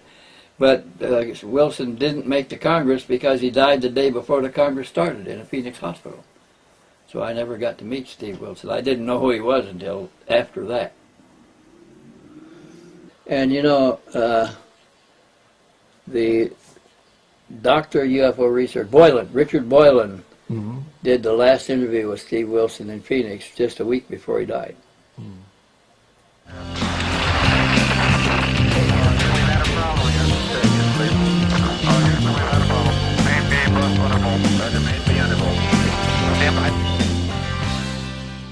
In the last days before Colonel Steve Wilson's passing, he granted what became his final interview to Dr. Richard Boylan. What follows are some of the most important elements of those conversations. Wilson claimed that Project Pounce does not exist as a unit in order to maintain the utmost security, but instead only came together for UFO crash retrieval incidents. Members of the Project Pounce team were summoned only when necessary. They did not know each other and joined the team because of their very specific areas of expertise. Wilson claimed that there were 33 levels of cosmic top secret, an interesting number in that it mirrors Freemasonry. At the top of the totem pole, Q33, is the Military Agency for Joint Intelligence, or MAGI. Wilson said, "No person knows it all except for level 33, people like Henry Kissinger and Edward Teller." MAGI's executive board includes its chairman Henry Kissinger, Q33, and atomic scientist Edward Teller, also Q33, now deceased. Interestingly, during the World War II era, History records that both of these men appear to have been simultaneously in the United States as well as in Germany at the University of Heidelberg. Wilson explained that level Q32 is Majestic 12, or MJ-12, a leadership board for field operations related to the UFO cover-up. Of Kissinger and Teller, Wilson said, both are MJ-12 members, which number 36 in all as of 1994. It might interest you to know that they go back as far as Project Paperclip, which was a secret program that relocated Nazi scientists into America to push forward the military, aerospace, and rocket programs being developed in the U.S. Level Q31, according to Wilson, are certain aerospace manufacturing executives like Ben Rich of Lockheed Martin Skunk Works in Palmdale, California, whose statements on exotic aerospace technology are discussed in the UFO Hypotheses film Michael Schratt, Volume 1. Among other Q-31 aerospace manufacturers, according to Wilson, is Northrop and its facility in the mountains northwest of Lancaster, California, and Boeing's Phantom Works facility in Seattle, Washington. Leading the scientific apparatus at S4 for many years was Edward Teller, Q-33. It was Teller who cleared naval intelligence physicist Bob Lazar to work at S4.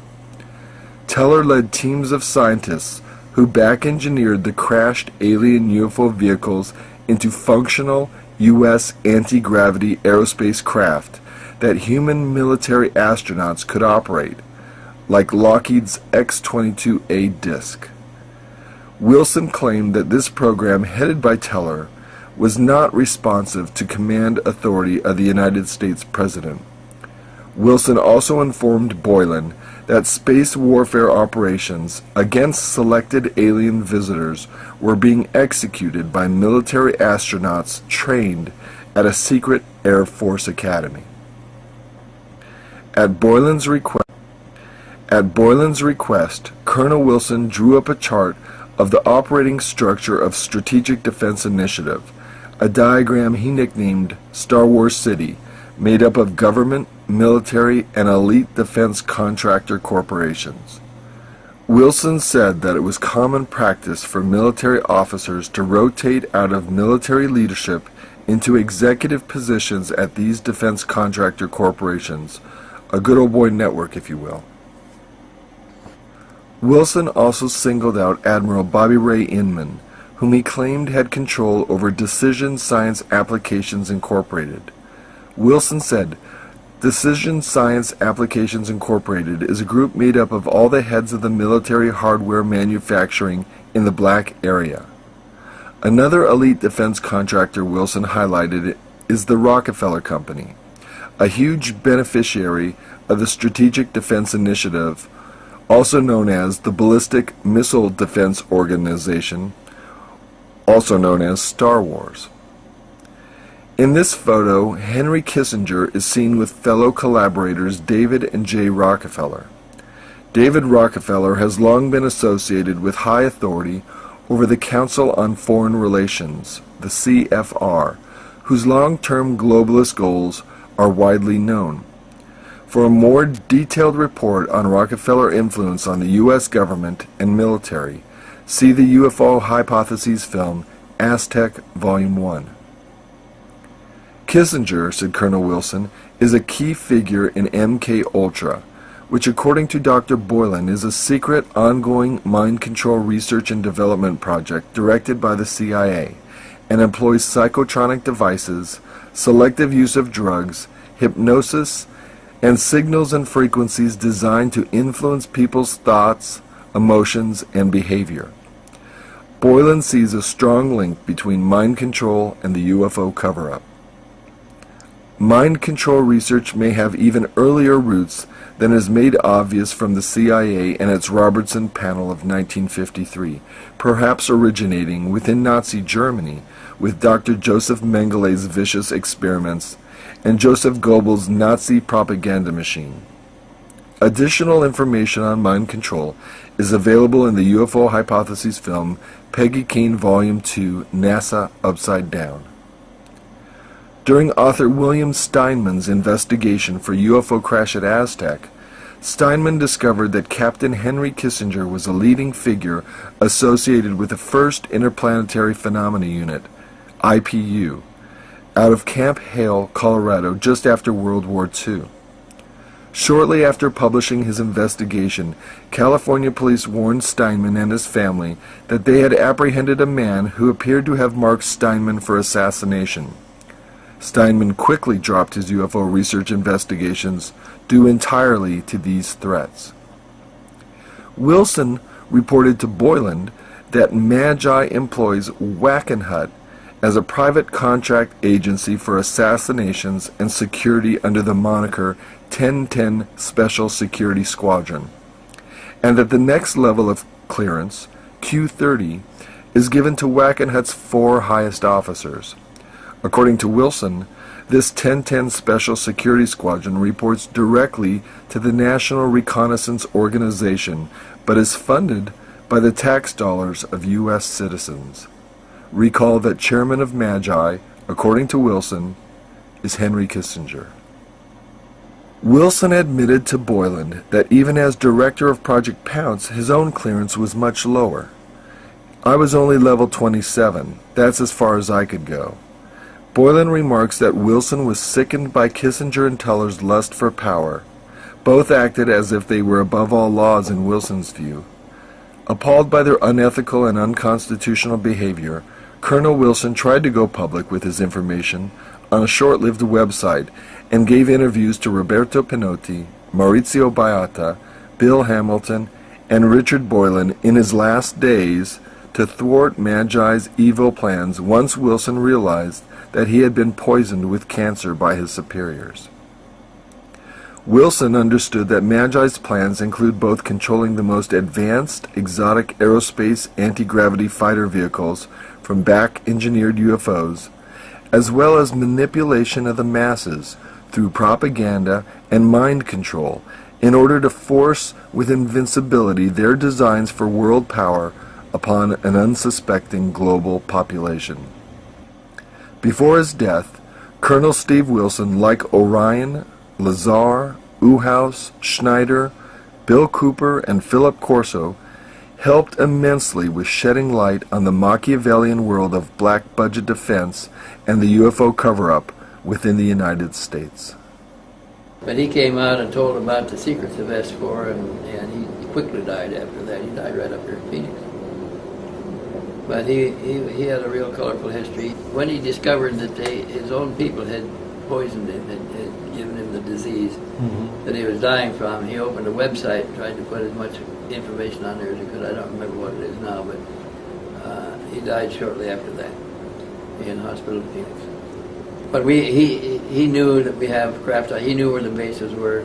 He knew that we had a base at Beale and 100 Beale and 100 Vandenberg. There 4 in the United States, in the zone of interior, and 4 deployed overseas.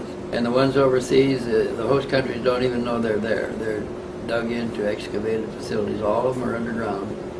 All of the craft always leave from underground and return to underground when they come back for their missions. The Russians are shooting some down too. I don't know how they distinguish which ones to fire on and which ones not to. But he said that the Russians had brought down 3 or 4, and we brought down like 8 or 10. Either brought them down or driven them off. And you know, that's a dangerous operation. Those people are coming from power sources a lot more sophisticated than ours, and somebody may want to retaliate someday, and we're stuck here. We can't go any place to escape.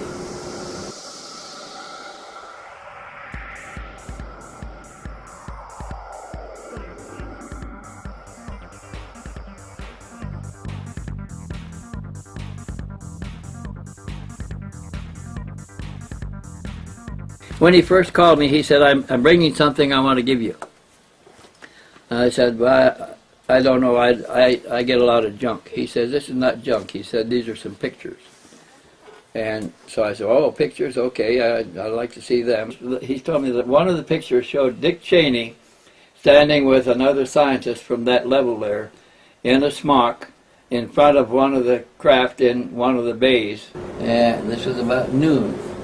And about 30 minutes later, I got another call from him. He said, I checked out of my apartment and went to the bank to get money, and he said, I put my card in, and a sign came up on the screen, the account's frozen. Can't draw any funds out. So he said, I went to another bank and used a different card, tried to get money, got the same thing. He said, I got all the good cards. He said, I got $300,000 in the bank. He said, I can't even get any out of my checking account, which is also frozen now. He says, I can't come over there, I can't get any money in it. If you want to send me a ticket, I'll come over. I'm bringing some pictures. I'll be glad to show them to you. And so he called me back and he said, I fear the worst. He said, I can't get a dime from anybody. I got $300,000 in the bank and I can't get a dollar. He said, I'll come over if I can get there, but he says, I can't get you. I can't even buy a ticket. I said, how much is your ticket going to be? He said, about $100. I said, okay, I'll wire you $100 right now. Look for the nearest mailboxes outlet near you. Whoever has a Western Union sign, give my name as the code, and I'll send you the money and come on over. And I did. Within 10 minutes, I wired him $100, and he got it. He said he was carrying the package of 52 photos on him. Becoming fearful, he decided not to carry the packages on him. He went out behind and got a box, a strong box, put a starter box as a matter of fact. Then he put the package of pictures and rocks in it, had the Greyhound station people wrap it, address it, tried to get it on a bus with him. They said they couldn't make that bus and be in on the next one. And he had to leave because his bus was leaving. We got in from the bus station about 3 o'clock in the morning. Yeah, now he's at my house waiting for the box to arrive. We went down there the next morning, and the bus station said they couldn't account for the loss because it was logged on to a bus in Los Angeles for that morning, and it was not on the bus when it got to Tucson later that morning. And they were making a search for it. We went back again another day later, and they were still searching for it. Never did find how they lost the package. Logged on a bus at one point and not off at another. What would you guess his height and weight were? He probably weighed 190 pounds, 190, 195. Is that typical for a Marine SEAL? Yes. Yeah? They don't want him too tall? Yeah, well, he wasn't too tall. He was, he might have been as much as 6 feet. Did he have any unusual tics or behavior or mannerisms? No, he didn't. He was calm and collected all the time. He never got excited. He didn't seem to be worried. He didn't fidget or anything like that. He didn't volunteer any information about anything. He was concerned about his health. He thought he was near death, and he was worried about his $300,000 stash going back to the government, because he knew that those bonuses are paid in such a way that if he doesn't succeed or something, they can collect it back. So they can always take back what he's been paid. And another reason is because it's always paid out of country in a foreign bank, which is illegal. And it's illegal for Americans to hold it if they don't declare it and pay the taxes on it. It was paid in there in such a way that he wouldn't be a good idea for him to declare it. He wasn't supposed to. Nobody was supposed to know he was drawing 2 salaries, one as a Marine and one as a Central Intelligence Agent. And the Central Intelligence Agent money was paid out of the country. So all that is subject to confiscation if the government gets wind of it. Of course, they have a record of it. All they have to do is move on it, call it, take it back. Did you, while Commodore Ryan was here, begin to be concerned for your own safety and Jem Cox's own safety, your grandson, if Orion had maybe a psychotic episode and turned on the two of you? Were you concerned? We never worried about that, but we knew that he was a member of Team 6, Delta Team 6, and we knew that his own team would take him out if he was characterized as a traitor to him, and we knew that they were after. They knew that he had stashed the pictures, copies of the pictures. So they're not going to do anything to him or us until they get all of the pictures. They have to stop that first. And when he left, there was still one stash to be that they hadn't got to yet. So and you weren't concerned that he was going to maybe do something to you? no, we were never concerned about that, but we were afraid if they ever thought they had the last set of pictures, that they would do something to the house, maybe burn the house down with him in it or something like that. From those threats from his the own letters. team, he had a Delta 6 team. We saw him going by the house in a white branded carryall a number of times. You mentioned at one time in one of your tapes his actual name. I'll say the first name, but I won't say the last name. Okay. Derek? That was it. Right. Yeah. And have you been able to confirm anywhere else in any of the UFO information that you've gathered whether or not anybody else who's talked about having been in S4 had known of this particular individual? No, I don't know any other people that lived in S4. There were 4 co-conspirators with him that all disappeared shortly after he got here. So they were discovered and moved, at least, maybe terminated, I don't know. The girlfriend of one of them that used to visit them when they were on leave in downtown Las Vegas hadn't heard from her boyfriend in about the same time that Connor had been here. When he explained what the package of pictures was, I became a little worried too. He told me that he was a sentry, a guard at level 2 of S4, and that he had become disenchanted with the security. What he called was the overplayed security, because all they had was junk. He said internally it's called a museum, and he said they had crashed saucers there. He said they had distant 7 bays on roll-around pedestals.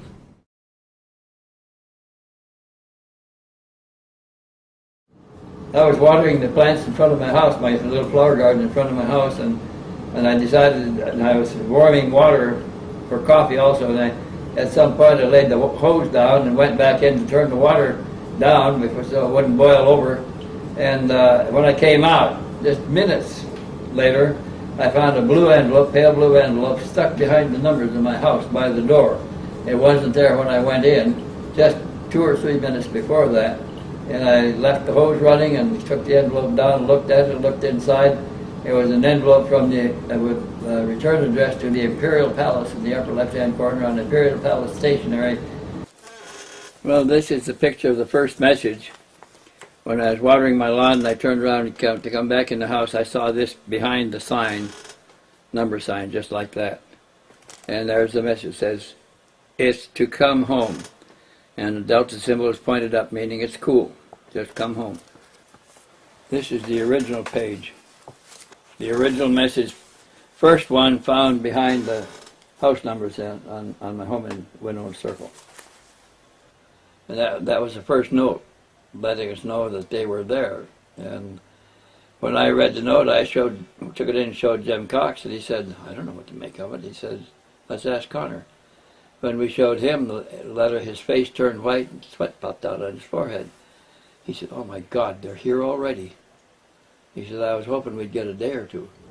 The visitor now became concerned about how they were able to keep track of me. He thought he might have a tracking device installed someplace in his body, because we had not observed followers. We didn't see anybody at the bus station. Everything looked clean. Nobody around the house until the message appeared behind the numbers on my door. And then an hour or so later, we saw a white van go around the house with 4 men in it that he recognized as Delta 6 members of his own team. He said he was afraid, because he had seen a white rented car go by with 4 men in it. He said, "That's suspicious." And he told us that he was a member of Delta 6. He said, "Those are probably Delta 6 men from my own team. They'll send my own team after me." He said he thought that he had already been compromised. And I said, "Well, if you think that and you got important information, maybe we should document it some way." He said, "Yes, we should." And so we said, "Well, let's go out in the desert. We'll find a high ground where we can see anybody coming from every direction, we'll videotape an interview with you. We did. We went out there and videotaped a 2-hour interview with him where he told us all of what he wanted to tell us on videotape. It was a surprise to suddenly hear from you a day ago and to hear what you could tell us with respect to some things that we've been doing for a long, long time.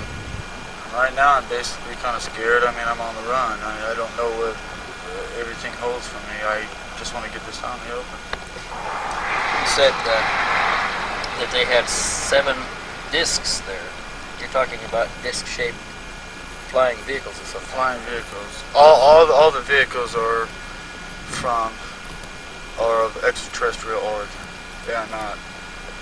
When I first got there, it took me a good couple weeks before I could fully comprehend and realize this.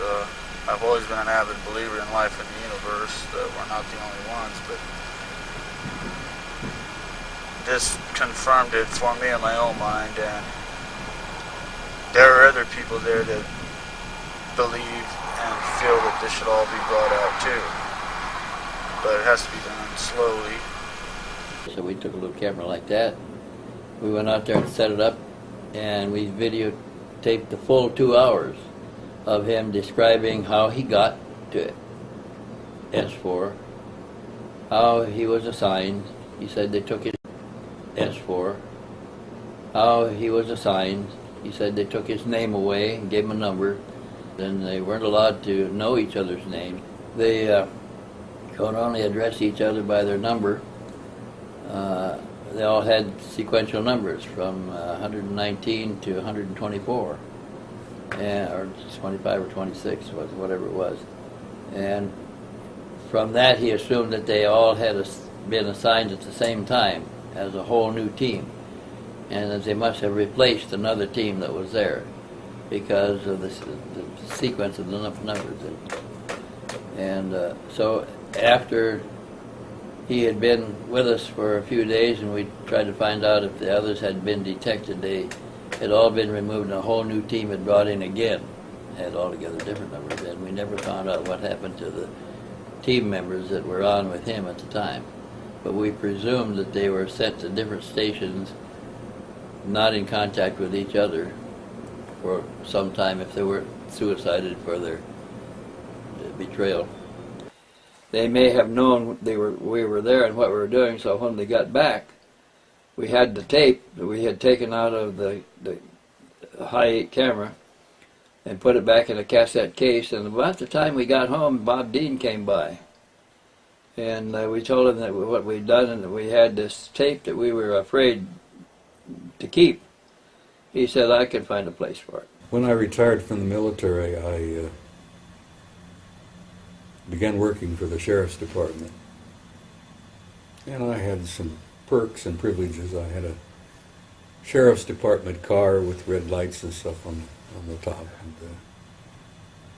I used to safeguard information on behalf of Wendell. Information that he had asked access to that he could not trust keeping it in his house. And he'd give it to me, and I'd lock it up in the Sheriff's Department safe. Of course, the sheriff never knew any of this. But as I said, we go back a long way. We're good friends. So now we had it on tape, and now he's worried about the tape and what they'll do to get it. And Bob came by his patrol car that evening, and I told him, we've got something here that we're trying to find a way to hide it. Can you find a way for it? So he says, give it to me, I'll see what I can do. And what'd you do with that, Bob? Locked it up in the Sheriff's Department safe. How effective was that? How long were you able to keep it there safely? Several days, I forget. Well, you kept it there more than that. You kept it there several months until we thought we ought to take it and make a copy of it before something else happened. And were you able to do that? We did. You still have a copy of that? Yeah. Good. I haven't released any of it yet. I think we should duplicate it, and I know you guys know what you're doing, I think you should duplicate everything. At least we need backup. By 3 times. At least duplicate everything, and I don't know, hide it out somewhere in the desert, dig a hole, put it in a safe, do something with it. He told us that they had made 6 copies of the pictures and had stashed them in 6 different places with responsible people that would turn them over to public news media if anything happened to Connor. He told me that they had taken these 52 pictures, including one of Dick Cheney standing there in front of a line of crashed discs there. So he knows, he's been aware of what's out there and what's going on for a long time. And Senior Bush was head of the CIA at one time when he became involved directly in the need-to-know part of the program and was taken inside. Admiral Bobby Inman is probably the head of the old MJ-12 group, which is now quite a few more members. They all are in this top secret group, have MJ numbers, magic numbers. They all have access to all the classified information in the MJ category. They all are members of one or another of the Trilaterals, the Council of Foreign Relations, or one of the other secret societies. And so they're all linked together. Among the group that makes up a council, they sit on all of the information, and control of different parts of it is farmed out to different of these entities. They don't all have all of anything. One of them has supervisory control of one aspect of the phenomenon. Another one has supervisory control of a different aspect. What is the scenario that they're really terrified of happening? I think they don't want the public to know what's going on because the box is too full of monsters. You know, you can't open the box and let one monster out. They all come crowding out. I think the problem is it amounts to a loss of power, probably a total loss of power to those that are sitting on it once the monsters are out. Then you can't put them back in the box again. And then the phenomenon will find its own level of acceptance and probably become an everyday reality for most people. Until then, they're keeping it on the lids on. I think that they have successfully made contact with one or another visiting entity and maybe are being helped a little bit in keeping it quiet.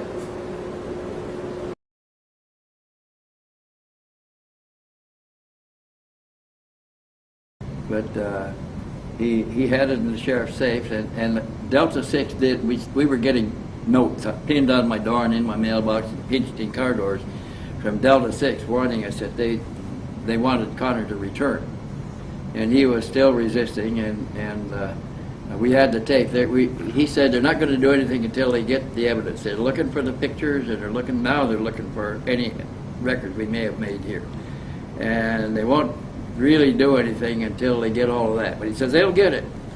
And then they did. He kept coming by, and all the time that they were stressing us, it was in the sheriff's safe. They had no idea where it was. See, Connor was a member of that Delta 6 team. They sent his own team to get him. He knew all the members of the team. He knew that they knew how he thought. He knew how they thought. He knew they're not going to do anything to him till they get all 6. And somehow they had calculated they had made 6 stashes. And they got to get them all before they take him out of circulation. Did Connor and his 2 cohorts leave a set with an attorney? They did. They took time to go to attorneys that each one, some special attorney that he knew something about that he could go to on a personal basis, and left the record sealed with the picture sealed without any identification, but just a package sealed for that attorney to release it if he ever heard of any harm being done to any of the men. They were always intercepted. They found the attorney's house broken into one time when they went there to get him. The attorney was gone. So he knows that they're around. He knows that they're after him. He knows they're not going to do anything to him until they get the stash. We saw him a couple of times in the white van going past the house, but he knew how they operate because he was a member of the same team. He knew that they would take him out if he had been characterized as an enemy of the government. He'd be taken out without any worry on their part, and they'd get their bonuses for doing it. But he knew they weren't going to do it until they had collected all the evidence that could be revealed. And so he felt safe there until he was down to one stash, and he was afraid to go to it for fear they were tracking him and could get to it when he got to it, and then they would terminate him. On Friday morning, we were anxiously waiting the shipment of his package of photos, when at about 11:30 a.m. I went out to check to see if any mail had arrived, and coming back to the door, I noticed another of those pale blue Imperial Palace letters stuck behind my house numbers again. And we got a message from Delta 6, stuck behind the numbers of my house, that said that they had indicated that they had intercepted. They showed a circle, a package, bus in the bottom of the circle, and a line drawn through it, like a no parking line. And then, what do you do? What will you do now? A question mark. And a little more threatening, and they had 2 paper matches taped to the letter. This is a picture of the second message with the paper matches showing him, telling him that they'll burn my house down if necessary if he doesn't want to cooperate with them. And that scared him a bit because he thought they might do it before he was able to cooperate with them. This letter had a note and a paper match glued to the page at the end of the note. The arson threat was turned over to the county sheriff and the local fire department for file in case the threat was carried out. If so, it clearly leads back to the Delta Force of Area 51. We also now had the names of the chain of command leading all the way back to the Secretary of Defense, Dick Cheney, at that time.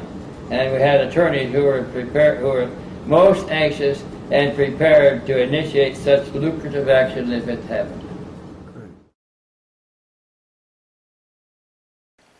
One time we were going to dinner, and after he told us that his Delta 6 people were around. And we told him, isn't it possible that we get intercepted or something? He said, it's possible. He said, I don't know what their orders are or what they're going to do. So we said, well, maybe you shouldn't carry your identification cards with just what you need, a driver's license, and hide the rest, because he had secure cards. And he took them out and buried them under the leaves under a tree in the backyard of the house. And we went to dinner, and when we came back, he went out to get his cards. Cards were gone. The leaves that looked like they hadn't been disturbed, and the cards were gone. So we concluded from that the cards must have had a tracker in the cards, and Delta 6 knew where he was when he was carrying the card, and also knew where the card was when he wasn't carrying it. And they just went over the wall and took him out from under the leaves and took the tracker away, which was also his ID card at S4. And that was scary that they knew that much about him. They knew where he was every minute up to that time. When he lost his cards, they must have had another way of tracking him, but they always knew where he was. We weren't advertising the information that Connor O'Ryan was staying with us. And nobody knew it but Bob Dean, who was the deputy sheriff at the time, taking the police car home with him at night. And he knew that Connor O'Ryan was there, but Del Tosa had something he wanted Jim Cox to do, and they drove up there to do it.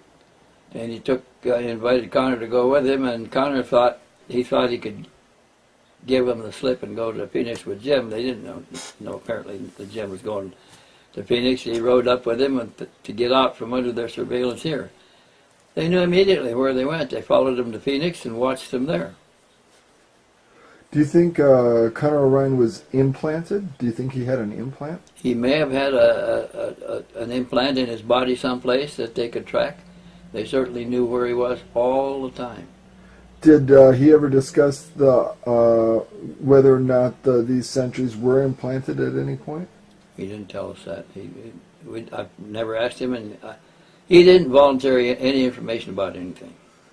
This is message number 3, drawn in red ink on typewriter paper beside my typewriter in my house at Winona Circle. This is redrawn from the original. I copied the original. I don't know what happened to the original at this time. And then they left us a note on my stationery, my paper, from Jim Delatoso's office with the NASA letterhead on it that I had by my typewriter in my house. We had gone and we come back and it's behind the letters, numbers in my house showing that they have been in my house, got the paper next to my typewriter, prepared their message and put it outside of my house. So now we know that they can get in and out. And it just went on and on like that for 10 days.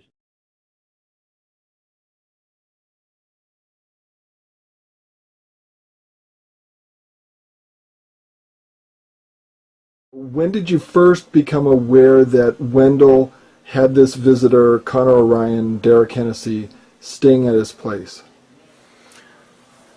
Wendell called me while he was at his place and asked me if he could stay at my place and that Jim Cox would bring him up. And that was a few hours before they arrived. And what was Wendell's reasoning for wanting him to be up there at your place? He didn't say, I didn't ask. You have an extremely close relationship with Wendell then, I presume. Well, I've known him since the 70s, and we've worked on many cases together and traveled many, many places, so it was a normal thing for him to ask me and me to say okay without needing to know any more details. Wendell's grandson, Jim Cox, came to visit me after Wendell had called and had a guest with them. Wendell had asked me if Jim and a guest could come and stay at my place in Paradise Valley, Arizona, and I said that would be fine. So Wendell and this guy came, kind of a tall, rugged-looking guy with a scar across his face, lots of tattoos, kill motherfucker, you know, etc. on his arms, and had military fatigues on and a duffel bag, and was quiet but pleasant. And Jim had his own guest house that he could stay in, and I let John stay in the other guest house. And Who's John? Well, that was how he was introduced to me, was as John Connor. Oh, it wasn't even as Connor Orion, it was as John Connor. John Connor. I never knew the other name that you just said. Okay. It was John Connor, and no explanation was given to me about who he was or anything. It was not necessary, so I had a little guest house, another one that he could stay in. That was fine. As the days went on, Jim Cox let me know that this was someone who needed safe harbor as he was deciding about whether to go permanently AWOL from his job up at Area 51 or whether he would go back. So to me it was, yeah, bullshit. You know, this guy is somebody just wanting a place to stay or whatever his game is. It just didn't compute that a guy who was AWOL from Area 51 would be here staying at my ranch in Paradise Valley, but so be it. Odder things had happened. What allowed you to let him, a complete stranger, stay there? Well, first of all, Wendell had asked me to do it, and second of all, Jim Cox was there. And Jim Cox is no wimp. And he stayed completely invisible. I mean, we never saw him in the daytime, and he really didn't come over to the main house. And we'd see him walking around, and Jim and him were the two people communicating with each other. So even though the atmosphere was that of a violent drama, violent claims, it wasn't going on in a moment to moment. It wasn't obvious. Only occasionally, when people would come over that I was working with, would they see him in the day or night and ask, you know, who's that scar-faced guy with all the tattoos on walking around with some kind of bludgeoning weapon? And I don't remember what I might have said, but it would have been to try to dismiss it. What did you think was going on while you were doing your other projects with your business and managing your own personal life and daily events. What sense did you get was going on with Jim and Connor during that time as to what they were doing, day to day? Well, I don't think Jim was doing things on an hourly basis with Connor because he was working on our project, which was developing software for a supercomputer center, which eventually, following year, we did do and did open and did get going, and that's where I had various people from audio and video to computers to image processing coming, and I had little labettes all over the property, and Jim was part of that. So his main reason for being at the ranch was because he was working on that project, not because he was there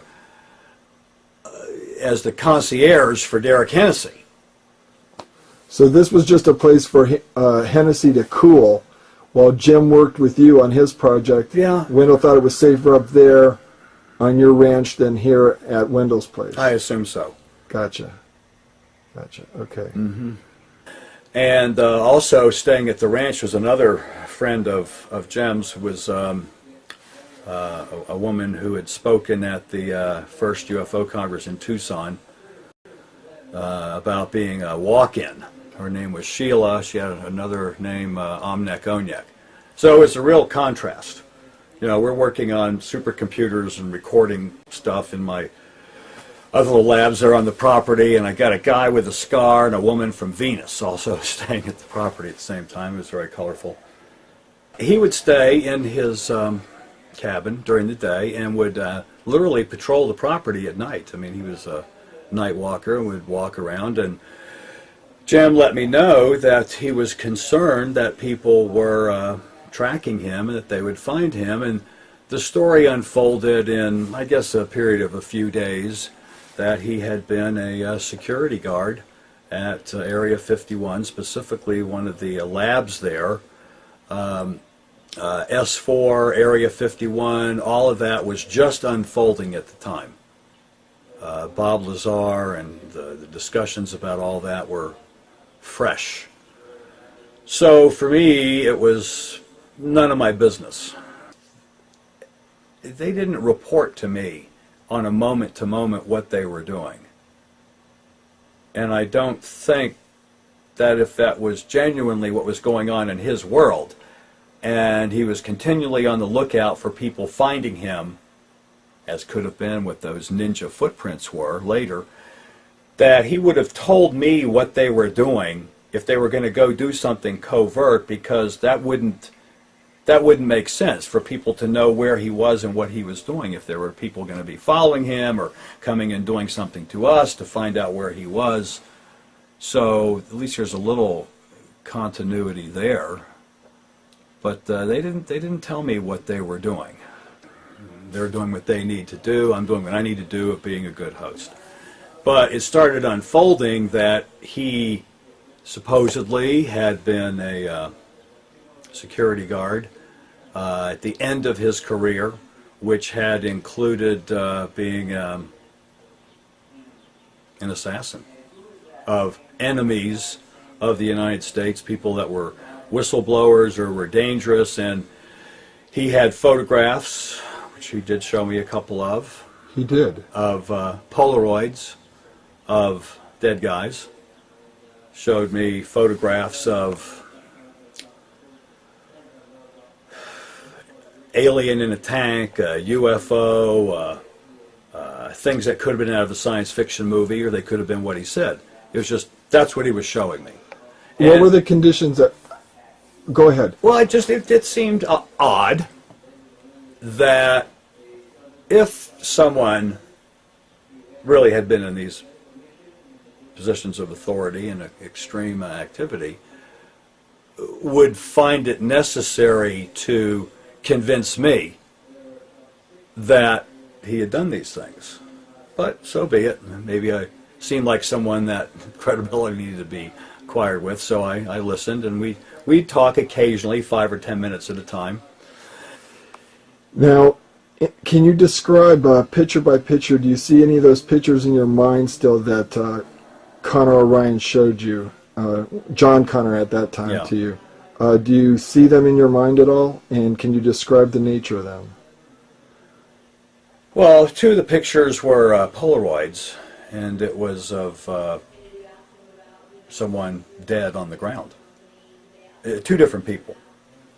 I can't describe the person. It's not something I lingered on. It was obvious that the person had been, each of them was dead, and that there was blood in and around the face area. No obvious bullet entry wound that I can recall, but here are these pictures of dead people. And what was he saying to you as he was showing these to you? Two different things had been said. One was that his job had been to go on assignment and to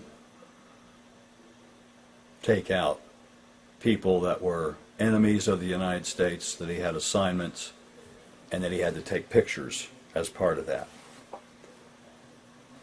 I don't recall that being said while he was showing me the pictures.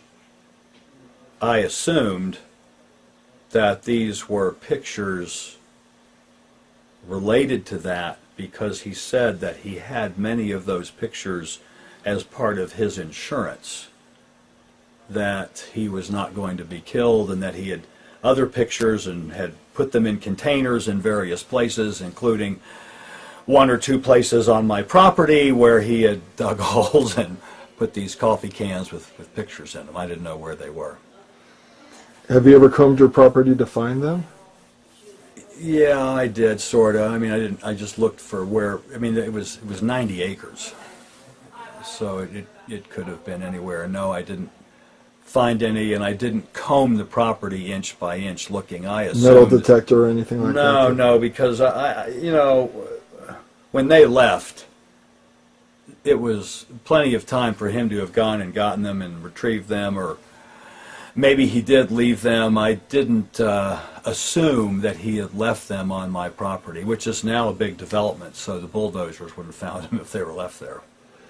In regard to the other pictures, you mentioned alien bodies. Describe all the other pictures to me one by one as you recall them, and what Connor may have said to you about them as he showed them to you. And was Jem in front of you when he was showing these, or were you one-on-one with Connor at that time?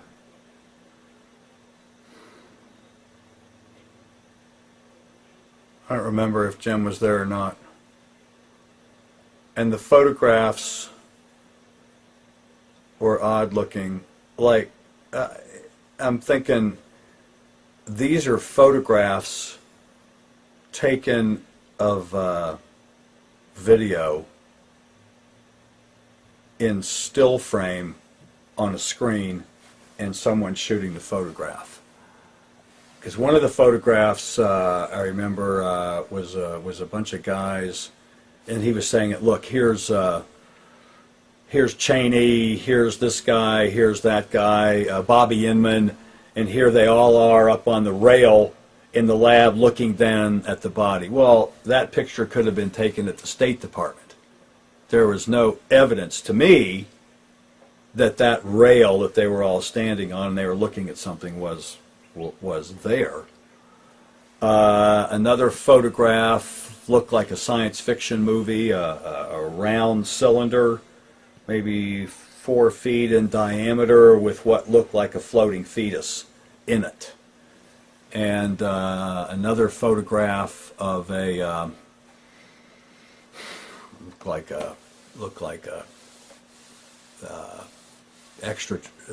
looked like a funny looking person.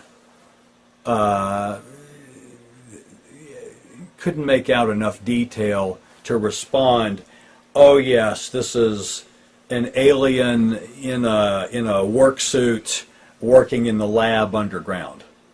And I saw these pictures maybe a week, 2 weeks into his visit. And how long did you get to study the pictures? How long did he keep them in front of you? I don't recall, a minute. Each? They were kind of all spread out. I mean, he had a lot of them. A minute each or a minute total? A minute total. You know, I was trying not to respond like a kid in a candy store, and I wasn't convinced that what I was looking at was what it was reported to be. And I don't remember exactly what I might have felt. I just didn't take it at face value, what the guy was saying. In retrospect now, how do you feel about this case, those events during the October, November of 1991? Well, there's a higher sense of probability of what was said around the whole situation being closer to what was said than I might have thought back then. But by his behavior, many of the things that he did were inconsistent with someone that would have had those kind of skills and that kind of training, unless he had lost control over his functions. You know, and there was lots of talk about he had to hear a phone call with a particular tone on it every 3 days to reactivate the subconscious programming that he had gotten, or he would forget these things, or he would behave different than he was right now. And it was fragmented, and it was difficult for me to put it all together into one package that this all makes sense. Yeah, he talked about his concerns of people looking for him to bring him back, and that he had photographs of the kills he had done. He had photographs of the extraterrestrial activities there at the lab, and those were insurance for him that he wouldn't be killed. He said that he was concerned for his life because 3 out of 5 of his group had died in the most recent weeks before he went AWOL, mysterious conditions. They offered money to deliver the stash. How many days along was that? That was about the 5th or 6th day. And he said, don't let the dollars blind you. He said, you'll never spend them anyway. If we give them the stash and they get the money, you may see the money, you may have it in your hand, but you'll never live to spend any of it. And they'll take it all back. It doesn't cost them anything. They can provide the money to close the deal, and then that's the end of it. So we took his advice and ignored the money, and then they started making other offers about how they could forgive his misdeeds and things like that, and then that we would be safe and all that sort of thing. As long as he went back to San Diego, they kept wanting him to go home. Is what they called it, the San Diego Marine Base out there. It shows the delta symbol pointed up, which means it's cool again. It also shows they had succeeded in 2 other intercepts. What are we going to do now, the question was. And offering dollars, $100,000. It says they want all the stashes and no foul play, or the delta symbol was turned down, which Conrad said means termination, and it shows 3 figures, Conrad, Ryan, Jim Cox, and myself, in a circle with crosshairs through the circle. Now this is getting scary. The $100,000 threat was tantalizing.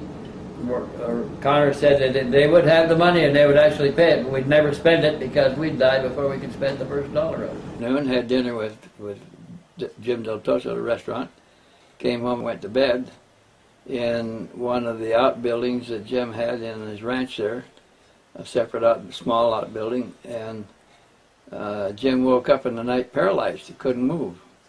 But his eyes were open enough so he could see down his torso like that through the slit in his eyes. He couldn't open them anymore, and he couldn't move at all. He was breathing okay, but he was afraid that something might happen to his breathing too. But when he looked down at his torso, he saw the feet of a ninja, black feet with black socks, heavy black socks, and a black tight-fitting garment like underwear. all the way up to a AK-47 pointed at his head. And he heard he saw another one standing on Connor's bed, standing on the bed, straddling his feet. And there was another one standing on Connor's bed with a AK-47 pointed at his head, straddling him too. And there was a man in the room in a suit, an older man in a suit, and he was going through Connor's little kit, just a little, like a shaving kit with materials, extra materials in it. He found a piece of paper in there, he unfolded it, looked at it, crumpled it through, there was some fuck or something like that. Jim heard it hit the door and fall on the floor, and he took another paper out, tried to, looked at it, crumpled it, threw it aside also. And Jim lost consciousness. He doesn't know when they left. He doesn't know how they got in. He doesn't know how they got paralyzed or anything. Connor later told him that they have a gas they can put in around the window for him that makes them, it paralyzes them, and they can then let themselves into the room and do what they want for as long as, I think he said they could do this for about 20 or 30 minutes before the gas began to wear off. They both went back to sleep and didn't wake up until late the next morning. Did Connor O'Ryan say what he thought they were looking for? No, he didn't have any idea what they were looking for. And did he explain why he thought they weren't killed or done harm at that point? Yeah, he said as long as they don't have the last stash, we're safe. When Jim and Derek Hennessy, Connor O'Ryan, were staying at your place and out in the bungalow, they had an encounter, they said, during the night, the first night they were visiting with you. What did you learn of that encounter? Nothing. They never told you a thing about that? No. Okay. None of these were dated. This is an original. It says, situation extreme, please be patient, three stick figures, $signs, no TV, don't tell the television station. Working on deal. You have 7 days to produce pack or a Delta 6 signal for termination without prejudice. We want GWI to come home, GW1 to come home. Ghostwalker 1, that's the man that was visiting us. That Ghostwalker 1 is Connor O'Ryan. That's Connor O'Ryan. That's his CIA code name, Ghostwalker 1. And it said, we'll call again, thanks. And they never called. So then, later in the day, they found another note pinched in the door of Jim's car to go to a motel, a certain motel in downtown Scottsdale. And they would contact them there. Here's one of the original messages. Came on notebook paper from my house. And this was lettered in blue ink.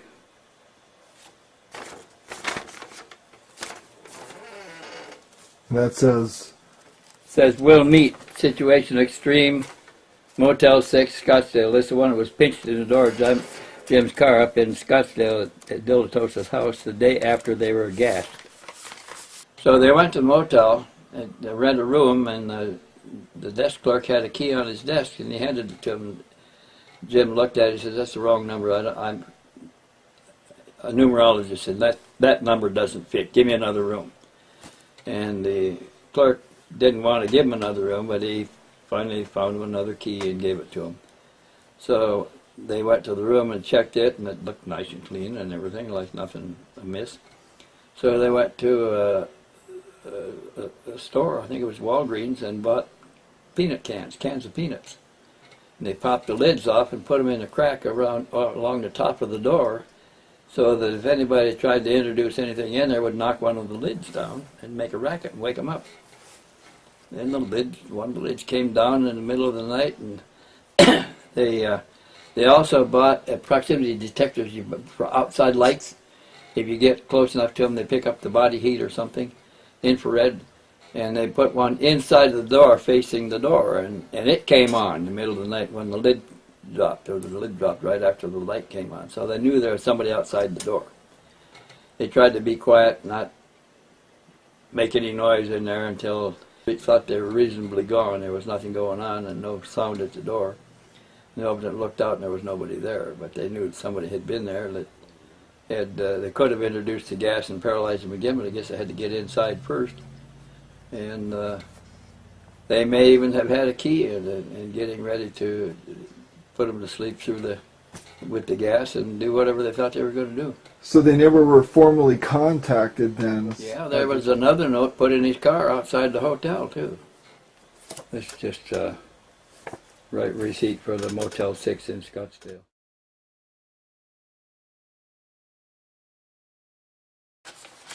This is the one that was interesting. The delta symbol is up, meaning it's cool. 100,000 within 48 hours for location. No foul play or termination with prejudice.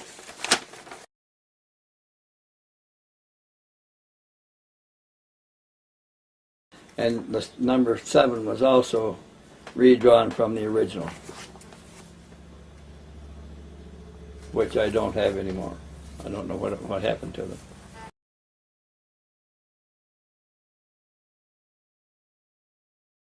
This is the W-4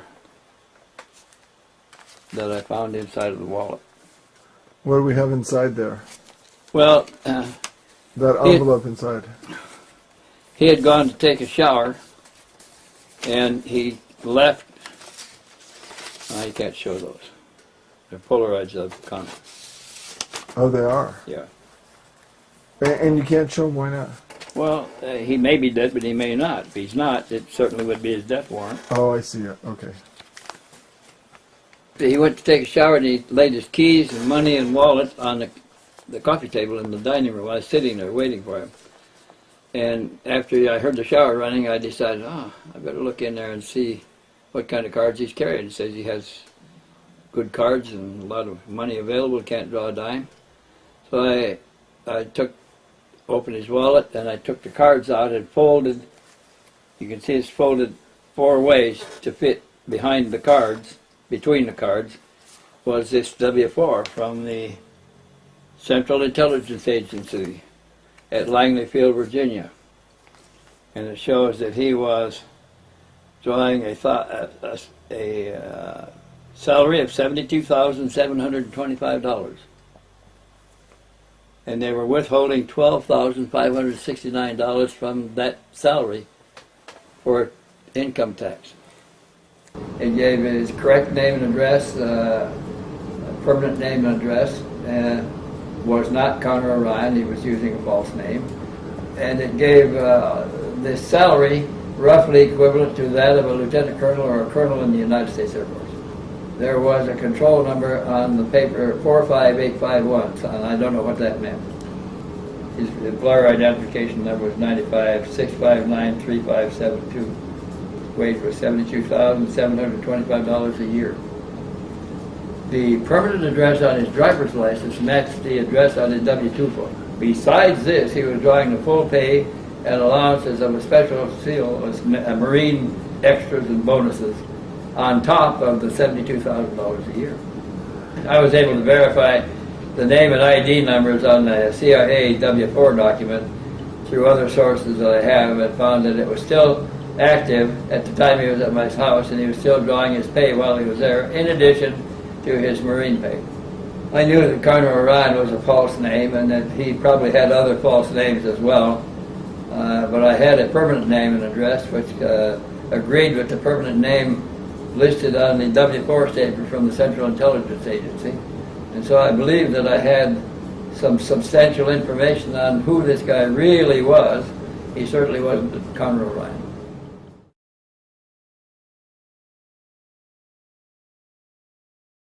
Connor was beginning to get scared himself. Up to this time, Connor had never touched anything in my house. We left money out deliberately to see if he was after money. He had been very faithful about everything and right up front with us on everything he said. We knew he didn't have any money, so we gave him money to eat on and for personal necessities, and But he didn't bother anything in the house until after his meeting with his mentor. All agents have a mentor who is responsible for the training and also responsible for the failure of their training programs. Every active CIA officer has a mentor above him who is responsible for his training and guidance and conduct afterwards. And if anybody fails, the mentor also loses some section because he has failed in properly training his protege. And so everybody is affected. He's now failed in his training. He's broken the rules. He calls his mentor, so now the mentor is certainly in trouble also. And like all CIA, you never fully retire. You retire from active duty. Business is brought to you by the government to make you a good living in retirement.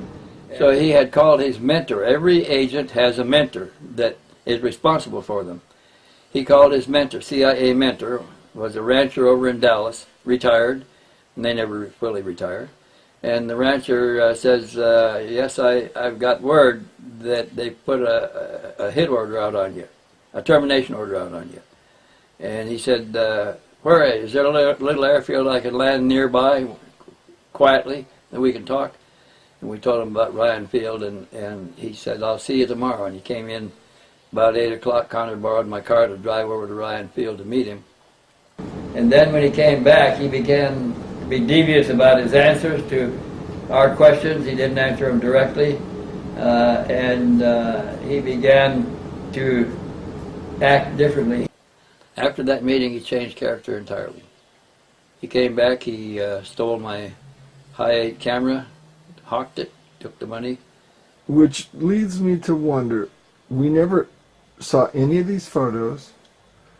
He makes a number of dumb mistakes along the way. Like everybody. Yeah, and there's nothing you can do to verify his story at all. Some of the same stationery that was in your house was used.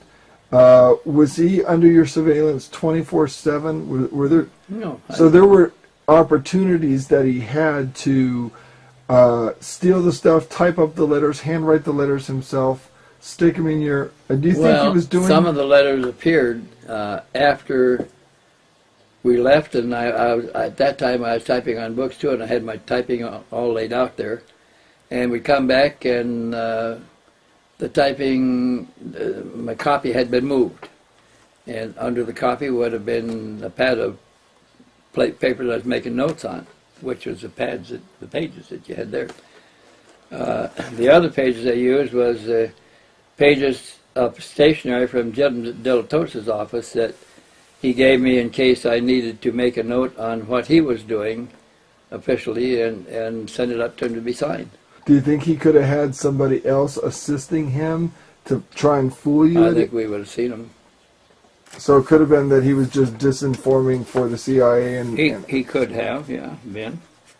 Percentage-wise, what do you think the odds of that are as opposed to him being a real legitimate S4 sentry?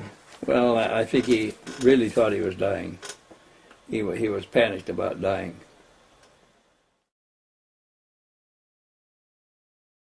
Finally, Connor asked for my car to go make the telephone call, and he came back somewhat disturbed and said that he had been told that orders had been issued to terminate him, and he was really worried now. At that point, we decided to raise his profile so that such a termination would draw the interest of hundreds of UFO buffs now wanting to check on Area 51 and S4.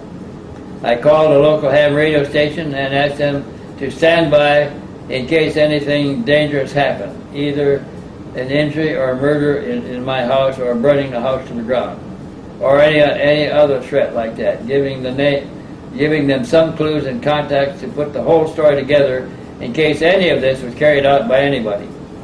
All my calls were monitored, so they knew exactly what I was doing, and I also notified the computer mailboxes and had them stand by for a spectacular release or a story about our being taken in by a setup to discredit us. There was no contact with any of us Friday, and that was unusual because Friday was the deadline. On the morning of Saturday, November the 2nd, we found a plain brown envelope behind the house numbers again. This was apparently the end of the negotiations and the final kiss-off. The threat was plain and simple. No more negotiating. They would not hesitate to take out my whole neighborhood if necessary, and the reference to the term Malakia meant just that. I asked Carter what does Malakia mean. He said it was an entire busload of people were terminated to get one man on the bus. The rest of them were all innocent parties. This is the envelope that the last message came in, was addressed to GW1, Ghost Walker 1. It says the Delta symbol shows cool. It says Ghost Walker 1, situation no win. Any attempt to get any of the 6 packages will result in TWEP, termination with extreme prejudice. Dead. Of all persons, underlined, involved, no more games will be played. You have 48 hours, Monday, 600 hours to return to the United States government property, return all the United States government property. You have committed treason against the U.S.A. That means his team will kill him all. Treason against the USA. After all, you are nothing more than a test tube program. What do they mean by that? What do they mean by that? Nobody can control you but us. You must return home. Your time is running out. We do have our own fail-safe measures. It shows the symbol, the Delta symbol turned with the point down, meaning killed. Remember the word Malakia. Think about it. Malakia was another assassination where they killed a number of people to get one man on a bus. Killed everybody there. So they're just showing them that you're not worried about people around you. You take out the whole neighborhood if necessary, but we'll have our way. What did they mean by test tube program? Did you ask him that? Yeah, we did. He said he didn't know. That he was a member of a test tube program? Yeah, he said he didn't know. He was his mother abandoned him when he was an infant, and he was his foster parents raised him.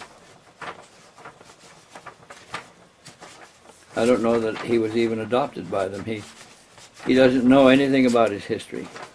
So when they told me it was a test tube program, he was ready to believe it because he had no other information about his family. Wow. Well, when he really got scared when he found out that a termination order had been issued on him. And he was a CIA agent. When he came back and told me that yes, there's a termination order out, and my mentor told me what to do. So evidently he didn't tell the mentor that he still had 3 more stashes of pictures. And he boarded my car and he went out and he came back. Then began acting a little suspiciously. He took my high-8 video camera and to a hawk shop and pawned it. He was going to spill the beans, and he was going to go to a conference in Los Angeles, and I think it was Sean David Morton that we were going to meet, or he was going to meet, and he had we didn't see him the night before, and he said he was going to go to the airport, and I forget if we gave him the money for a ticket or what, and they were waiting for him at the airport, and he never showed. And there was a lot of phone calls back and forth, and it wasn't my job to be his manager to get him there. I somehow recall knowing about it or being in a couple phone calls or two. How many days did he spend with you in total, Jim and John Connor? Yeah, Connor. at least a month. A month? At least a month. So it was entertaining. I had other things that I was doing. I shouldn't say entertaining. I mean, it was just what was going on. You didn't put a lot of credence in what he was showing you and what he was saying? No, I didn't. Not at the time. Not at the time. But 2 events happened that changed my mind about the seriousness of the situation. He never left the property except one night. It was Thanksgiving night. My brother was having Thanksgiving dinner at his restaurant, so we did talk him into coming with us. We all got in the vehicle, had an inner gate and an outer gate. So we all got in my vehicle in the inner gate, and we left, and I closed the gate, locked it, everyone in the car, then went down the driveway, outer gate, open, closed, locked that. Came back a few hours later, it was dark, opened the outer gate, went in, got to the inner gate, there was a note, a bag, a little sandwich bag up on the gate, and it was dark, so I just took it down, said, well, somebody left a note, must be somebody that knows me to get to the inner gate, so I threw it on the front seat of the car, opened the other gate, drove in, locked it, went in the house, everyone went to their guest houses. Susan Gordon was in the house with me. I heard a loud scream from the kitchen, went in the kitchen as Susan was showing me the bag, which had a chopped off bloody finger in the bag, and a note that we could read inside the bag that said, "Time to come home, grasshopper," or TWEP, which I came to know stands for Terminate with Extreme Prejudice.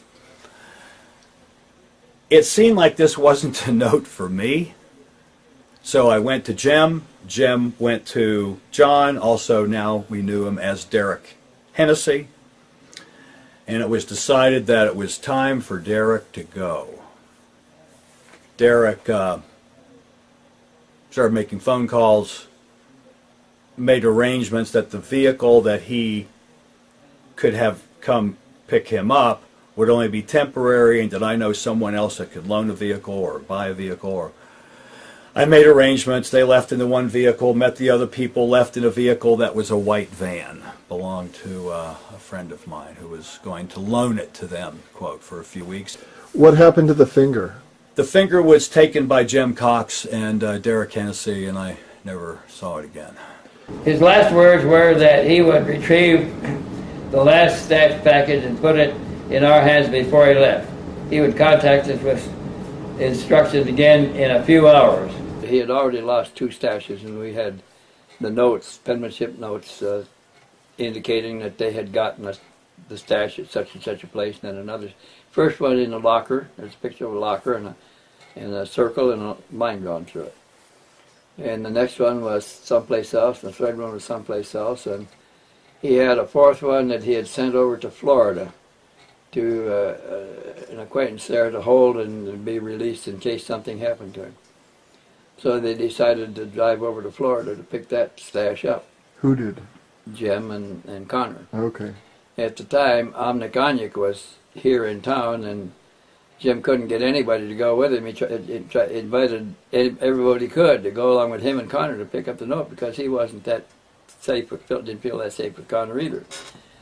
And even though Connor was telling him, Jim, that you're one of us. You and I are from the same,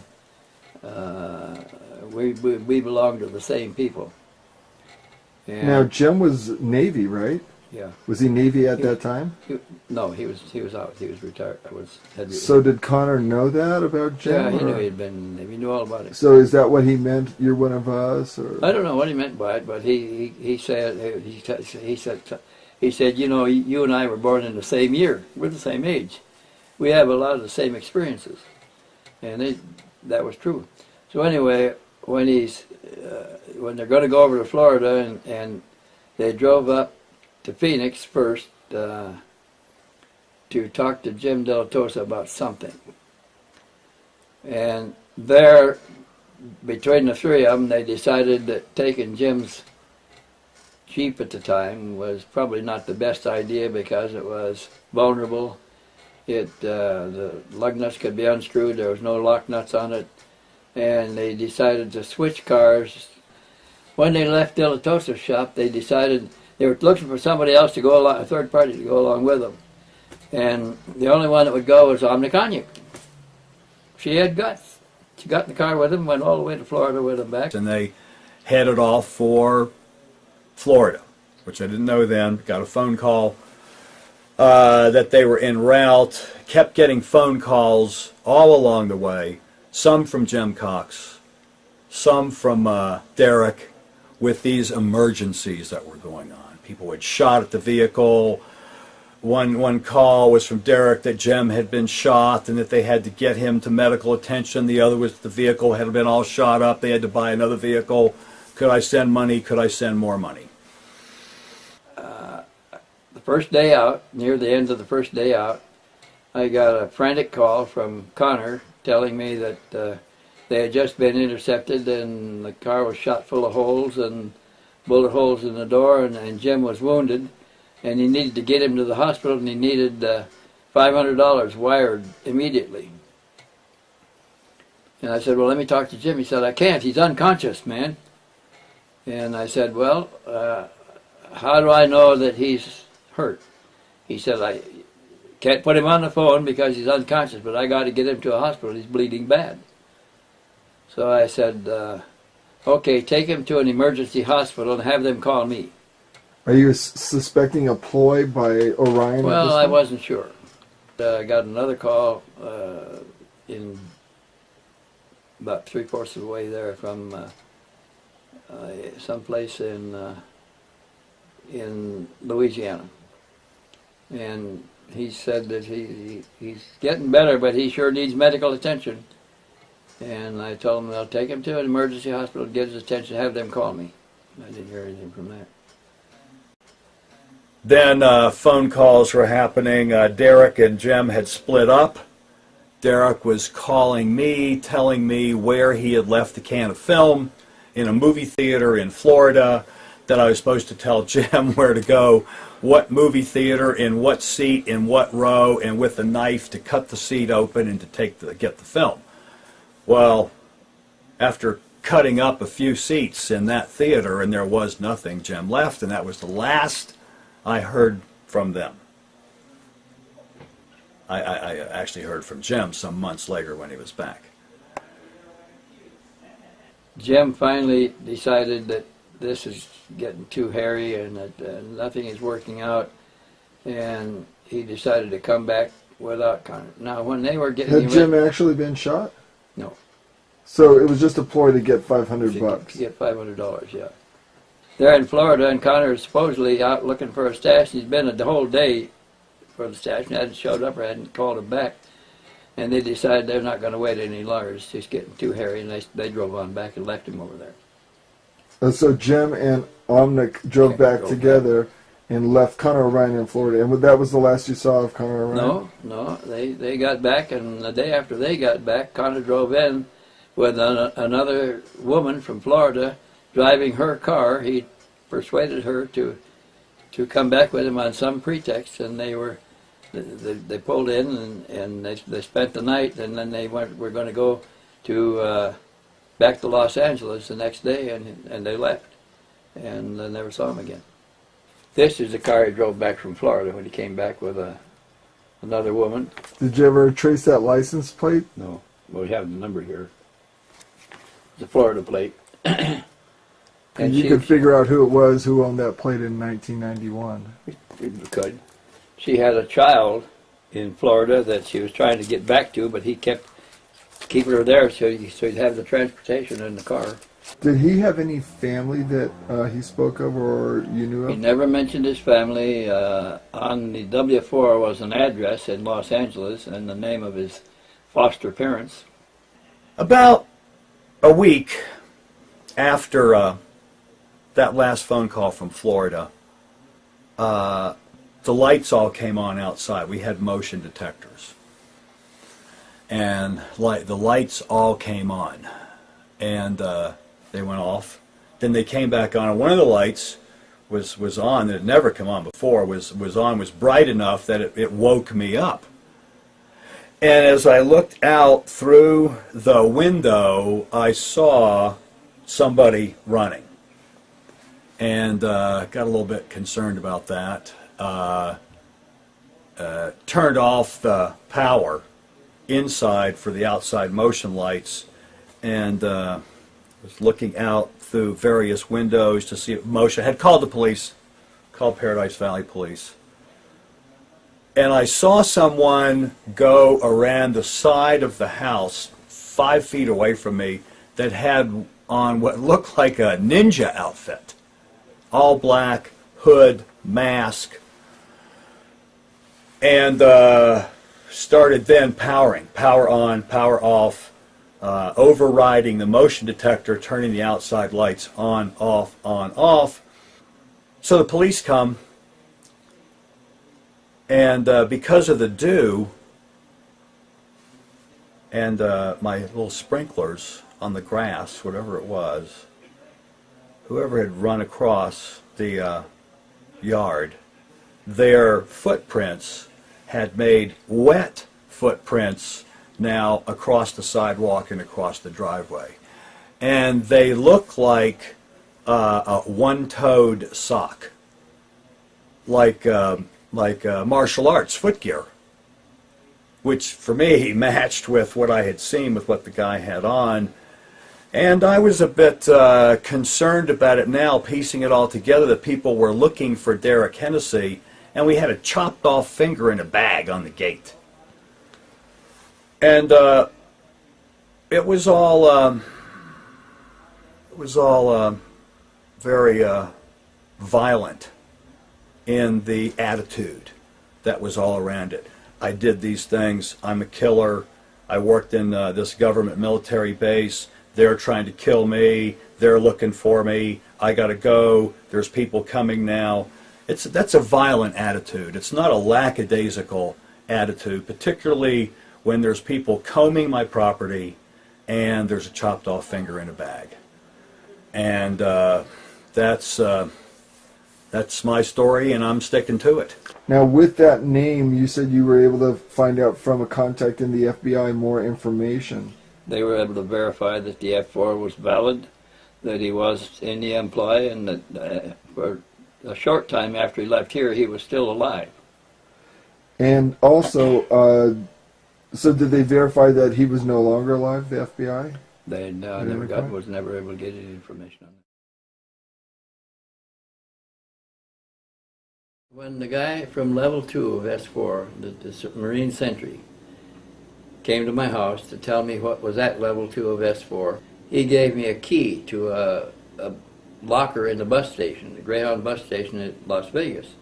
He said, there's a packet of pictures in this locker taped up behind the lock with duct tape. He said, you have to feel up there to find them. You can't see it. And he said there's 52 pictures in there. We have copies of the pictures we take. One of the pictures shows Dick Cheney standing in front of one of the discs in a bay. In one of the bays is a disc with Cheney and another man in a white coat standing there with their hands in their pockets looking at it, talking. And so I called John and I told him what I was coming to Las Vegas to look in at something. Would he be interested? And he said, sure. So I went to Vegas. He picked me up at the airport. We went out to his house and had a cup of coffee and everything. I showed him the key and told him the story. And I had taken an 8mm video camera with me, and I wanted John to film me opening the locker and pulling the pictures out. So we went to the bus station together to get the pictures. John Lear, I called John and asked him to go to the bus station with me and videotape me removing the stash from the locker. Tell me what your feelings are about John Lear. Well, first of all, when I met him, he was an affable man, and we got along very well. And when he found out that I had been a test pilot before, which he had been, that I had been flying airplanes from the storage center that I had never flown before, which he had done, we had a kind of an interest in common, and he always was very level with me. But to others, he's a tough, outspoken man. He brought me pictures of a runway at Edwards Air Force Base that has a depression at one end and slopes that go down to a black door. He said that's where the discs are. They're behind that hangar door at the end of the runway. And I don't know whether they are or not. But those pictures don't show up on photographs of Edwards Air Force Base because they dodge them all out. The public doesn't see them. Back in 1991, November of 1991, you got a call from Wendell Stevens, and Wendell wanted to come up from Tucson, Arizona, up to here in Las Vegas and have you assist him in helping find something pertaining to the UFO question. In that case, related to the Connor O'Ryan case. a man who claimed to be an S4 sentry, who was discharged for medical reasons, and who had gone down to Tucson, Arizona to speak with Wendell and basically tell him his story. He felt like he was being pursued by Delta Force, and he gave a map to a locker in a bus station and a key and said, you know, go there and find these photos. I want you to kind of recall as much of that, your participation in trying to assist Wendell in finding this set of photos in a locker back in November 1991. Yeah, he said there on the phone that there was photos, information, he needed to get it, he wanted to ride. I said I'd pick him up at the airport, which I did, and we went down, we found the exact bus station, the Greyhound bus station, found a place to park, and started looking around for the key number, and none of the key numbers matched. And poor Wendell, he was going nuts because he had the key, he knew the information was in there, he just had to find the right locker. And so finally, after a half an hour of looking, we got to one of the supervisors there, and we said, we can't find the locker for this key. And he said, oh, they were all changed about 2 weeks ago. And so that's when we gave up. I knew if it had been 2 weeks before that somebody knew those pictures were there. What did you end up doing with Wendell the rest of I think I took him back to the airport. Yeah, it was that quick. He came up, you guys went to the bus station, the locker wasn't there, and then you took him back. Okay. I'm the one that's doing the filming here. This is John Lear standing in front of the bus station just to verify that it was the station. This is a picture of the Greyhound bus station in Las Vegas, where the locker was that had the stash behind the lock in the front of the door. Well, this is the bus ticket from the Greyhound station with the sketch made by Connor showing exactly where the locker was, where we could open the locker with we had the key, and he was showing exactly where we would find the locker to insert the key and get this package of pictures behind the locker. So we went to the bus station together to get the pictures. When we got to the bus station with the key and go to the location of the bank of lockers that key would fit, all the lockers in that bank have different numbers now. The whole bank of lockers had been changed. So we don't have a key that fits a lock there. So we went to the people that managed the facility there to find out what happened to that locker, and he says, that's a concession. They change the lockers every once in a while. He said they must have changed it. I was arguing that I had clothes and money in there. What happened to the clothes and the money? And they said they gave me the name of the concessionaire. We went to, this is me inside at the place where the locker should have been, but it's no longer there. And we're perplexed. We're going to go to the contractor and find out what happened to the locker. This was key number 424, and all 420 numbers were removed when we got to the bus station, and this was only a couple of days after Connor left there, well, within 3 or 4 days after the time it was put there. Taped up to above the locker on the back of the front door with masking tape by Connor. And when we never did find the locker bank to look in it. The contractor said he didn't know where it went, which we knew was a lie. And the contractor said he couldn't tell us where it was because he didn't know. It seemed very strange. He knew where all the other lockers were. We went to the concessionaire and asked to have the contents of that, to look in that locker number, and he said, I don't know where we put it. And I said, you don't have a record? He said, we change lockers occasionally. He says, for no reason at all. He says, we just changed the locker. He said, sometimes people lock things in there and go off and keep the key, And nobody can use that locker forever after that unless we change the lockers and change the locks. So we pick them up every once in a while. So we assumed that they had picked up that bank, and that when they opened all the lockers, they may have found a package of pictures. Anyway, it all sounded suspicious, like somebody else already knew that there were pictures, that there was something about that locker. We never did find out what happened to it, never got to see it again. He had no idea why that locker was changed, had no idea where it was, they didn't have a record of it, there's no way he could find it. He said sometimes they get bad and we just bust them up. Interesting coincidence, eh? Yeah. Anyway, John Lear was involved in that, and nothing happened. We couldn't find the locker. Have you worked with John in any other fashion on No, any other that cases? was the only time where he was directly involved. And we were sorry that we couldn't get the locker. We couldn't think of any way we could find it after a whole afternoon of trying to pursue it. They kept telling us about each stash being picked up. There were 2 left, the last I knew. And after his meeting with his superior, and then he was going for another stash which never appeared. He didn't come back from that, so I am inclined to believe that his superior got the other 2 stashes back for the government, and then he disappeared and we never saw him.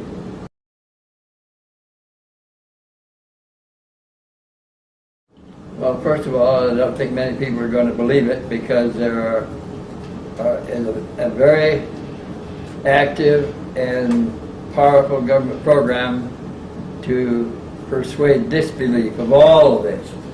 So the few people that will believe it are not going to be strong enough to take any action to do anything about it. It's probably going to continue as it has been for the last 40 or 50 years and probably for into the foreseeable future. I don't see this making any big change. I felt that he was sincere in his feelings that if he had a fatal disease and was dying, it had been administered to him by his own superiors in a sterile environment, and it was to take him out because he now knew too much and he had to be terminated. And I suspect that this is what happened to the rest of his Confederates at the same time. The government does not seem to hesitate about numbers of people involved. They could take any, and they even mentioned this in one of the final notes. They told him, remember Malakia. I said, what's Malakia? He said, that's another situation where the Delta team took out an entire busload of people to get one man. I felt at the time that Connor disappeared that he sincerely believed what his superiors told him, that he probably was dying of a fatal disease. He did not want to know when, but he knew that that's how they take care of their own, and he was fully prepared for it. He didn't want to go, and he was going to bring the house of cards down with him. That was my sincere feelings about this whole thing. He really wanted to get even before he was gone, and I don't think he succeeded in doing it. And it seemed to me that he was very sincere about this, and that's why he was trying to give us the information he was. I sat on this story for 9 years, waiting for the hook, waiting to see whether I was being baited or not, and nothing ever happened. And so an event happened in Italy where Colonel Steve Wilson was visiting relatives there, had gone to a UFO conference to see what the world was saying about UFOs. And he identified himself to the Italian sponsors of the conference, and they persuaded him to give him a deathbed statement to be released after he died of the cancer that he was carrying. And he did, and when they published it in their magazine, I noticed that he had correctly described the 7 ships at level 2, and he had described the bodies in the cylinders at the same level 2 of S4, exactly as Carter had described it, which gave me the first serious confirmation of the information that I'd been sitting on for 9 years. But on the strength of Steve Wilson's revelations in Italy deathbed statement and the images painted from his verbal descriptions by the staff artist in the magazine, I felt that he was confirming in substantial detail what Connor O'Ryan was telling me, and that they really wanted to bring down the House of Cards if they were being terminated. And now they're both gone, so we don't know for sure, but the House of Cards is still there as far as I know. The people went. I think that he probably was given a disease. He wouldn't go to a doctor to get a verification on it. He disappeared, and we have had no contact with him since, and it's now been 9 years. So I feel that what he was telling us was essentially correct. I think that he probably is no longer alive. I know that my phones were listened to all the time, my telephone calls, and even my computer. So there was not a lot of secrets here. He could easily have gotten in touch with me again if he wanted to, and he never did. I think the worst may have happened, and it's not over yet, because now it appears there's somebody that after some other people be responsible for some of those terminations. And it may keep coming up again and again. There's peripheral evidence on something even bigger than this. There's a whole hierarchy of people that are involved in the operations carried out at Area 51. And it's a small percentage of the population of our country. But there's no way to get control of them, no way to get to them. They are operating independently on their own authority. And there are no checks and balances on them that I'm aware of. They can be very harmful to a lot of people. I don't think that we're going to get control of the situation, because I think the situation has had control of us for 40 or 50 years now, and we're not about to change that. It's growing. I was aware of government executions or assassinations internally when I was in the service. And that was 40 years, 50 years ago. So it's been going on for a long time, and it's part of our national policy, I think. I don't think it's going to end overnight. I don't think it's going to change policy. It could cause some heads to roll, but I don't think it's going to change policy. Remember, way back under the other presidents, Bill Casey, who was the head of intelligence. I was aware of government executions or assassinations internally when I was in the service. And that was 40 years, 50 years ago. So it's been going on for a long time, and it's part of our national policy, I think. I don't think it's going to end overnight.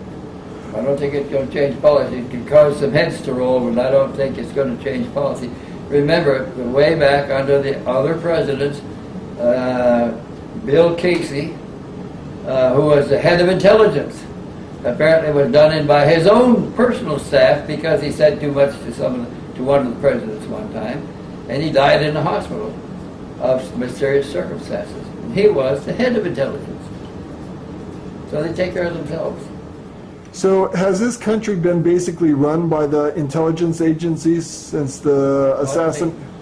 I don't think the country is run by the intelligence agencies, but I don't think that the country controls the intelligence agencies. They do what they want to do. So who controls the country then? I think that there's a level beyond elective government that really controls the whole country, that our elective government is a sham to make us believe that we have a government by the people, of the people, for the people, when that's not really true at all. It's just to fool us into being sheeple. What can the average citizen do at this point in time, being that this is so far along, 40, 50 years into this type of government? What could the average citizen do? I think it's beyond what any individual citizens can do. I think now that the change is so profound that it has to come from someplace above.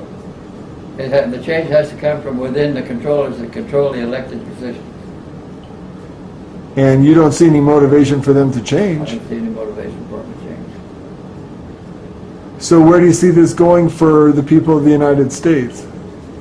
I think it's going to continue pretty much as it is. We'll keep it all under wraps. We've got a secret cabal that's running affairs that I believe has spacecraft on patrol that they think are protecting the country and possibly even the world, that can leave the surface under their own power, go into patrol, remain as long as their sensory supplies last, go back into their underground bases.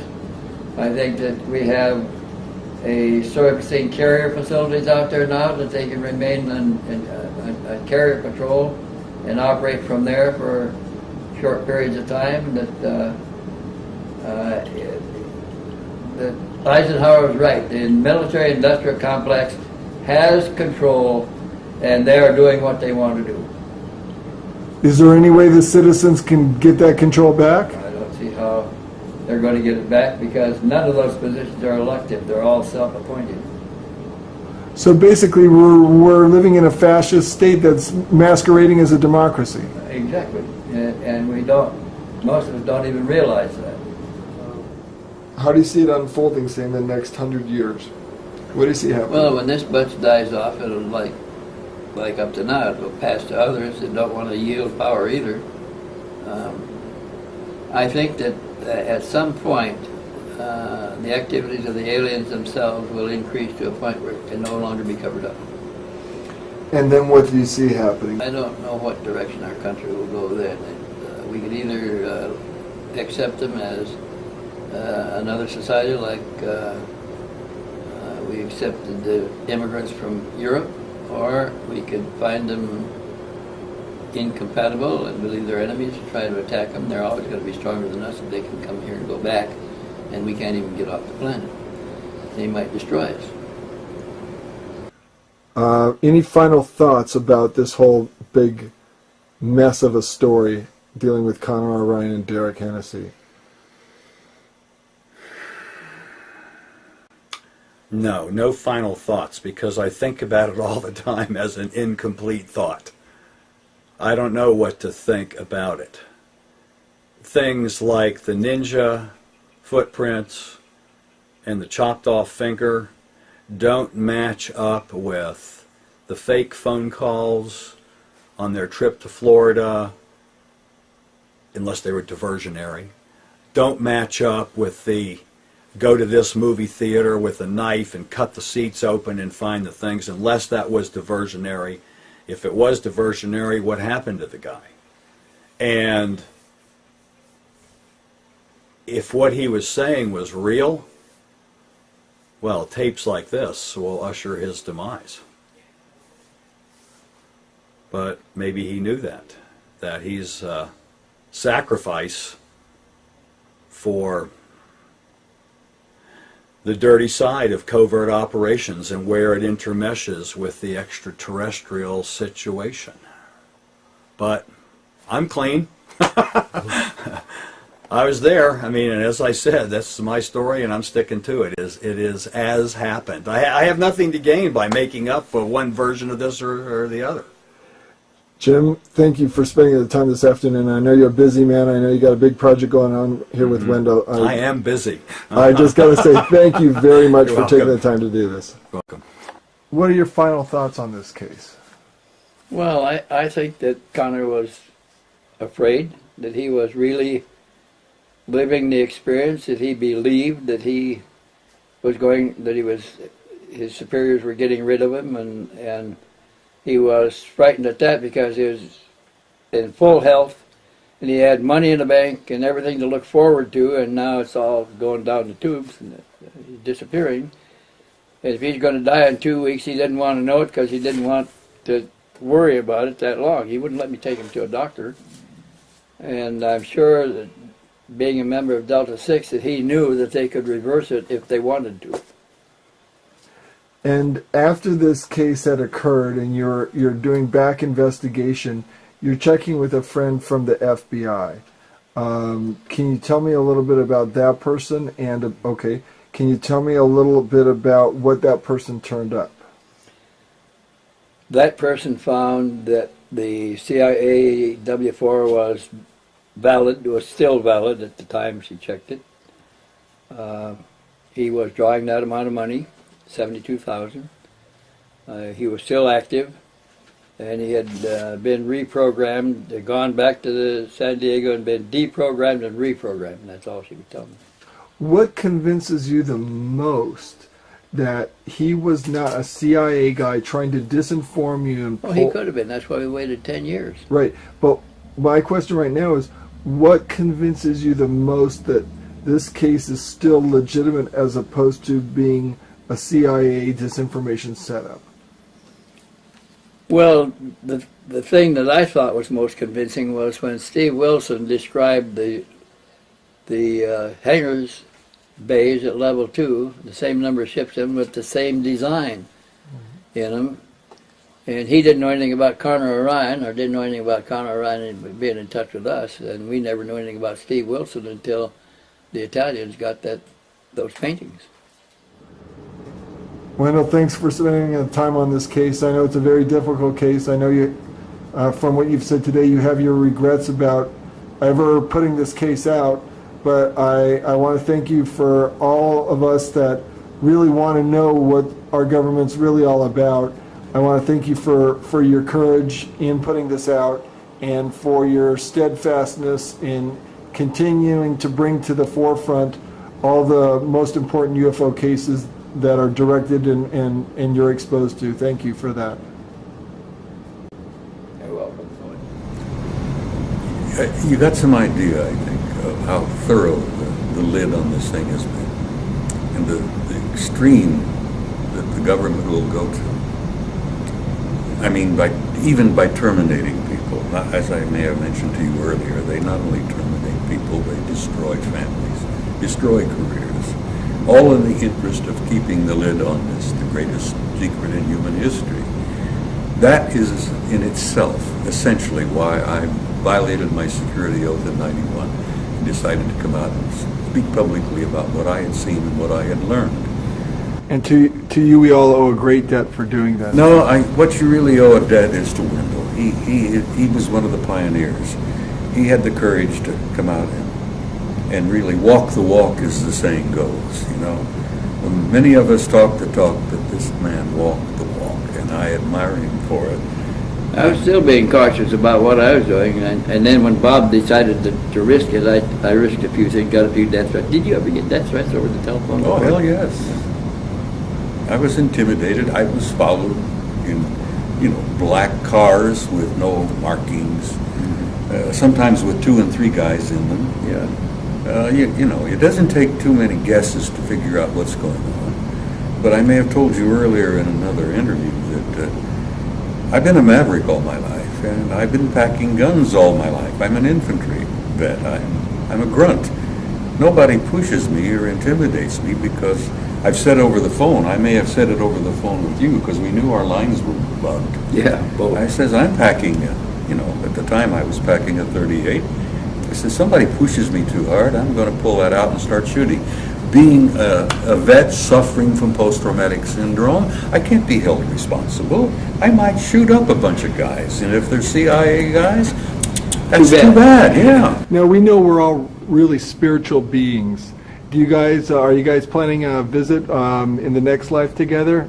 Say hello? Oh, sure, our paths will I think we passed before. That happens all the time. Yeah, we're looking at a picture of 2 great eternal friends together, and I wish you much longevity and continued happy friendship for the remaining years of both your lives. Considering that you're 85, yeah. I'm turning 79 tomorrow. I'm following pretty closely. And I imagine our paths will cross on the other side as well. Gentlemen, thank you so much for your time today. Really appreciate it. Okay, thank you, Rick. Thanks, I got guys. people in there waiting I got to go have dinner with. All I want to tell you about aliens and the alien agenda. Back in 1954, under the Eisenhower administration, the federal government decided to circumvent the Constitution of the United States and form a treaty outside of the borders of the United States, within the borders of the United States, basically a treaty from entities outside of the borders of the United States, and it was supposed to be secret. It was called the Greada 1954 Treaty, G-R-E-A-T-A, Greada 1954 Treaty. That basically said that the aliens could take a few cows and test their implanting techniques on a few human beings, but they had to give detailed lists of the people involved, etc., etc. Slowly but surely, the outer space aliens slowly altered the bargain until they decided they wouldn't go by it at all. And back in 1979, this was a reality. The firefight occurred kind of quite by accident. I was involved in we were building an addition to the deep underground military base at Dulce, New Mexico, which, by the way, is probably the United States deepest base. It goes down 7 levels over 2.5 miles deep. But at that particular time, we had drilled 4 distinct holes in the desert ground, and we were going to link them together with shape charge explosives, and then we were going to basically blow out large sections at a time. Well, when I was my job at that time was to go down in these holes, gather rock samples, check them for their particularity, for particle count, give a detailed account of what kind of chemical explosive or plastic explosive to use, and go from there. As I was headed down there, to my total surprise, we found ourselves amidst a large cavern that was already full of outer space aliens, otherwise known as large graves. I was petrified, as most people might be. The only thing I could think of doing at the time was shooting at them. I killed 2 of them, but at the time I could reload and refire. At that time I had a Walter PPK pistol. I was an engineer, so I didn't feel I had to carry a gun underground. And I always carried this particular one. It's nice and small and it's quite effective. But anyway, I killed a couple of these things, and at that time there was several other groups of people down there. It's about 30 people total, and 30 to almost 40 more came down there, and they all got killed. Basically what had occurred was that we surprised a whole under mountain base of existing aliens, and later I was to find out that we are not the highest on the food chain. These aliens have probably been living on our planet for different groups of aliens anyway, the short and the tall grays at least, for a million years, living here. And this could explain a lot of the theory behind the ancient theory of ancient astronauts and these other kinds of things like that. Might also explain the bloodthirstiness of different kinds of native populaces like the Aztecs, etc., Olmecs and whatnot. Anyway, I got shot basically here, and their kind of weapon wasn't really a gun-like thing. It was kind of like a box that they had on their body that they could manipulate, and it burned a hole in me and it split my ribs apart. Kind of gory and all that kind of stuff. But anyway, it also gave me a high dose of rather nasty cobalt radiation. And I have cancer to this day. It's probably a result of it, although I can't prove that. I'm laying down my life by talking about secret things, that I took an oath of secrecy and said that if I broke that oath of secrecy, I am guilty of espionage.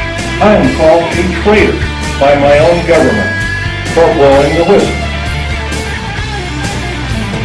That's not only a disgrace, but it's an outrage and has ramifications on everyone in this room. And I think we can do better.